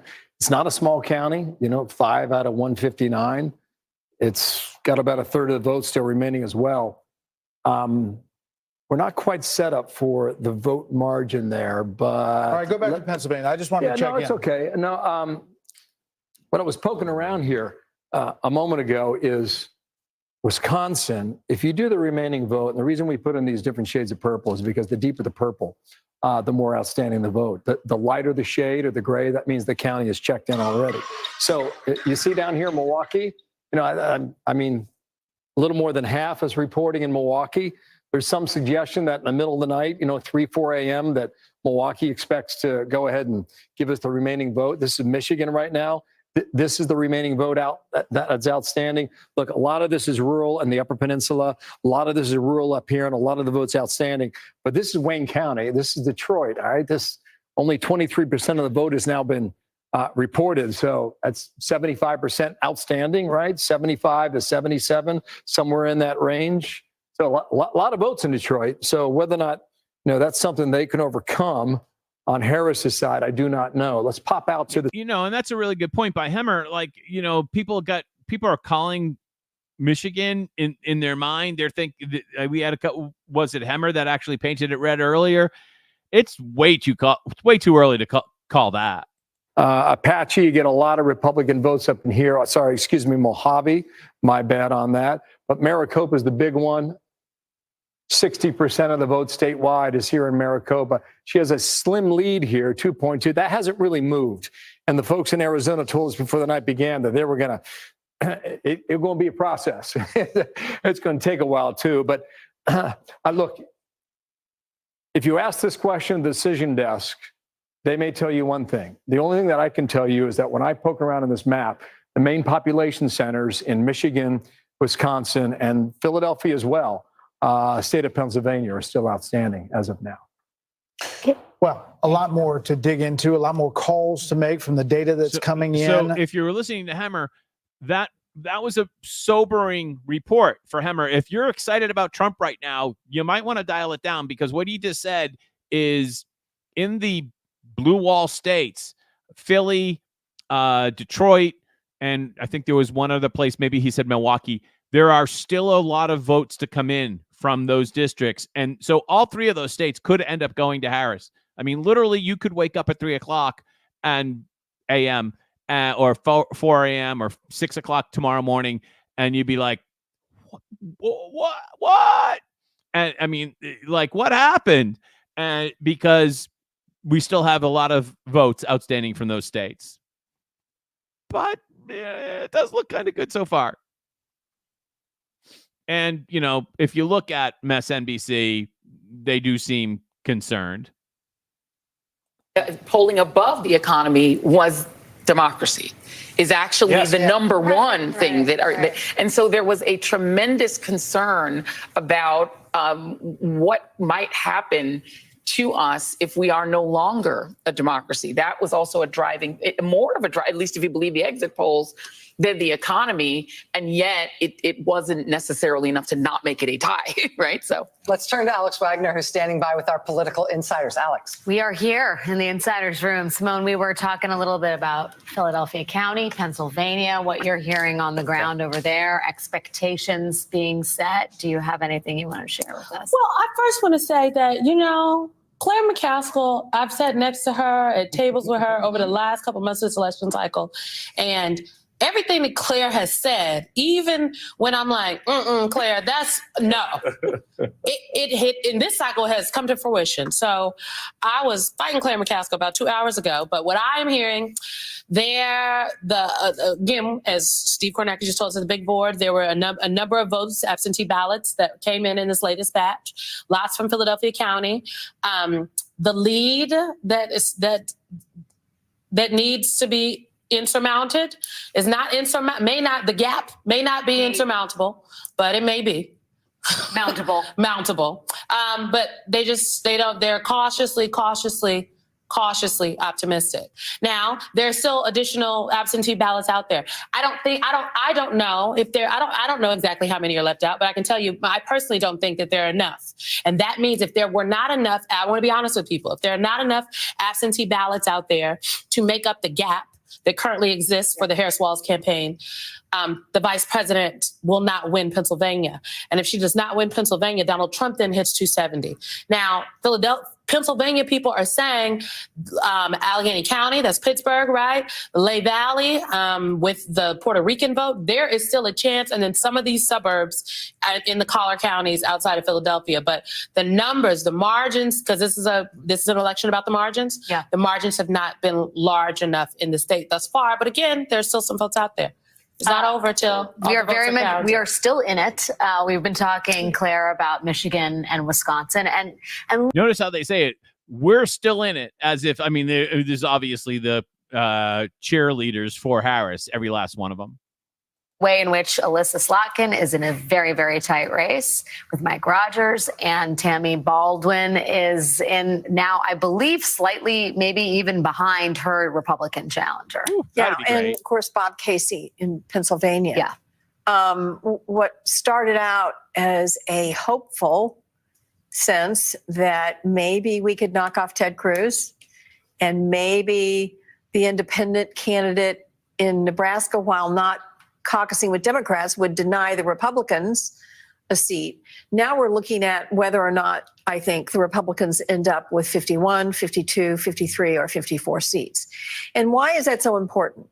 Well, one reason it's so important is because it probably means if this all happens, this is very depressing. I'm sorry to do this to everyone, but it means maybe the worst instincts of Donald Trump as to who he would appoint to the cabinet can become real, because there wouldn't be enough people that would say, no, you're not putting somebody who's been in prison in charge of the National Security Council. This is not a good idea.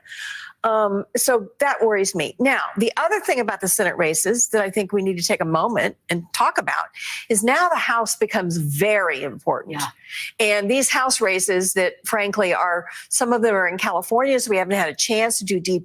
Claire is very upset. Claire is very, very upset with what she's saying. I just want to check one thing right here real quick. I know that you're probably doing this as well, but let me just say if we can get this pulled off for you. Give me a quick moment. See if I can pull this off here. And I see Fake Tapper on the screen. I was wondering if I could bring up Fake for you. Not sure this is going to work. I had a little trouble earlier getting the CNN feed. But apparently I have it.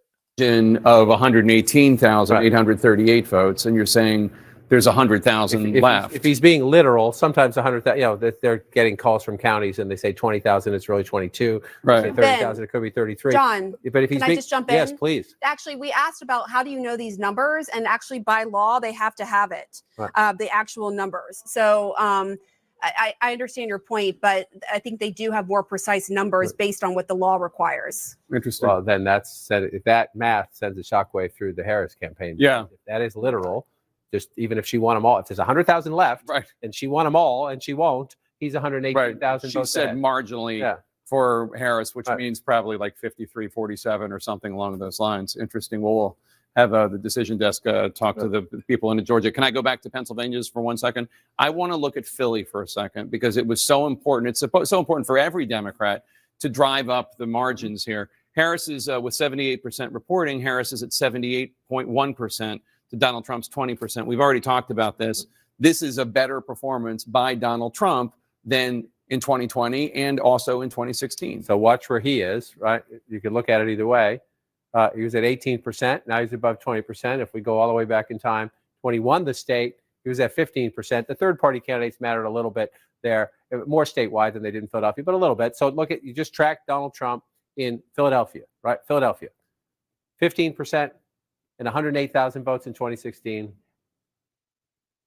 18%, 132,000 votes in 2020. We're not quite done in 2024, but it's a lower vote count. It's the margins. Because we're not at 100 yet. It's down. Yeah. If he keeps that number, he's got that's going to pass the last one. Absolutely. The margins. Again, she's at 78%, and there are some places that are swing counties, and you're fighting to move them. When you're starting a plan to run for president, and you know how much 78% Trump reporting in how deep Trump support is across Pennsylvania, you know you have to do it here. You just have, it's math. It's math. I mean, 30% of the state population lives right here. Yep. Right here. So if you're going to offset that, you just got to run it up. You just got to run it up here. And she's at 78%. By the way, not to pick on Philly, but I took my family to Philly, I don't know, like 2018 or something like that. And I don't need to go back. Like, that was the first time I had ever been to Philadelphia. I don't know, I don't know how I missed that, but I don't need to go back to Philadelphia really ever again. I read this in an exit poll, and whoever is listening from the exit poll desk, Challian or whoever, if I get this wrong or if there's been an updated number, please let me know. But it said black men in Pennsylvania in 2020, 10% went for Trump. In 2024, 25% went for Trump. Black men in Pennsylvania more than doubled for Trump. Well, if that number's true, I mean, after every election, you have the conversation, right? After 2016, it was what's happening to Democrats. I mean, it was already happening, but Trump put on steroids the Democrats' problem with white working class people who work with their hands. And now I would say, take the white out of that. Take the white out of that. It's just about working class people. The gains among black men, the gains among Latino men are among people who work with their hands, who have been punished, who the conversations that strike you from 15 months. Oh, let's put it some advanced Rush Limbaugh commentary here, that maybe it's not about the color of your skin, but maybe it's about class. Maybe everything, I feel like this is like a Christmas carol. Maybe everything isn't about the color of your skin. Maybe it's about how you make your living, no matter what you look like. Class jobs. And some of them, I mean, union auto workers, they think that's a good middle class job. Union auto workers who get the employee discount, who can get preferable financing, saying, I'm not going to take the risk to buy a new truck. I'm going to keep this older one on the road because I just can't do that on the family budget right now. Can't do it. Yeah. Back to Caitlin Collins at Trump HQ. Nothing sounds so good as a car paid for, I'll tell you that. President's plans this evening. Well, Jake, we have been waiting to hear whether or not he was actually going to come here to the convention center. And just to remind everyone at home, there are two separate parties happening right now. A watch party here where I am at the convention center in West Palm Beach, Florida. And then Donald Trump was also having an event at his Mar-a-Lago club surrounded by Republican allies, major donors, people like Elon Musk and RFK Jr. But we are now hearing from sources that Donald Trump is making plans to come over here. Obviously, they have to prepare the motorcade for him to get in to take about a 10-minute drive over here where the convention center is. But Jake, that is a sign of how good the Trump campaign is feeling based on the numbers that John King just read there, that Donald Trump is preparing to come over here. He said earlier he had no speech planned. We'll see what he says when he's here. Kristen Holmes, we've been watching all of this. And obviously the Trump team has been watching the breakdown here. All right, so no speech planned. He doesn't need somebody to write him a speech. This is going to be completely 100% Donald Trump off the cuff, and it's going to be brilliant. We're seeing and the people we were talking to on the ground, we had to wait and see how it played out. Now, I do want to add to what Donald Trump is doing right now, because we were told that while he was over at Mar-a-Lago, essentially this was a watch party, that was a dinner, they had giant screens, but the plan was always that if Donald Trump was going to come over, they were going to bring those members that were there at Mar-a-Lago over here. And I am told that currently those members are being bussed over here, meaning that Donald Trump's arrival is likely imminent. Now, all of those members are obviously going to have to be in place. As we've reported, it's kind of sparse here. There's not a lot of people. They're expecting over 100 people to be bussed over here. Those people are going to have to be in place before Donald Trump takes the stage, because these are going to be some of his biggest fans. They're going to want to fill the crowd here. But now they're coming over, so that gives you a little bit of a timeline of when we see Donald Trump moving from Mar-a-Lago to here. As we know, this room is about to fill up pretty quickly, probably within the next half hour. Yeah, and of course, the big question is what he's going to say. Obviously, he wouldn't come here likely and not take the stage that's behind us. It's already a room that's filled with his supporters. We'll be waiting to see what they say. Jake, obviously something that we've been watching closely, as ever since a few hours ago when those Virginia numbers were coming in, that was what first gave that sense of confidence to the Trump campaign. And obviously that has only continued to grow ever since seeing the calls in North Carolina, how well these Republican Senate candidates are doing also, and those numbers there in Pennsylvania, Jake. All right, Caitlin, thanks so much. So as we prepare for what we think is going to happen, Mr. Trump coming out and speaking. I think it is a good MSNBC moment for us just to take a called measure Georgia of for where the Trump. night is at this moment. We're still, of course, waiting to call several of the battleground states, 6. But if we click over to MSNBC, posted later tonight, Republicans are pointing to that and saying that they're very skeptical that the vice president will be able to make up that total. So the votes are still being counted. There are other places where votes are outstanding right now, but it's because of what you're seeing here, the fact that we're waiting on a lot of these ballots to come, that Republicans in the state are saying they're very optimistic, guys. Shaq Brewster for us in Milwaukee. MSNBC is now calling Georgia for Trump. But I have to interrupt my own train of thought to bring you a call. For the second time this evening, NBC News is able to make a projection in a battleground state. NBC News now projects that in the battleground state of Georgia in the presidential race, Donald Trump has prevailed in the presidential race in Georgia. So again, of our swing states, we've got 2 called thus far in Georgia and in North Carolina per NBC News. That puts the electoral map at Donald Trump with 246 electoral votes, and Kamala Harris at 189 electoral votes. Again, both candidates aiming at 270. Of the 7 of the 7 states that we consider to be battleground states, 2, North Carolina and Georgia, have been called by NBC News as of this hour. Both of them called for Donald Trump. Steve, over to you. Yeah, and Rachel, what we can say now with that Georgia call is if Kamala Harris doesn't win a state that's not been treated as a battleground state, if she doesn't do that, then she now absolutely must pull out a win in Pennsylvania, because if there's no surprises outside the battleground, then Georgia plus North Carolina plus Pennsylvania would get Donald Trump to 270 electoral votes and the presidency. And look at Pennsylvania. We are closing in on 90% of the vote here. I don't know why I have Trump at 251 and they have Trump at 246. Why do I have Trump for a couple of more electoral votes than MSNBC? Why is that? Yeah, I don't see anywhere else that I still have Wisconsin, Michigan, and Pennsylvania outstanding, Arizona, Nevada. I don't know why MSNBC has them down. In 2016, when Trump won Pennsylvania, he won Erie County. He gave it back to Biden when Biden won the state. Now Trump is reclaiming Erie County tonight. Again, this is one of those big sort of quintessentially, you'd call it Rust Belt counties, a lot of big blue collar population there. Where are we waiting for remaining vote in Pennsylvania right now? Then we've talked a lot about Philadelphia. Jacob has told us there are going to be a big batch of mail-in votes that we are not going to know until sometime tomorrow morning. That's it. There's also some same-day vote that's been coming in. The same-day vote has been running less Democratic than the vote by mail. And again, the big picture in Philadelphia is the Democrats are currently 3 points behind where Joe Biden ran in 2020. And this reflected a bit of a disappointment for Democrats. They won Pennsylvania, obviously, in 20. They were thrilled with that.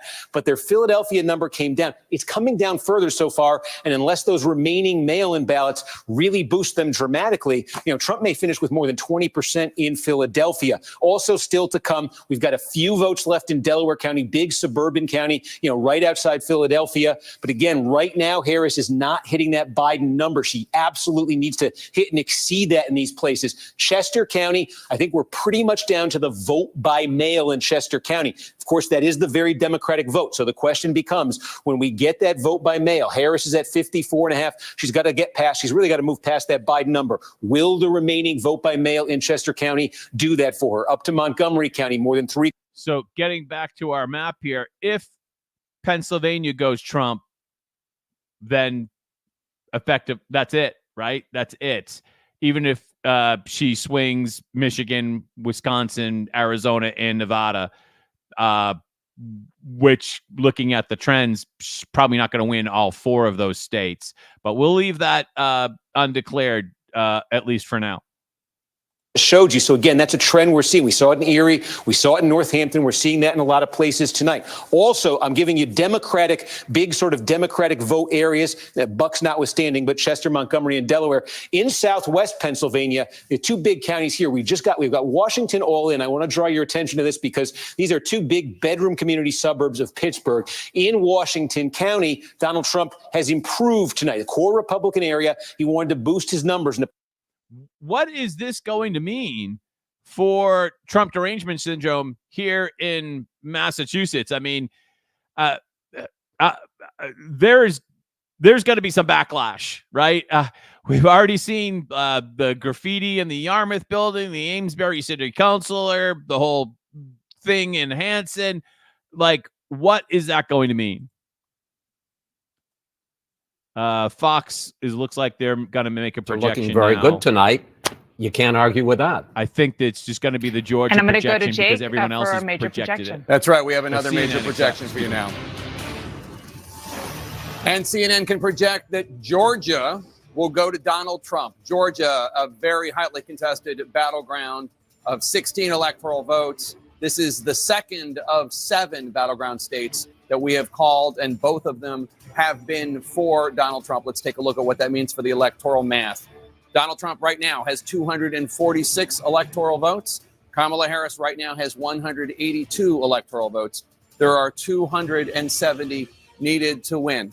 As of right now, CNN is not ready to project who is going to win the presidency, but I'm sorry for so rudely interrupting. Donald Trump has now been projected to have won the second of 7 key battleground states, with 5 more to go. And obviously, the blue wall states, as you were saying, are crucial. And this is a flip because in 2020, Joe Biden won. So I'm going to just stick with my numbers because they still have Maine, Minnesota as being outstanding, and those are going to go for Harris. I think we're going to pick up 1 electoral vote in Maine. Nebraska is going to be 1 electoral vote for Harris, 4 for Trump. And that's how they're at 246. But I think it's safe to say that Minnesota is going to be blue, and that's how we're at 251, 226. Now, despite the fact that Donald Trump tried really hard to find those 11,000 plus votes, they weren't there. And this time around, the projection that you just made is that they are there, plus, who knows however many votes there are. So this is even more evidence why we heard the Harris campaign manager, Jen O'Malley-Dillon, say to reporters maybe an hour or 2 ago that the Sun Belt is basically gone and they're looking at the blue wall, and they're still insisting that it is possible. But this is, again, a very, very bad news for Yeah, I mean, we Harris. went into the night with a lot of people talking about a potential realignment with both parties. Who would be the mix of people in each coalition? But it's actually looking pretty close to what we know in the past. You have white women voters with no college degree going for Trump in our exit polls. Similarly with Latino. And we've been talking about this theme. I want to break in here because we have another report from Tom Dugen up from the Valley Patriot. And according to Tom, and thank you very much, Tom, for this report, out of Lawrence, Trump loses Lawrence, as you would expect. Harris wins Lawrence. But check out these numbers in the city of Lawrence. Harris, 4805. Trump, 3373. So, if I could just do some quick math, 4805, I think it was. Plus 3373, that's 8178. 4805 divided by 8178. That's a 58% margin of victory for Harris in Lawrence. But the fact that he was able to actually score that much is remarkable. To pick up, 42% of the vote. Is that what it is? I think that's what it is if I got my numbers right. In Lawrence is remarkable, right? And then we're looking, he got 42% of the vote in Lawrence. Now, when you look at Philadelphia, he's at like 20% of the vote. But to think that he should have lost Lawrence in the same proportion. He should have lost Lawrence like 80 to 20. But he lost it like 60 to 40, which is still a loss, right? Still a loss.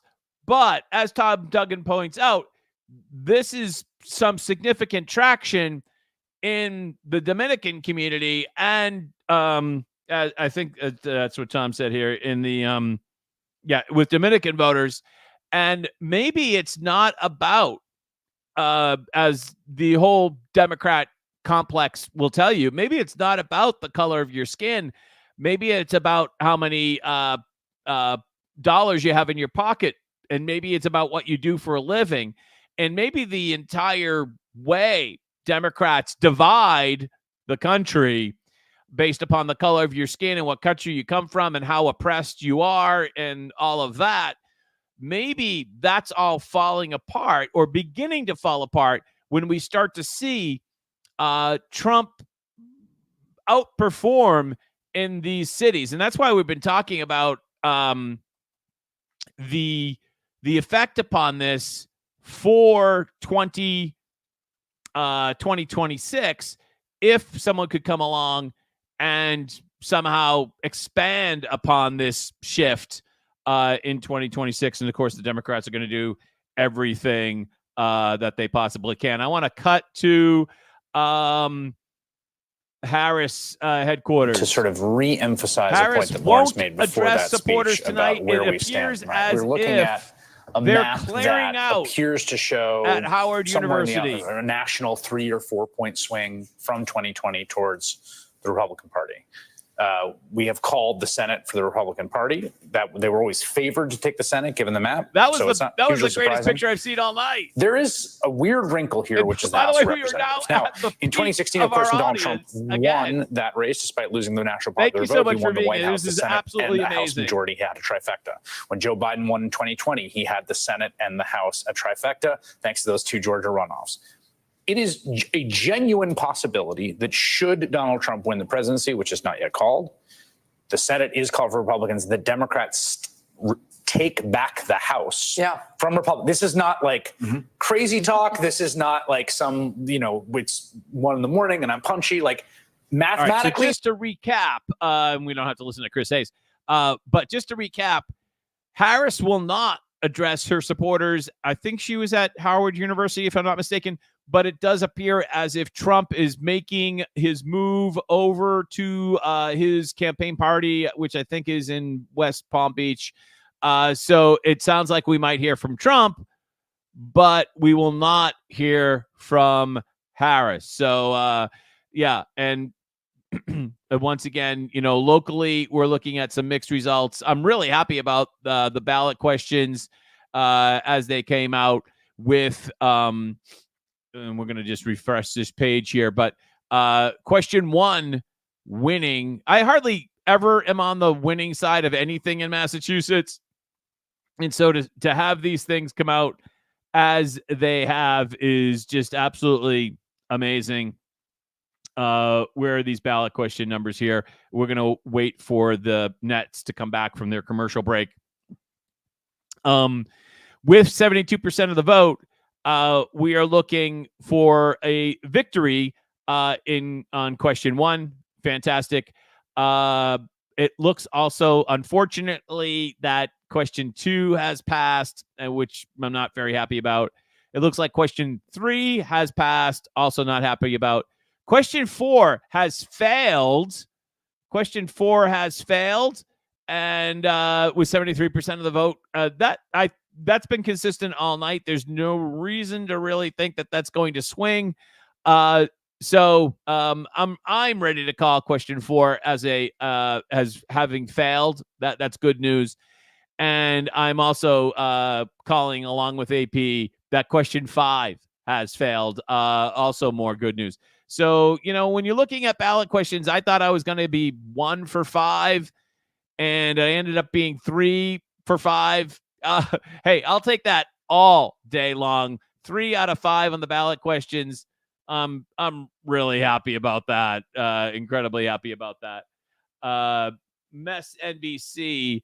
Let's go to the very sad correspondent. Is and Mark sort of Cuban. keeping things tight in terms of whether or not they're going to string people along into thinking this is going to happen. And in that note that Jen O'Malley Dillon sent out earlier, there was an indication there. If you noted, that came out, a little more than an hour ago, and she was telling people at that point, get some sleep. We'll continue to count these votes, and we'll be back at this in the morning. Yes, that's right. Michelle Norris, I imagine, are not freeing you to go sleep anytime soon. I imagine we may be back with you yet. But thank you for being there for us. It's much appreciated. Seeing Cedric Richmond come out and make those remarks at Howard, you can see how it could be different, right? You can see how they could expect that to be the candidate. I think they planned for everything in terms of, it's close, or Harris is ahead, but Trump declares victory. I mean, all these things that everybody gamed out. Now, while we're just waiting for the blue wall states to come in and watching the math, sending people home is also like asking people to conserve their emotional energy. And it's not possible. I mean, I think there's no other way to describe how people are feeling leaving that venue. And I just want to interrupt really quickly and say, once again, too early to call this race overall. If you're a Trump supporter, you should be pleasantly optimistic, but still too early. Like, this is just way too early to call this race. Era as they knew it. And so we don't know the outcome yet, but that is not what they are receiving. And they are being told to go home and wait till tomorrow. It's a hard thing to hear. I just want to say one more thing. And this has also made me think a lot about the campaign team. And I've done a lot of these campaigns, as you all know. And Jen O'Malley Dillon has 3 little kids. She spent years electing Joe Biden. She stayed in the White House to be the deputy chief of staff. Then she went to the campaign and moved there to run this campaign. You have thousands of young people who have worked across. Who cares? Who cares, Jen Psaki? Who absolutely cares about that?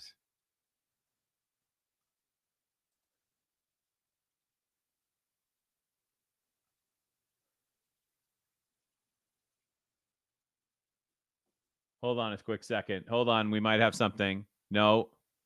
All right. Thought we had another call. Anyone who has experienced or been in the United States for any period of time Joey's and experienced this country's history and knows it cannot have believed that it would be easy to elect a woman president, let alone a woman of color. Let's just be. Oh, we're sexist and racist. Just waiting for that to happen. How flawlessly this campaign was run is not true now. I mean, this really was an historic, flawlessly run campaign. Queen Latifah never endorses anyone. She came out and endorsed. She had every prominent celebrity voice. She had the Taylor Swift, she had the Swifties, she had the Beehive. Like, you could not have run a better campaign in that short period of time. And I think that's still true. And I think that the other piece that I think is really important to say to people, because this is where it gets dicey, is that the fact that you could have run a better campaign by winning Georgia and North Carolina. There is an absentee ballot that needs to come in and that must be counted because those are also legitimate votes. This is where we get into that point where Donald Trump can do the thing Donald Trump does, which is to say, I like where we are right now. And anything that changes that, because there is still a chance that the absentee ballot, that the remaining ballot could change what's happening now. And so we need to be really, I think, vigilant and important in telling people and reminding people that until all the votes are counted and there's an actual call made, we don't have an outcome. And people going home at Howard, my concern would be that it feeds a disinformation, sort of doom loop that could be exploited by those who've been exploiting this campaign. We've had Russia. I can't take any longer, but I do got to agree with her in that, and say that, yeah, this is not over. This is not over, but it's maybe close to being over, if we want to put it that way.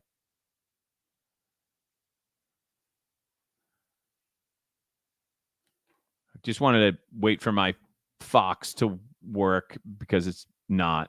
Oh, it will be working in a second. We'll bring Fox back in a moment.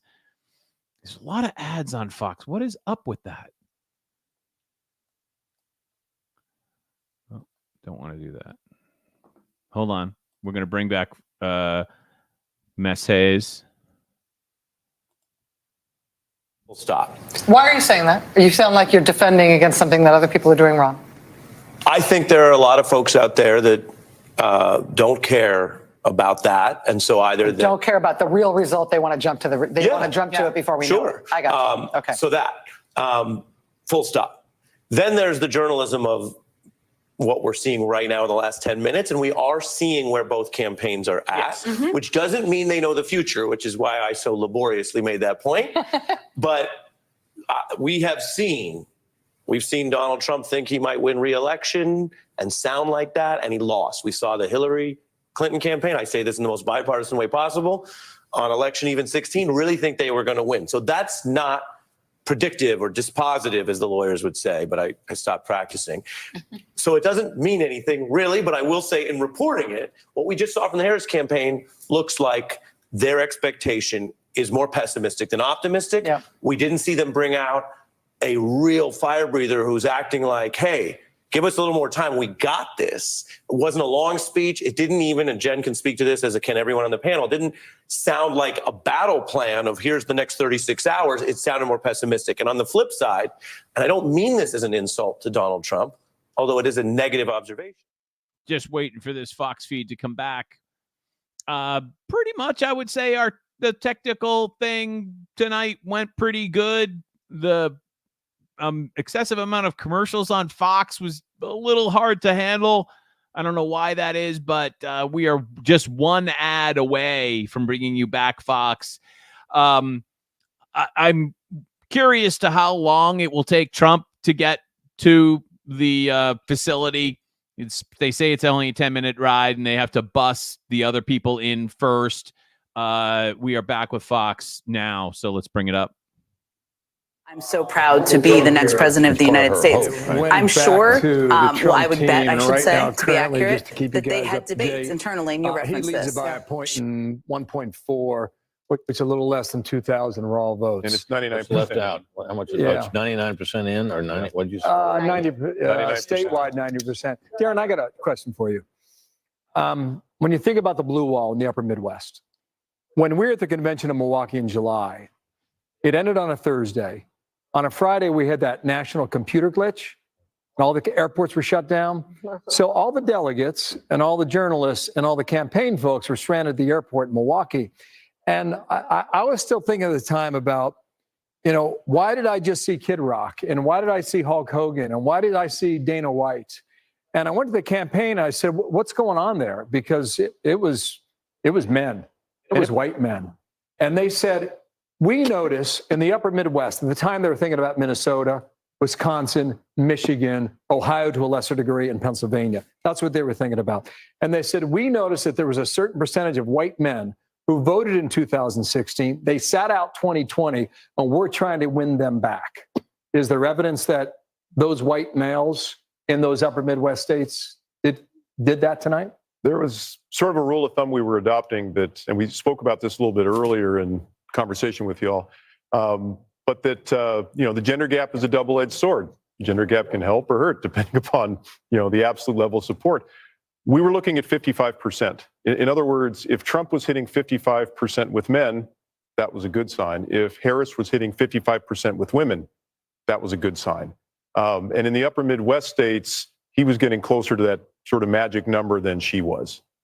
So what they call it the bro strategy or whatever, it seems to have paid some dividends up there. I mean, we're still waiting, but it's looking pretty good for him. So we can definitively say that the poll that we don't talk about in Iowa was kind of off.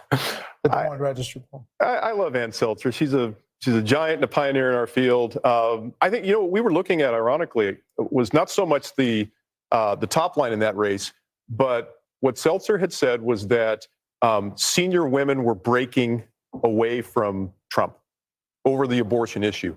And I think our friend Sean Trende had a really good observation where he said that may be true, but it may not help Harris because that's something that could occur in Iowa where abortion was a hot issue, but might not occur nationally in other states where abortion wasn't as salient. We have to let you go, but really quickly, what's happening in Minnesota? That's what I was going to ask, exact question. Minnesota, why is that still? They have done what sometimes they do in states. They've stopped counting votes.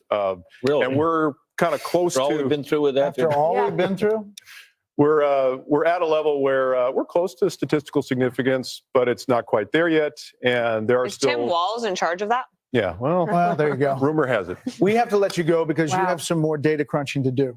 We appreciate you coming Thank you, by. Darren. Thanks, Really Darren. does help. This victory for the U.S. Senate and with the type of margin that we're going to have, I can't tell you how important that is for Supreme Court nominees. And as some commentator mentioned earlier, the cabinet posts and other posts that require confirmation to have a 51, 52, 53 Republican majority in the U.S. Senate. I mean, when we went into tonight, if you were saying to yourself, like, okay, Trump was going to lose, if there was anything we had to eke out, that was a majority in the Senate. That has been achieved. And that was important if Trump was not going to win. And it's also very, very important if Trump wins. We're looking at more Supreme Court nominees eventually over the next 4 years. And assuming he nominates a quality candidate, that we're going to have Democrats again renew calls to rebuild the court and whatnot, restack the court. But it is just amazing that we have this majority in the U.S. Senate. It's going to be big. In New York, polls have just closed. In Alaska, the Fox News decision desk says it is too early to call. Trump has a lead in our Fox News voter analysis, so we will get you back to Alaska when we have a little more data to report there. And there you see 248 to 216, the Electoral College map. We are waiting on the blue wall, which could be a red wall. You just heard from Darren Shaw, and I think that data and the way he laid it out there and their decision-making really kind of lifts the curtain to how these guys operate. Based on our Fox News voter analysis, which again was 120,000 voters, that a rolling poll, and then the raw vote total that they came in. Alex Hoff is in Pennsylvania. We'll check in on the ground there. Alexandria. Yeah. To report there. And then you see the 248. Hey, good to be with you. Yeah, the crowd here in Bucks County, they are excited by some trends they are seeing, not necessarily expecting to result tonight. Pennsylvania's results and the count is historic. Again, look at that Iowa presidential 56-42. The lady that ran that poll, man, lost all credibility. And all this. Now, in the Iowa House, Miller Meeks loses by a whisker. Trump feels that this could be good news for them because there are pockets of support inside of South Philadelphia, Northeast Philadelphia, and there is a saying that goes that Republicans can gauge how well they are doing in the state by how much they are losing Philadelphia by. Simply, it cuts into the margins that Democrats need. And here in Bucks County, they're seeing themselves on the screen right now. It means a lot. If he were to win this county, Bucks County, I mean, that would be the first time a Republican presidential candidate has taken this county since 1988. And these suburbs of Philadelphia, this is what pushed Biden over the edge in 2020. Harris needs to do well in these counties if she stands to have a chance of taking the state, guys. Brett, Martha? Alex, thank you.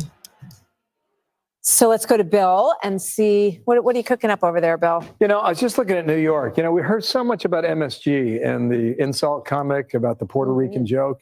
And, Trump, New York's his home, right? I mean, now living in Florida, Mar-a-Lago, but just look at this. I'm going to go ahead and use the slide bar and 8 years ago when he's running against Hillary Clinton, this is his margin in New York, all right? 37.5 compared to almost 59 for Hillary Clinton. And then against Joe Biden, it was what? Oh my gosh. It was 0.3 of a point. All right. And now we come to 2020 and see the numbers on the board here. That's a pretty decent performance. And we're just getting some insight here in the New York City. He did well over 40% of the vote here in New York as well. One thing I was checking out here, guys, this is the number, right? Path to 270. I guess in theory right now, if you were to close out, you're at 248. If you were to close out Pennsylvania, and even though Alaska has ranked choice voting, which could take a while to post a number here, nonetheless, that would put him right at the number of 270. So even around the blue wall, that's possible too. That goes back to the argument that we've been talking about for some time now, that Trump had more paths to the Oval Office than Harris did. Let's go check on Pennsylvania one more time here, and we'll see. Okay, it's holding steady at 3.5. 90% of the estimated vote out there, and now reporting here. And Michigan, and I think, the raw the blue number wall, is 6.3, so that number is stuck a little bit here. In Pennsylvania Estimated right now. somewhere, maybe 40% of the vote still missing there in Michigan and Wisconsin. Maybe we get some more numbers in. It got 85% of the vote in here. Wow. And, Trump's holding on to this 4.2 advantage in Wisconsin. Wow. And Wisconsin, they take a lot of pride in what they do. They want to get the vote out quickly. Maybe Milwaukee notwithstanding, but the rest of the state, that's their that's their call idea. for Trump. So we If could get that Wisconsin in. goes Trump. Maybe a little more as we go into the 2 a.m. hour. Are we going to 2 a.m. or 3? What are we doing here? Arizona sticking here at 0.7. What's that? Just keep going. Okay, you got it. This is Nevada, so we're starting to get our first numbers in from Nevada. For any of the nerds and geeks out there that have been deep in the weeds about the early voting, you've been watching Nevada. And Nevada's been a pretty good marker there for Republicans. This is a quick count here now. It's saying 75% of the vote is in, and Trump's got a firm lead at 3.4 points, roughly, just a tad under 35,000 votes. Yeah, it's Clark not a County, big lead. Las Vegas, 70% of the votes in the Silver State here all come from Nevada. Let's see what's happening right now. Okay, Harris, just a tick over 50.2 with 80%. I want to go comparison's sake. 8 years ago, why not? Right? For Vegas. In Nevada, I don't know what this number is. We'll find out together. Okay, so Hillary Clinton did 2 points better than Kamala Harris, 2016. and Joe Biden. Okay, And so far did she's even better. underperformed 3.5 2020 over in Vegas. what Kamala Harris is putting up right now. So it appears. What's the name of the county in Vegas? That should be on the tip of It my tongue. appears, if you're in the Trump camp, that's a pretty good number right now, just shy of 51% in Nevada early on. I'm actually surprised there's that much vote available already in Vegas. Here's Carl Rowe's favorite place in the world. This is Washoe County, right, Carl? Right now, a point. It's close, right? 0.2 points. What happened with Biden? Was it close? Yeah, pretty close. But Biden won the county. So in all likelihood, Trump's got a chance to flip this if it holds up right now. Super slim and more vote to come in. But Nevada is looking good too. And now you start to wonder, how high. Wow. This is, as all the commentators have already said, and people will say forever, if this happened, like I always like to run a race thinking that you're going to lose up until the last moment. And I've been on campaigns where, you go to bed with a really good feeling. The candidate doesn't speak. Neither does the opponent. And you still lose in the morning. But, I mean, it's looking really good. Let's find out how depressed nearly the 3 CNN people hours are. to finally get some of those numbers. We're hoping to get another batch in the coming hours. But Nevada has an interesting law where it's, you can vote right up until the 7 o'clock hour. And if you're in line, they'll let you vote. And in order to release those results, they wait until the very last person in line votes. That person, it took 2 hours and 48 minutes. So still a very long night ahead of us. But for the folks here at the Sam Brown Watch Party, a lot of optimism in the air. All right, Jeff Paul in Las Vegas. Jeff, thanks. So our panel is still with us, and we have some new folks that are here as well. Kevin McCarthy is joining us. Karl Rove is back. Juan Williams is here. Great to have all of you with us. Kevin McCarthy, let me start with you. Give us an update on what your overall take on the night so far, and then maybe drill down on some of.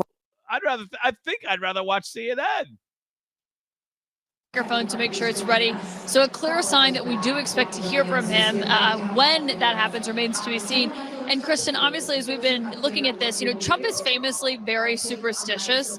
he doesn't like to, start planning things too far in advance, talking too much about who he'd put in a potential cabinet, much less working on a speech, which he said today he did not have remarks prepared. And even the people around him were hesitant to put anything down. There were some conversations about potentially drafting something either way, drafting two versions of the speeches, but they were still hesitant to even do that. And a reminder that Donald Trump finished up his rally last night at 2:30 in the morning. When they got on the plane, there were some conversations about what tonight was going to look like, but essentially everybody was like, let's wait and see, let's go and see. Now, I am told that when Donald Trump gets here, it's not clear if he's going to go to the stage right away. We know, obviously, they have called North Carolina and Georgia, which were big wins for the Trump campaign. Whether or not they're going to wait for one more of those big swing states remains to be seen. We do believe he's going to be here imminently, that he's going to leave Mar-a-Lago, head over here. We obviously know that they've bussed over all of the people from Mar-a-Lago who have just arrived. Seen this room fill out. How exactly he's going to handle this moment remains to be seen. We know what happened, obviously, in 2020. I am told he's in a very different headspace now than he was at that point, probably because of the fact that they are telling him that he could win this. Yeah, you could sense that today when he was voting at his polling place as well. He was talking in more reflective ways about the campaign. He was saying he believed it was one of the best campaigns they've ever run, talking about in terms of just pure messaging. I mean, obviously, some of his allies would have disagreed with the candidate himself on that front. But one thing about this room tonight, obviously, it's filled with his supporters who are here, who were invited by the campaign. A lot of his allies were also at Mar-a-Lago with him, people like Elon Musk, Robert F. Kennedy Jr., Dana White. We've seen Senator Marco Rubio trickling in here. House Speaker Mike Johnson is also on the way. So it's also important to see who's going to be around him. That's going to matter to Donald Trump a lot. It's going to matter to Donald Trump a lot who actually steps up and shows up here tonight, who left their races early before they were called or right after they were called to come to Palm Beach. And we were told that there were a lot of people considering doing that because of the fact that they know Donald Trump cares about loyalty. They were considering coming if it looked like the race was going the way that it currently looks like it's going. So we can likely expect more House members here that we've seen already. Yeah, and we know family members obviously have been around him. We saw, I was told by someone that Barron Trump was with him in Mar-a-Lago earlier. Obviously, Melania Trump went and voted with him at their polling place just a few hours after y'all got back from Michigan from that early morning rally. Ivanka Trump, Jared Kushner, I think that's an open question. They do live down here, obviously, in South Florida, but they have not been prominent faces on the campaign trail. And even during his trials, I mean, one thing to remember is that they came and saw him after he was convicted, but stayed behind closed doors at all times. All right, I'm back. I'm only human, right? So I'm back. Of their help, they've been with just Eric. Obviously, Kristen, thank you. Jake, back to you.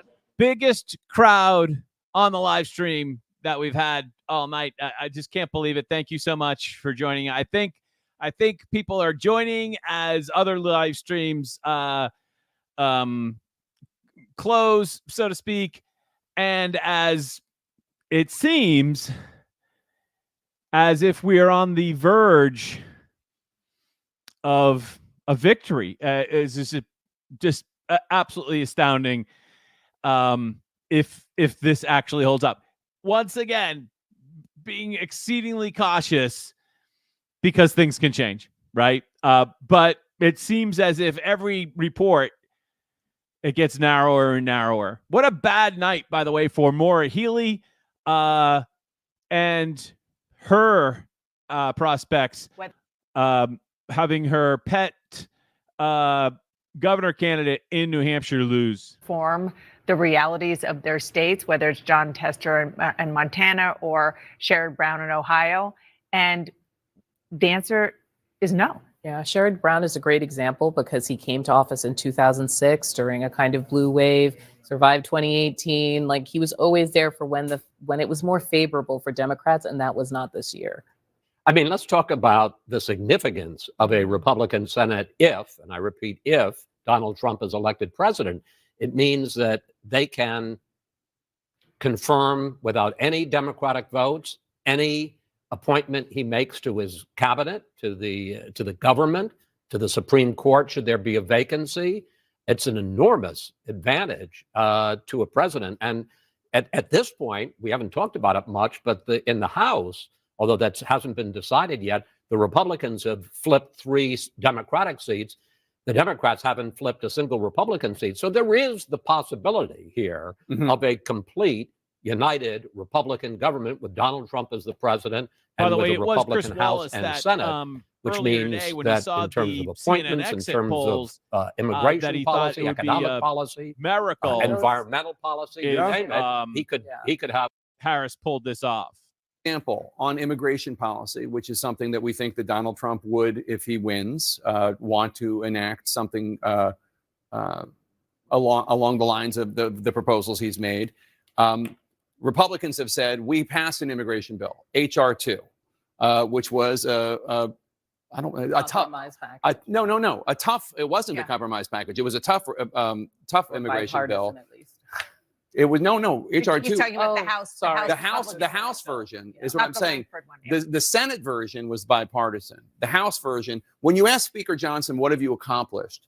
He said, well, we passed all this legislation, but it just died in the Senate because Chuck Schumer wouldn't even allow a vote on it, assuming that Republicans hold on to the House. We have no idea, but it's not crazy. But you're getting into a level of detail that I think, my point is just that Donald Trump campaigned on mass deportations. So this what I'm saying is he could do was for. That's what I'm saying. My point is whatever Donald Trump wants, if they have the Senate now, if they get the White House and if they get the House, if they keep the House, whatever Donald Trump wants will become law. There will not be the backstop of the Senate controlled by Democrats. Did not want the backstop. This is what I'm trying to say. We may be looking at a map of voters who weren't looking to. All right, let's pull up some local numbers here for Trump and Harris. Let's see if we can find a map of actual. I think we had it over at the Herald. We're waiting apparently for Donald Trump to arrive at that facility. Let's see if we have local election results in Massachusetts. If we actually have a number for how Trump did, 62 to 35%. That's a smoking Harris killing it here in Massachusetts. Hanson. I've been trying to tell you about Hanson because that is the location of the water tower, and Hanson went 54% for Donald Trump to Harris 43%. So the water tower, I wonder what is the next thing that's going to happen with the water tower in the town of Hanson, and how that might affect the town administrator or the members of the Board of Selectmen. There is going to be some serious TDS going on in Hanson. Trump takes Hanson by 11 points or so there in the town of Hanson. Look at these numbers that Matt Moratori was up against. Plymouth crushed it for Harris. Harris won in Bourne. Harris won in Sandwich. We don't have numbers in Mashpee. Falmouth just killed it for Harris. This was going to be very difficult for Matt Moratori to win this race with these types of numbers at the top of the ticket. Duxbury is not in the district, but I believe Pembroke is. Pembroke, a slim win for Trump. The numbers in Kingston are not yet in, but when all you really have to do is look at Plymouth going for Harris with 54% of the vote, and Falmouth going for Harris with 62% of the vote, and that probably just sealed the deal for Moratori. Plus, Dylan Fernandez spent an ungodly amount of money on that campaign. And there you go. So GOP loses the state rep seat and, unfortunately, the state Senate seat. Look at how red Bridgewater is. Bridgewater went. Is this right? This is only 53% of their votes recorded, but Trump wins Bridgewater 88-9. Is that gonna hold up? I don't know about that. Acushnet Acushnet, 72%. There are pockets of some significant Trump support. But there are also, when you're looking at Plymouth, which you think is purple, it went pretty solid for Harris at 54-44. Bourne, which you thought was purple, Harris didn't do all that great. She won 52-47. But you would think that maybe he could pull off a win in Bourne. This map overall, in terms of the amount of red, is starting to look a little bit more like 2016 rather than 2020, which actually seems to be a trend. All right, let's cut back to our mess NBC. We are thinking that we're going to have a call with CNN or Fox on Pennsylvania very shortly. And of course, we have Fox commercials, as we always do. Somebody who is so transparently brash and somebody who is so willing to denigrate his perceived enemies. And the way that he phrased it to me was, quote, how very American. No one argues that he's perfect. No one is perfect, but he's genuine. He's not a construct or handled or managed. We embrace the imperfect. We're Americans. That's Donald Trump. And Donald Trump is on his way now here at a moment, of course, that would potentially in the days ahead lead to many conversations about the potential policy impact of what a Trump White House with a Republican Congress could look at. But for now, of course, there are ballots still to be counted in several battleground states before Donald Trump would be able to decisively declare victory. But nonetheless, he plans to take the stage behind me here, just a few miles from his Mar-a-Lago estate, the place that he has all but camped out and over the last 4 years, ever since that January attack, and not attending the inauguration of Joe Biden, moving to Florida in isolation, rising back up to prove his prominence in the Republican Party by helping get MAGA allies of his elected in the 2022 midterms. And Donald Trump here today about to take the stage at a moment in which he and his team feel like they have politically proved from these early results that he is in a good position here. Guys. Vaughn, I don't know if you can hear me. I know there's big cheers going up from the crowd there. You had mentioned at the outset of your remarks that they had wanted to see the results in Georgia and North Carolina, and they had wanted to see things going their way in Virginia before he spoke. He did not win Virginia. Do you know anything about the calculus as to have him speaking anyway? Fox has called Pennsylvania for Trump, and by my count, that would put him over, or I would not say over, but with the number of electoral votes that he would need, which would be 270. Fox has called Pennsylvania for Trump. I am just waiting for my ads to play, and we will bring back Fox again. But we are also have the largest number of viewers that we've had tonight, almost 600. I can't believe it. I thought I would know what to say if this happened. Tim Pool is now tweeting out, they called it. They fucking called it. Trump won. Yeah, like I can't even believe this. Biden can still run again. Peachy Keenan, Biden can still run again in 2028. Cat turd, boom. Race called for Donald Trump. Thank you, Elon Musk. Sean Davis says we are given a chance to take our country back. This is just amazing.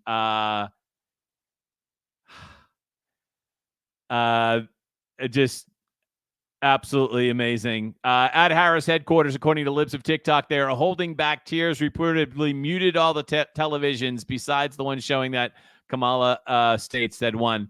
Decision Desk HQ projects Donald Trump wins Pennsylvania. Decision made at 1:21, so 3 minutes ago. Trump to win Pennsylvania. Gunther Eagleman, we did it. This is absolutely shocking. Trump projected to win Pennsylvania. It is over. Libs of TikTok. Alex at ALX breaking Trump wins Pennsylvania. Gunther Eagleman once again. Holy shit, they called it. Trump will be our next president. God bless. Let's cut to Fox. Try to keep him on unity in a prompter speech for like a few sentences. And with more joy than Kamala Harris. And it was so clear that Joe Biden was not going to be able to go the distance. If Joe Biden were still on the ticket tonight, who knows what tonight might have even looked like, that he has been able to accomplish this, it is nothing short of astonishing and amazing. And also I think about Susie Wiles, who's his campaign manager, very quiet, does not like the limelight. Chris LaCivita, who works on it. All of those people who worked so hard and stuck by Trump, no matter what was said about him, they were called every name in the book, including Hitler and Nazis, and they came through. The other thing that's on my mind is, last night at her closing rally, Oprah Winfrey said that if Donald Trump is elected again, basically you can just write America off, like America's just going to fall apart. That's obviously not true, although I'll be surprised tomorrow if there's a big line at JFK of Hollywood celebrities leaving the country, as they said they were going to. This is the greatest country, and there will be so many opportunities for lots of deal making. I think President Trump will be in the mood, but he also has a huge to-do list. Biden and Harris have left a mess. His closing argument was, she broke it, I will fix it. And she talked about having a to-do list. He's got a big to-do list, but he thrives on it. And you saw that through the whole campaign. He is, I think, enthusiastic about doing the job of being President, Harold. And it is just an absolutely remarkable. I think if you wrote this as a movie script, people would say, this could never happen in the United States of America. He's a single, I've said this before, he's the single greatest political athlete I've ever seen. And tonight he proved why. I think what you're seeing there are people that have been at like Mar-a-Lago and they're being bussed into the West Palm Beach Trump HQ to take their positions before Trump comes out and speaks. And what I expect declares victory. Trump as our next president. A wholesome way. Didn't talk about it in the most comprehensive way, but he connected with voters. I would urge my party tonight, if indeed I think he's almost at 270, we'll declare it here shortly once Alaska comes in. Don't write off the American people. Let us not be critical of people for voting for President Trump. He did something we didn't do in this campaign. We had to reevaluate, reassess. Mr. Wonderful said it a little earlier. I already declared Alaska for Trump. And perhaps we should think about that. But don't write off the people, the American people, for the decision they made this evening. Charlie Hurt, he will be the 47th president of the United States after everything that we saw in this election.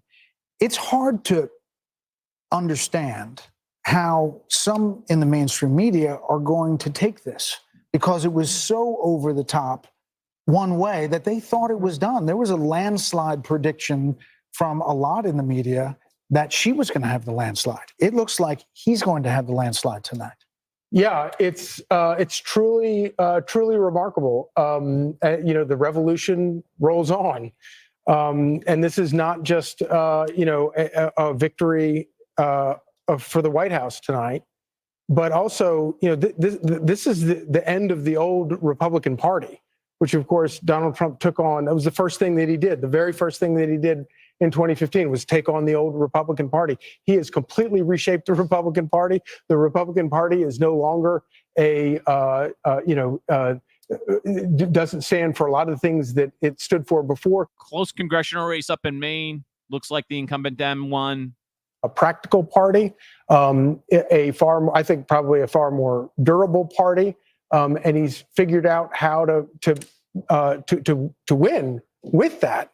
And you can't help but think that with this victory, in 4 years from now, he's going to have the mantle that he can hand to the next Republican. So I don't know how Republicans ever go back to the old party that they were.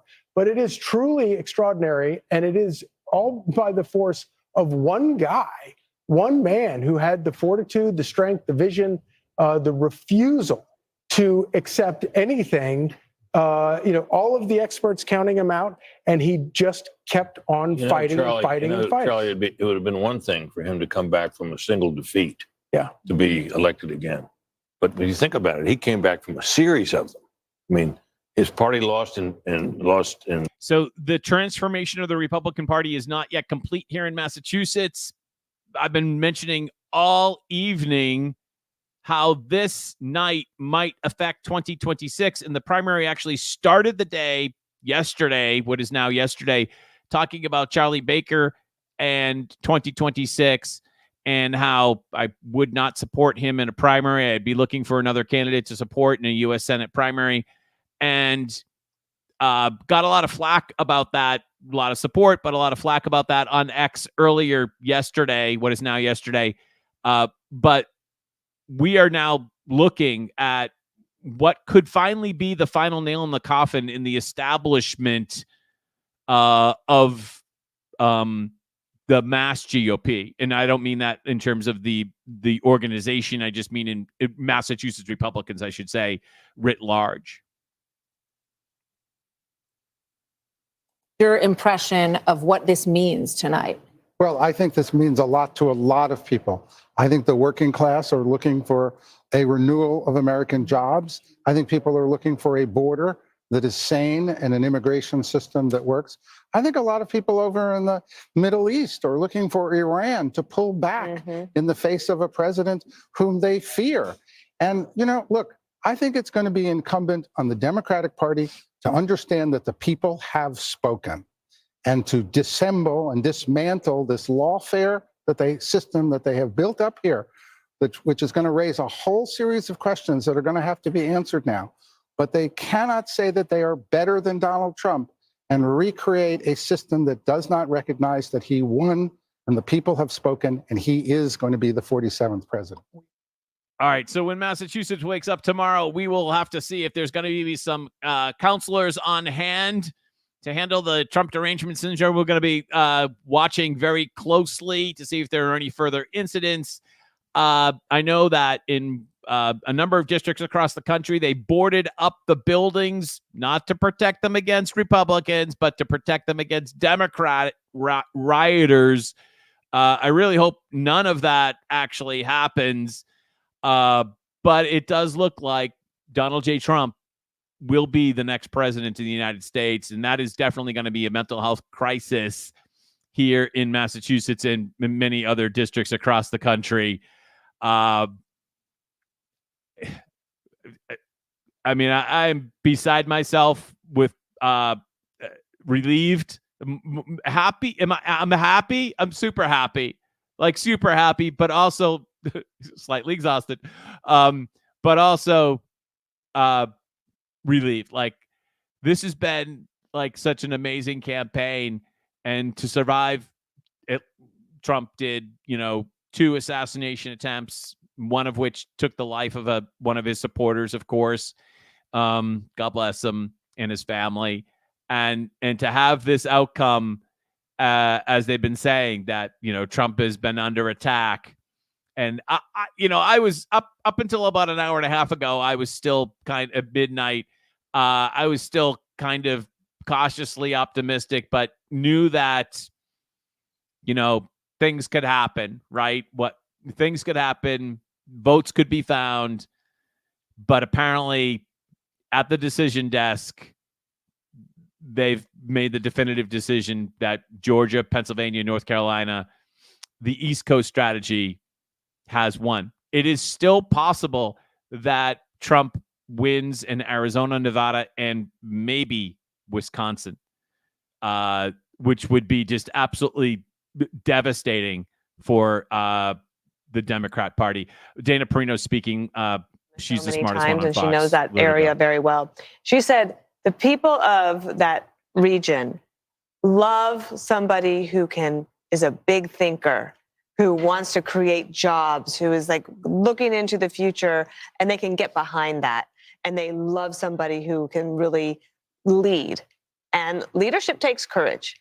And you have to be willing to make decisions where you are going to be criticized. I think this is one of the problems that Kamala Harris has always had. She doesn't want to take a position on anything. We haven't even talked about how in California, the law to basically make shoplifting illegal again passed overwhelmingly. Yeah. And Gascon, our friend down, the DA in Los Angeles, lost by 22 votes. I mean, this is in California, so it was everywhere. 22 points. And 2 days before, 22 points, thank you. She wouldn't even take a position on that. 75% of the people in California wanted it gone, and you can't take a position to be with them? Not only that, you were part of Prop 47, Yes. which changed the law the other way Right. when you were in office. So not wanting to take a position and not being willing to be criticized is a problem if you want to be a leader at that level. She had that affliction in 2020. Why didn't her own party say, you're not the right candidate? I mean, run a process. Well, they did. They ran her out of town right before any votes were cast in 2019. But the and then same she's plucked affliction out of there. hit her here. The same problem she had in 2020 hit her in 2020. I just read a tweet that says Mark Cuban has congratulated Donald Trump. Is that true? I don't know if that's true. I'm not sure if that is true. That would be. We have stayed away from the big networks and went with cable. Right now, by the way, just reporting from the main wire, Steve Robinson reposting, with only 32% of the vote reporting, Maine currently has by far the lowest percentage of votes reported on the East Coast. And Maine might not actually have their final results until next week if they have to go to the ranked choice voting, which is just a disaster waiting to happen. So hopefully we won't adopt that in Massachusetts. But Maine feeling that ranked choice voting pain. And I can confirm to you that Mark Cuban has just tweeted out the following: congrats, Donald Trump. You won fair and square. Congrats to Elon Musk as well. Godspeed. That is from Mark Cuban.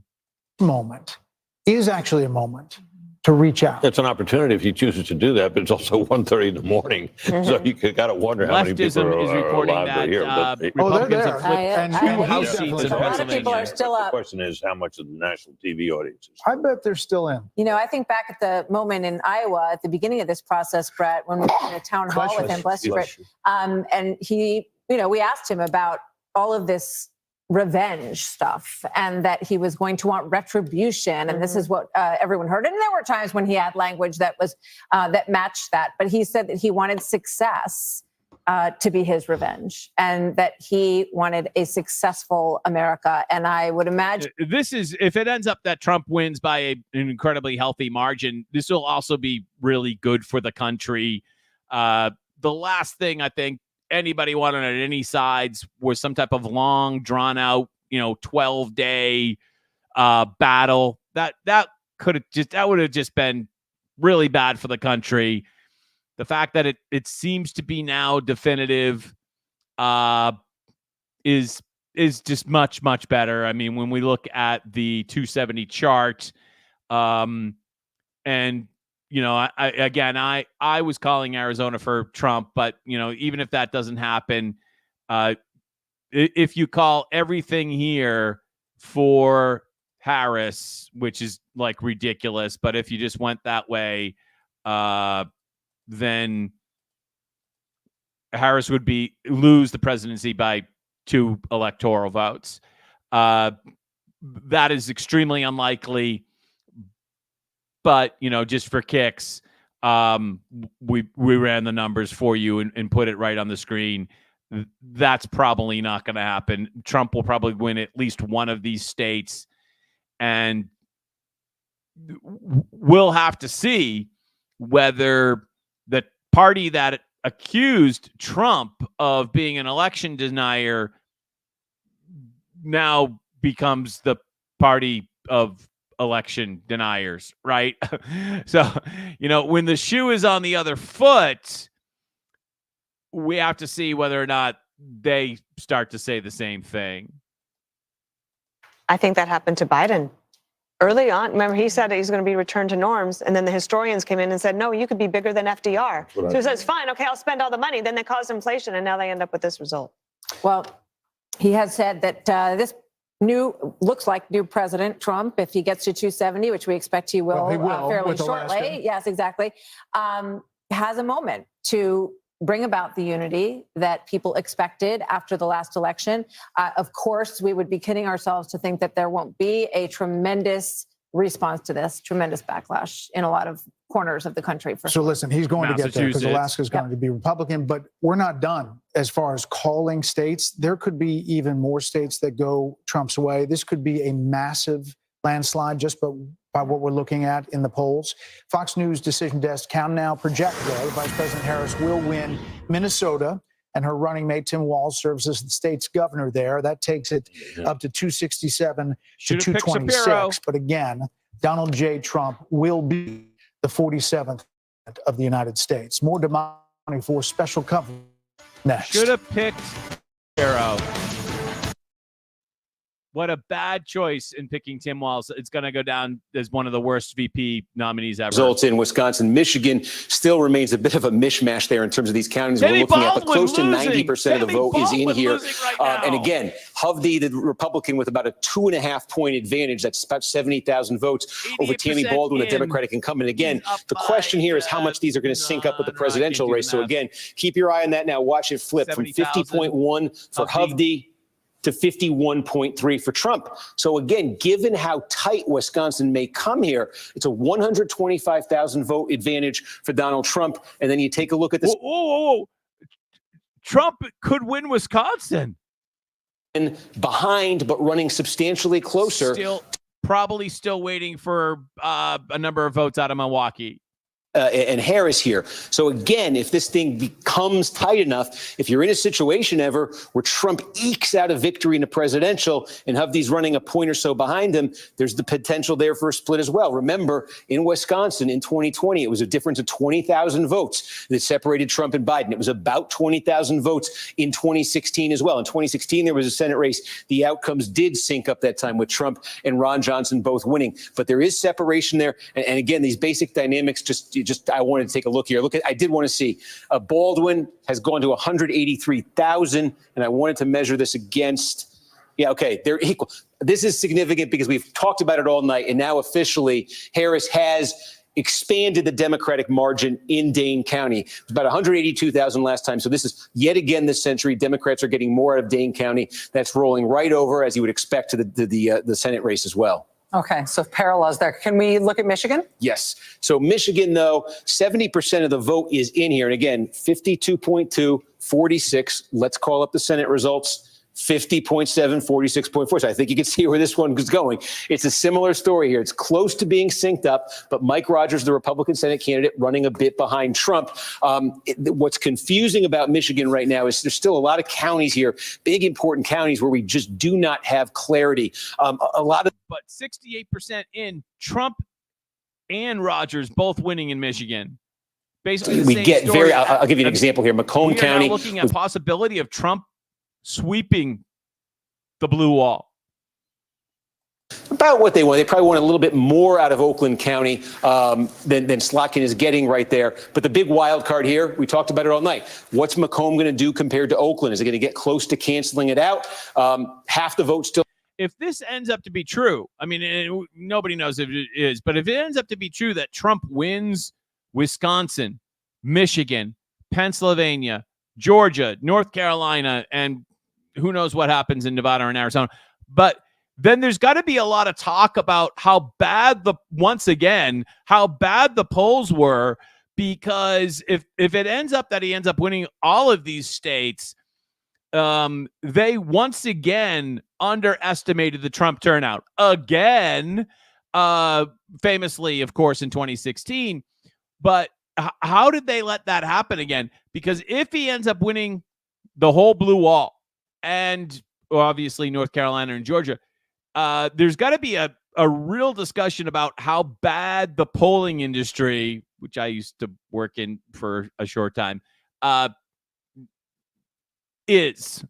How bad the polling industry is, and how they are designed really to manipulate rather than serve the public.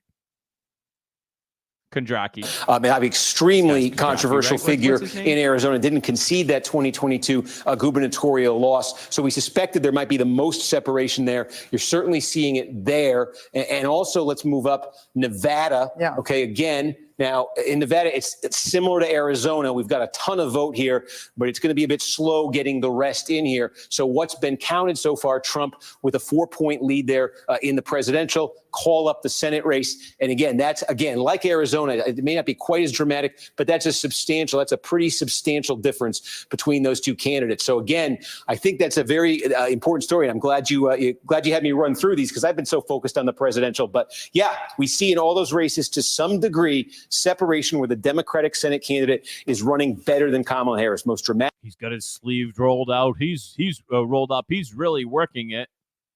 Fox went to commercial. Of course, Fox commercial. Overworking you. But can we talk about some of the uncalled presidential states? Yeah. Can we talk about, you had focused in on New Jersey a little while ago. I'd be interested in New Jersey, also in New Hampshire. Yeah, New Hampshire. Now, let's call it up here. Part of the problem in New Hampshire, again, you see all the gray on here.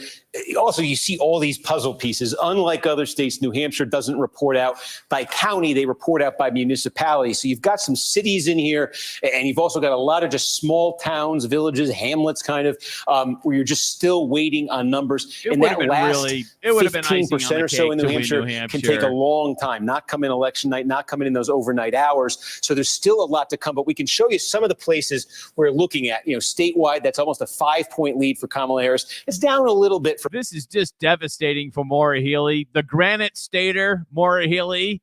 We're gonna use that soundbite for a long time. When she's standing in the back of the pickup truck, calling herself a Granite Stater. What a bad night for Maura Healey. She almost loses New Hampshire to Trump, and she loses the governorship in New Hampshire, where she spent a lot of time campaigning up there instead of actually managing the problems in Massachusetts. A big loss for Maura Healey this night. Salem, again, right over the Massachusetts line. Again, it's a place where Trump won it by 20 points. This is big by New Hampshire standards, by the way. 20 points, came down to 13 points. Trump needs to get that back over 20 points. So you're looking still there. We could take a look. How about some of these other big ones here? Derry, New Hampshire. Okay, we got complete. All right, I'm going to get out of that because obviously, but I want to see what's going on with my Fox feed. So just give me a quick second. We're going to see if we can refresh this and get this going once a time. I want to bring up the Fox feed. Here we go here. Of the United States.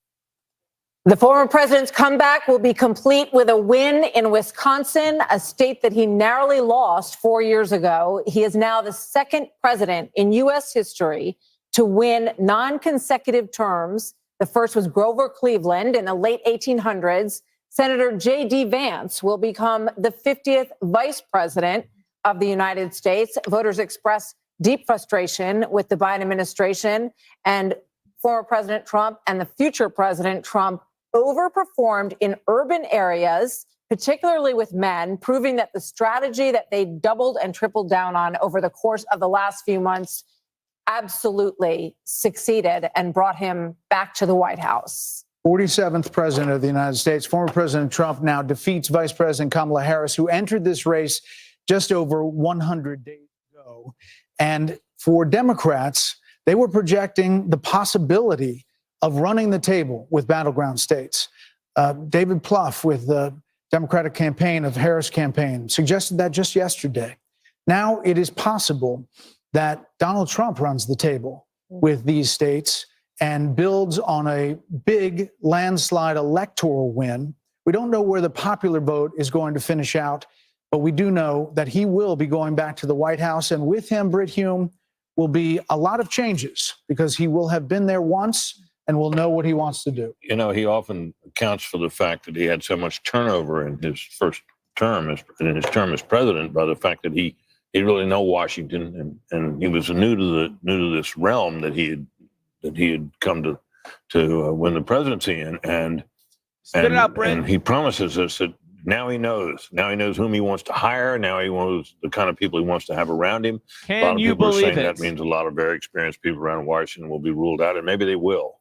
But it's going to be very interesting to see the kind of people he reaches out to and reaches out for in the days and weeks ahead as he builds his administration. We're joined by Kayleigh McEnany, Trey Gowdy, and Katie Pavlich. Kayleigh, you've been a part of the last administration. You've seen you can see the joy on all these people's faces. Think about the angst and the, all that this campaign has been through. And now there is the prospect of creating what you want to create in a second administration. Your thoughts, 30,000 feet of this win? Indictments, 2 assassination attempts, an unlikely come from behind victory, and history is made tonight. This is a huge moment, particularly because this is a tectonic shift of the Republican Party. If all of this exit polling is true, you now have Black voters, Latino voters, young voters coming in a way that we haven't seen the party bring in a very long time. And that's due to former President, now soon to be current President Trump. And I just want to say this as we wait for him to come out. I remember having a conversation with Ivanka Trump in 2016 about his remarks. And before he went out to give those remarks, he had speech A and speech B. Speech A was a more boisterous Trumpian speech. Speech B was a speech full of unity. And he looked up, Ivanka said, saw the faces of crying Hillary voters. He ripped up the boisterous speech and said he wanted to heal the nation. And the first words he said were an appreciation for Hillary Clinton, for her service to our country. And then he said, now it is time for America to bind the wounds of division. And he said, we are a party of all races, creeds, and religions. That is more true tonight than it was 8 years ago. And I fully expect President Trump right now is maybe ripping up that more boisterous speech and preparing to unite the country. It's an amazing message. I hope Kayleigh's right. I hope you're right.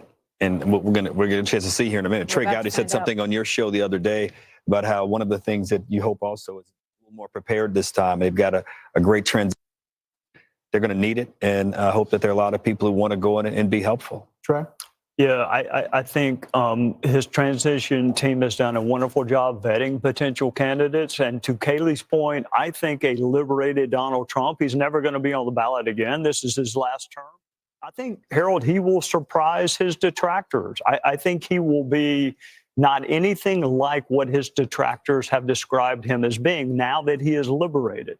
If I'm wrong, you can hold me to that. I hope you're right. I think he will. A liberated Donald Trump is going to shock his detractor. He has said that the assassination attempts had an impact. So I got to give it to Carrie McRae, who actually I spoke to yesterday, and she called Michigan for Trump. That still might happen, but I did not have. I told you this one at the beginning of the broadcast that any box on the bingo card was fair game, but I did not pick Trump to win Wisconsin, Pennsylvania, and now possibly Michigan. There's a really interesting tweet from Steve Guest. CNN John King, quote, how is Donald Trump getting over 30% in Wayne County, Michigan? The Democratic Party has a big conversation on its hands.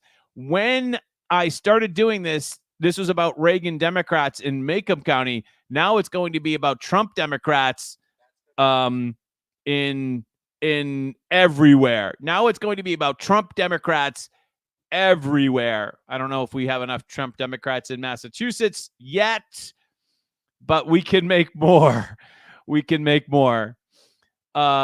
Unbelievable. We are going to go to this other view in a second. There's John Voight and Robert Kennedy Jr. Let's go to the audio for Fox. To form about what the party needs to do next, what it did wrong this time. And Brett Hume definitely it'll be grudging at first. He needs a little One Diet Coke. can Brett. certainly imagine that, if the party were smart and shrewd political voices were heeded, that there'd be some major changes in their agenda and their approach. Look at that woman. She can't believe it. And you think of the issue sets that they tried to run on against this man that failed. They need to reconsider all of that. And I think it'll take a while. Now, our colleague North and friend Dakota Mark Governor, Halperin, Republican, of course. who's been very astute this North Dakota particular Senate, cycle, he thinks there's Republican, going of to course. be blood in the streets and people are going to be Never hysterical. been to North Dakota. I the hope least visited state. but it could happen. Dana?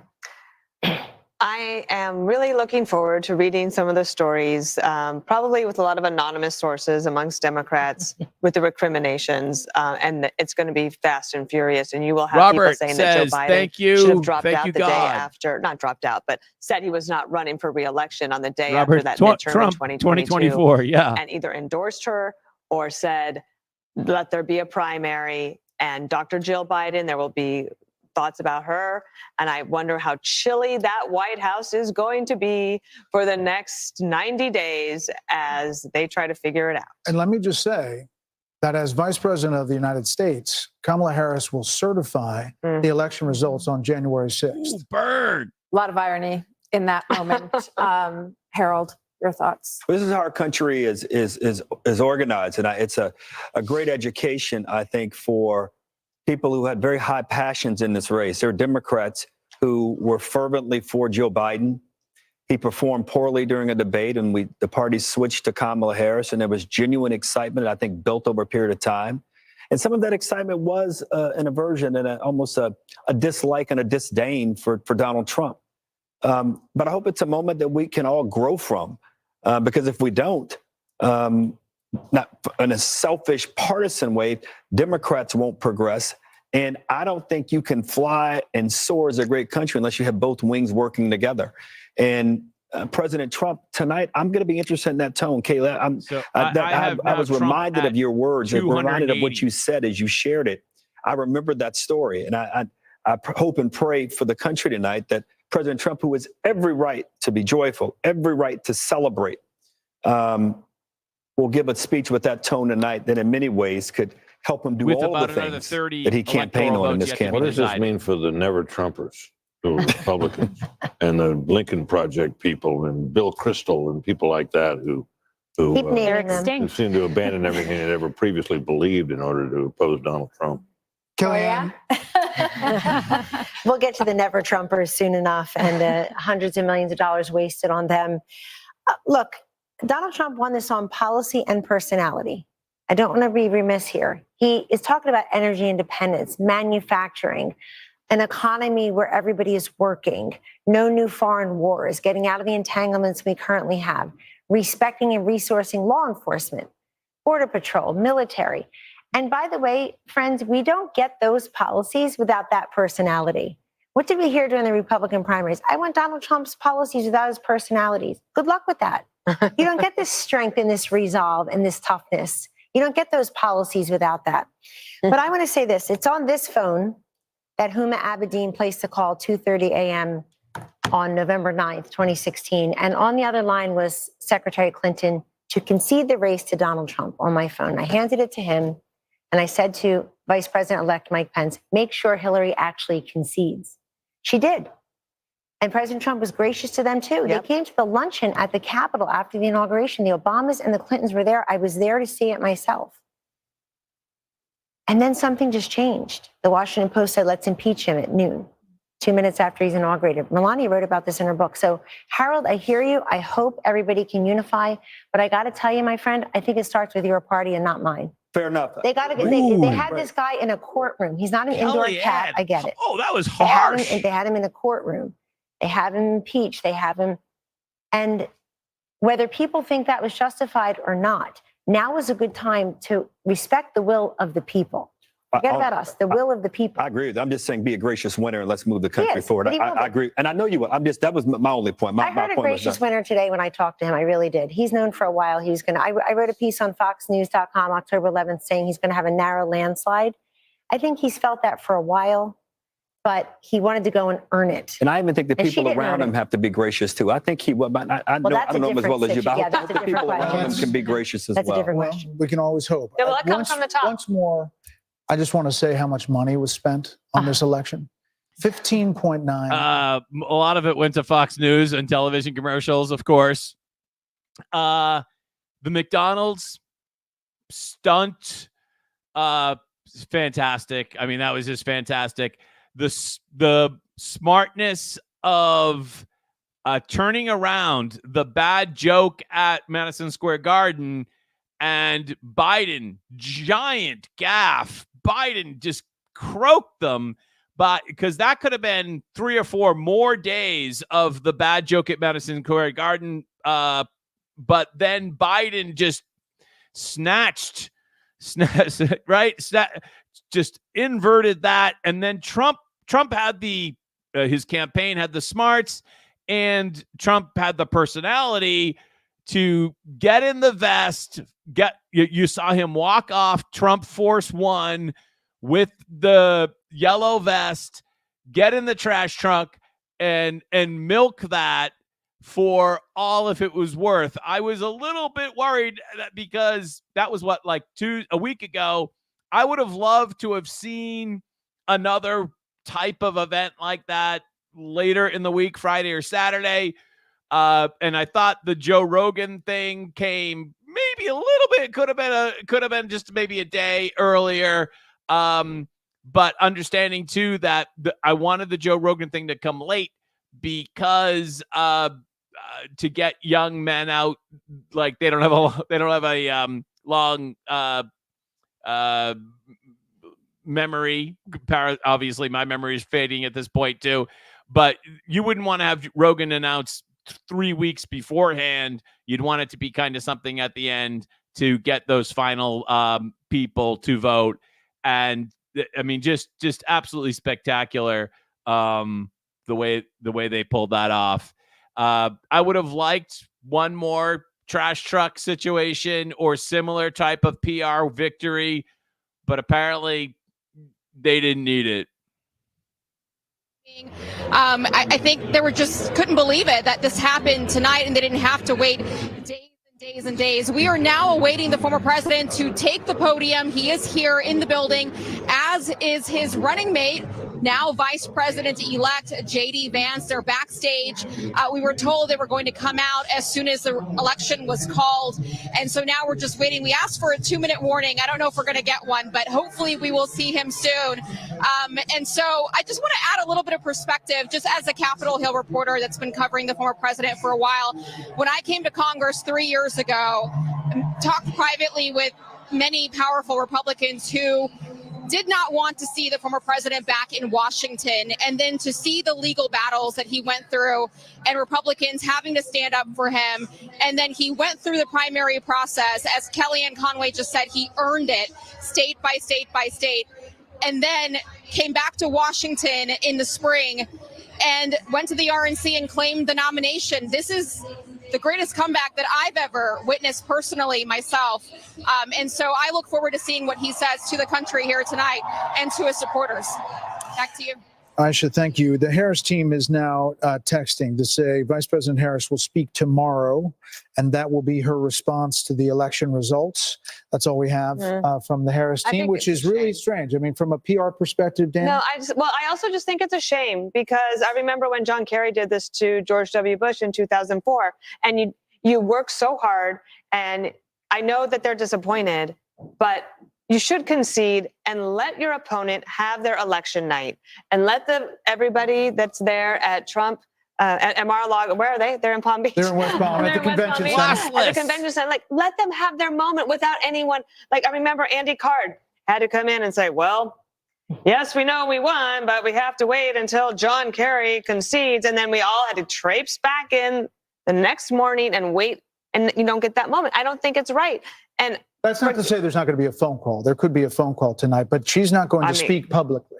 If there's a phone call, they have to make it public. And then nobody needs to hear from her. So if I were her, I would do it tonight. I mean, they had that whole setup at front of Howard University. That's all for people were already there. Everybody was there, and it does feel like you want to just collect the moment and do it the way that people used to. They were holding out hope. They were holding out hope that the blue wall could somehow come together, but it's going to be a red wall. 90 minutes before that, they were told to go to bed. Yeah. I got that text. 90 minutes before all of this, Jen O'Malley Dillon, the Harris. All right, folks. We are going to be awaiting Donald Trump, the next president of the United States, most likely with his running mate, J.D. Vance, from West Palm Beach to address the nation. It will be after 2 a.m. when they take the stage. And we have witnessed a historic evening like you will not see. This what everyone told you that this was the most important election of your lifetime. This was way up there. And as I think Brett Hume and many others have noticed, Donald Trump is a singular talent. He's one of one. Thank you so much for joining us. We are just hit the 6-hour mark on this live stream. We're going to sit back and enjoy the victory speech. And we thank you all for joining us here on the live stream, plus all of our great guests earlier in the show. Thank you. Enjoy the victory speech. And tomorrow is the first day of the 2026 campaign and the first day, as Vivek said earlier this week, it's the first day of turning our country around. All right, I'm John F. Gately. You can call me Jack. We'll keep you posted. Thanks for watching. Good night.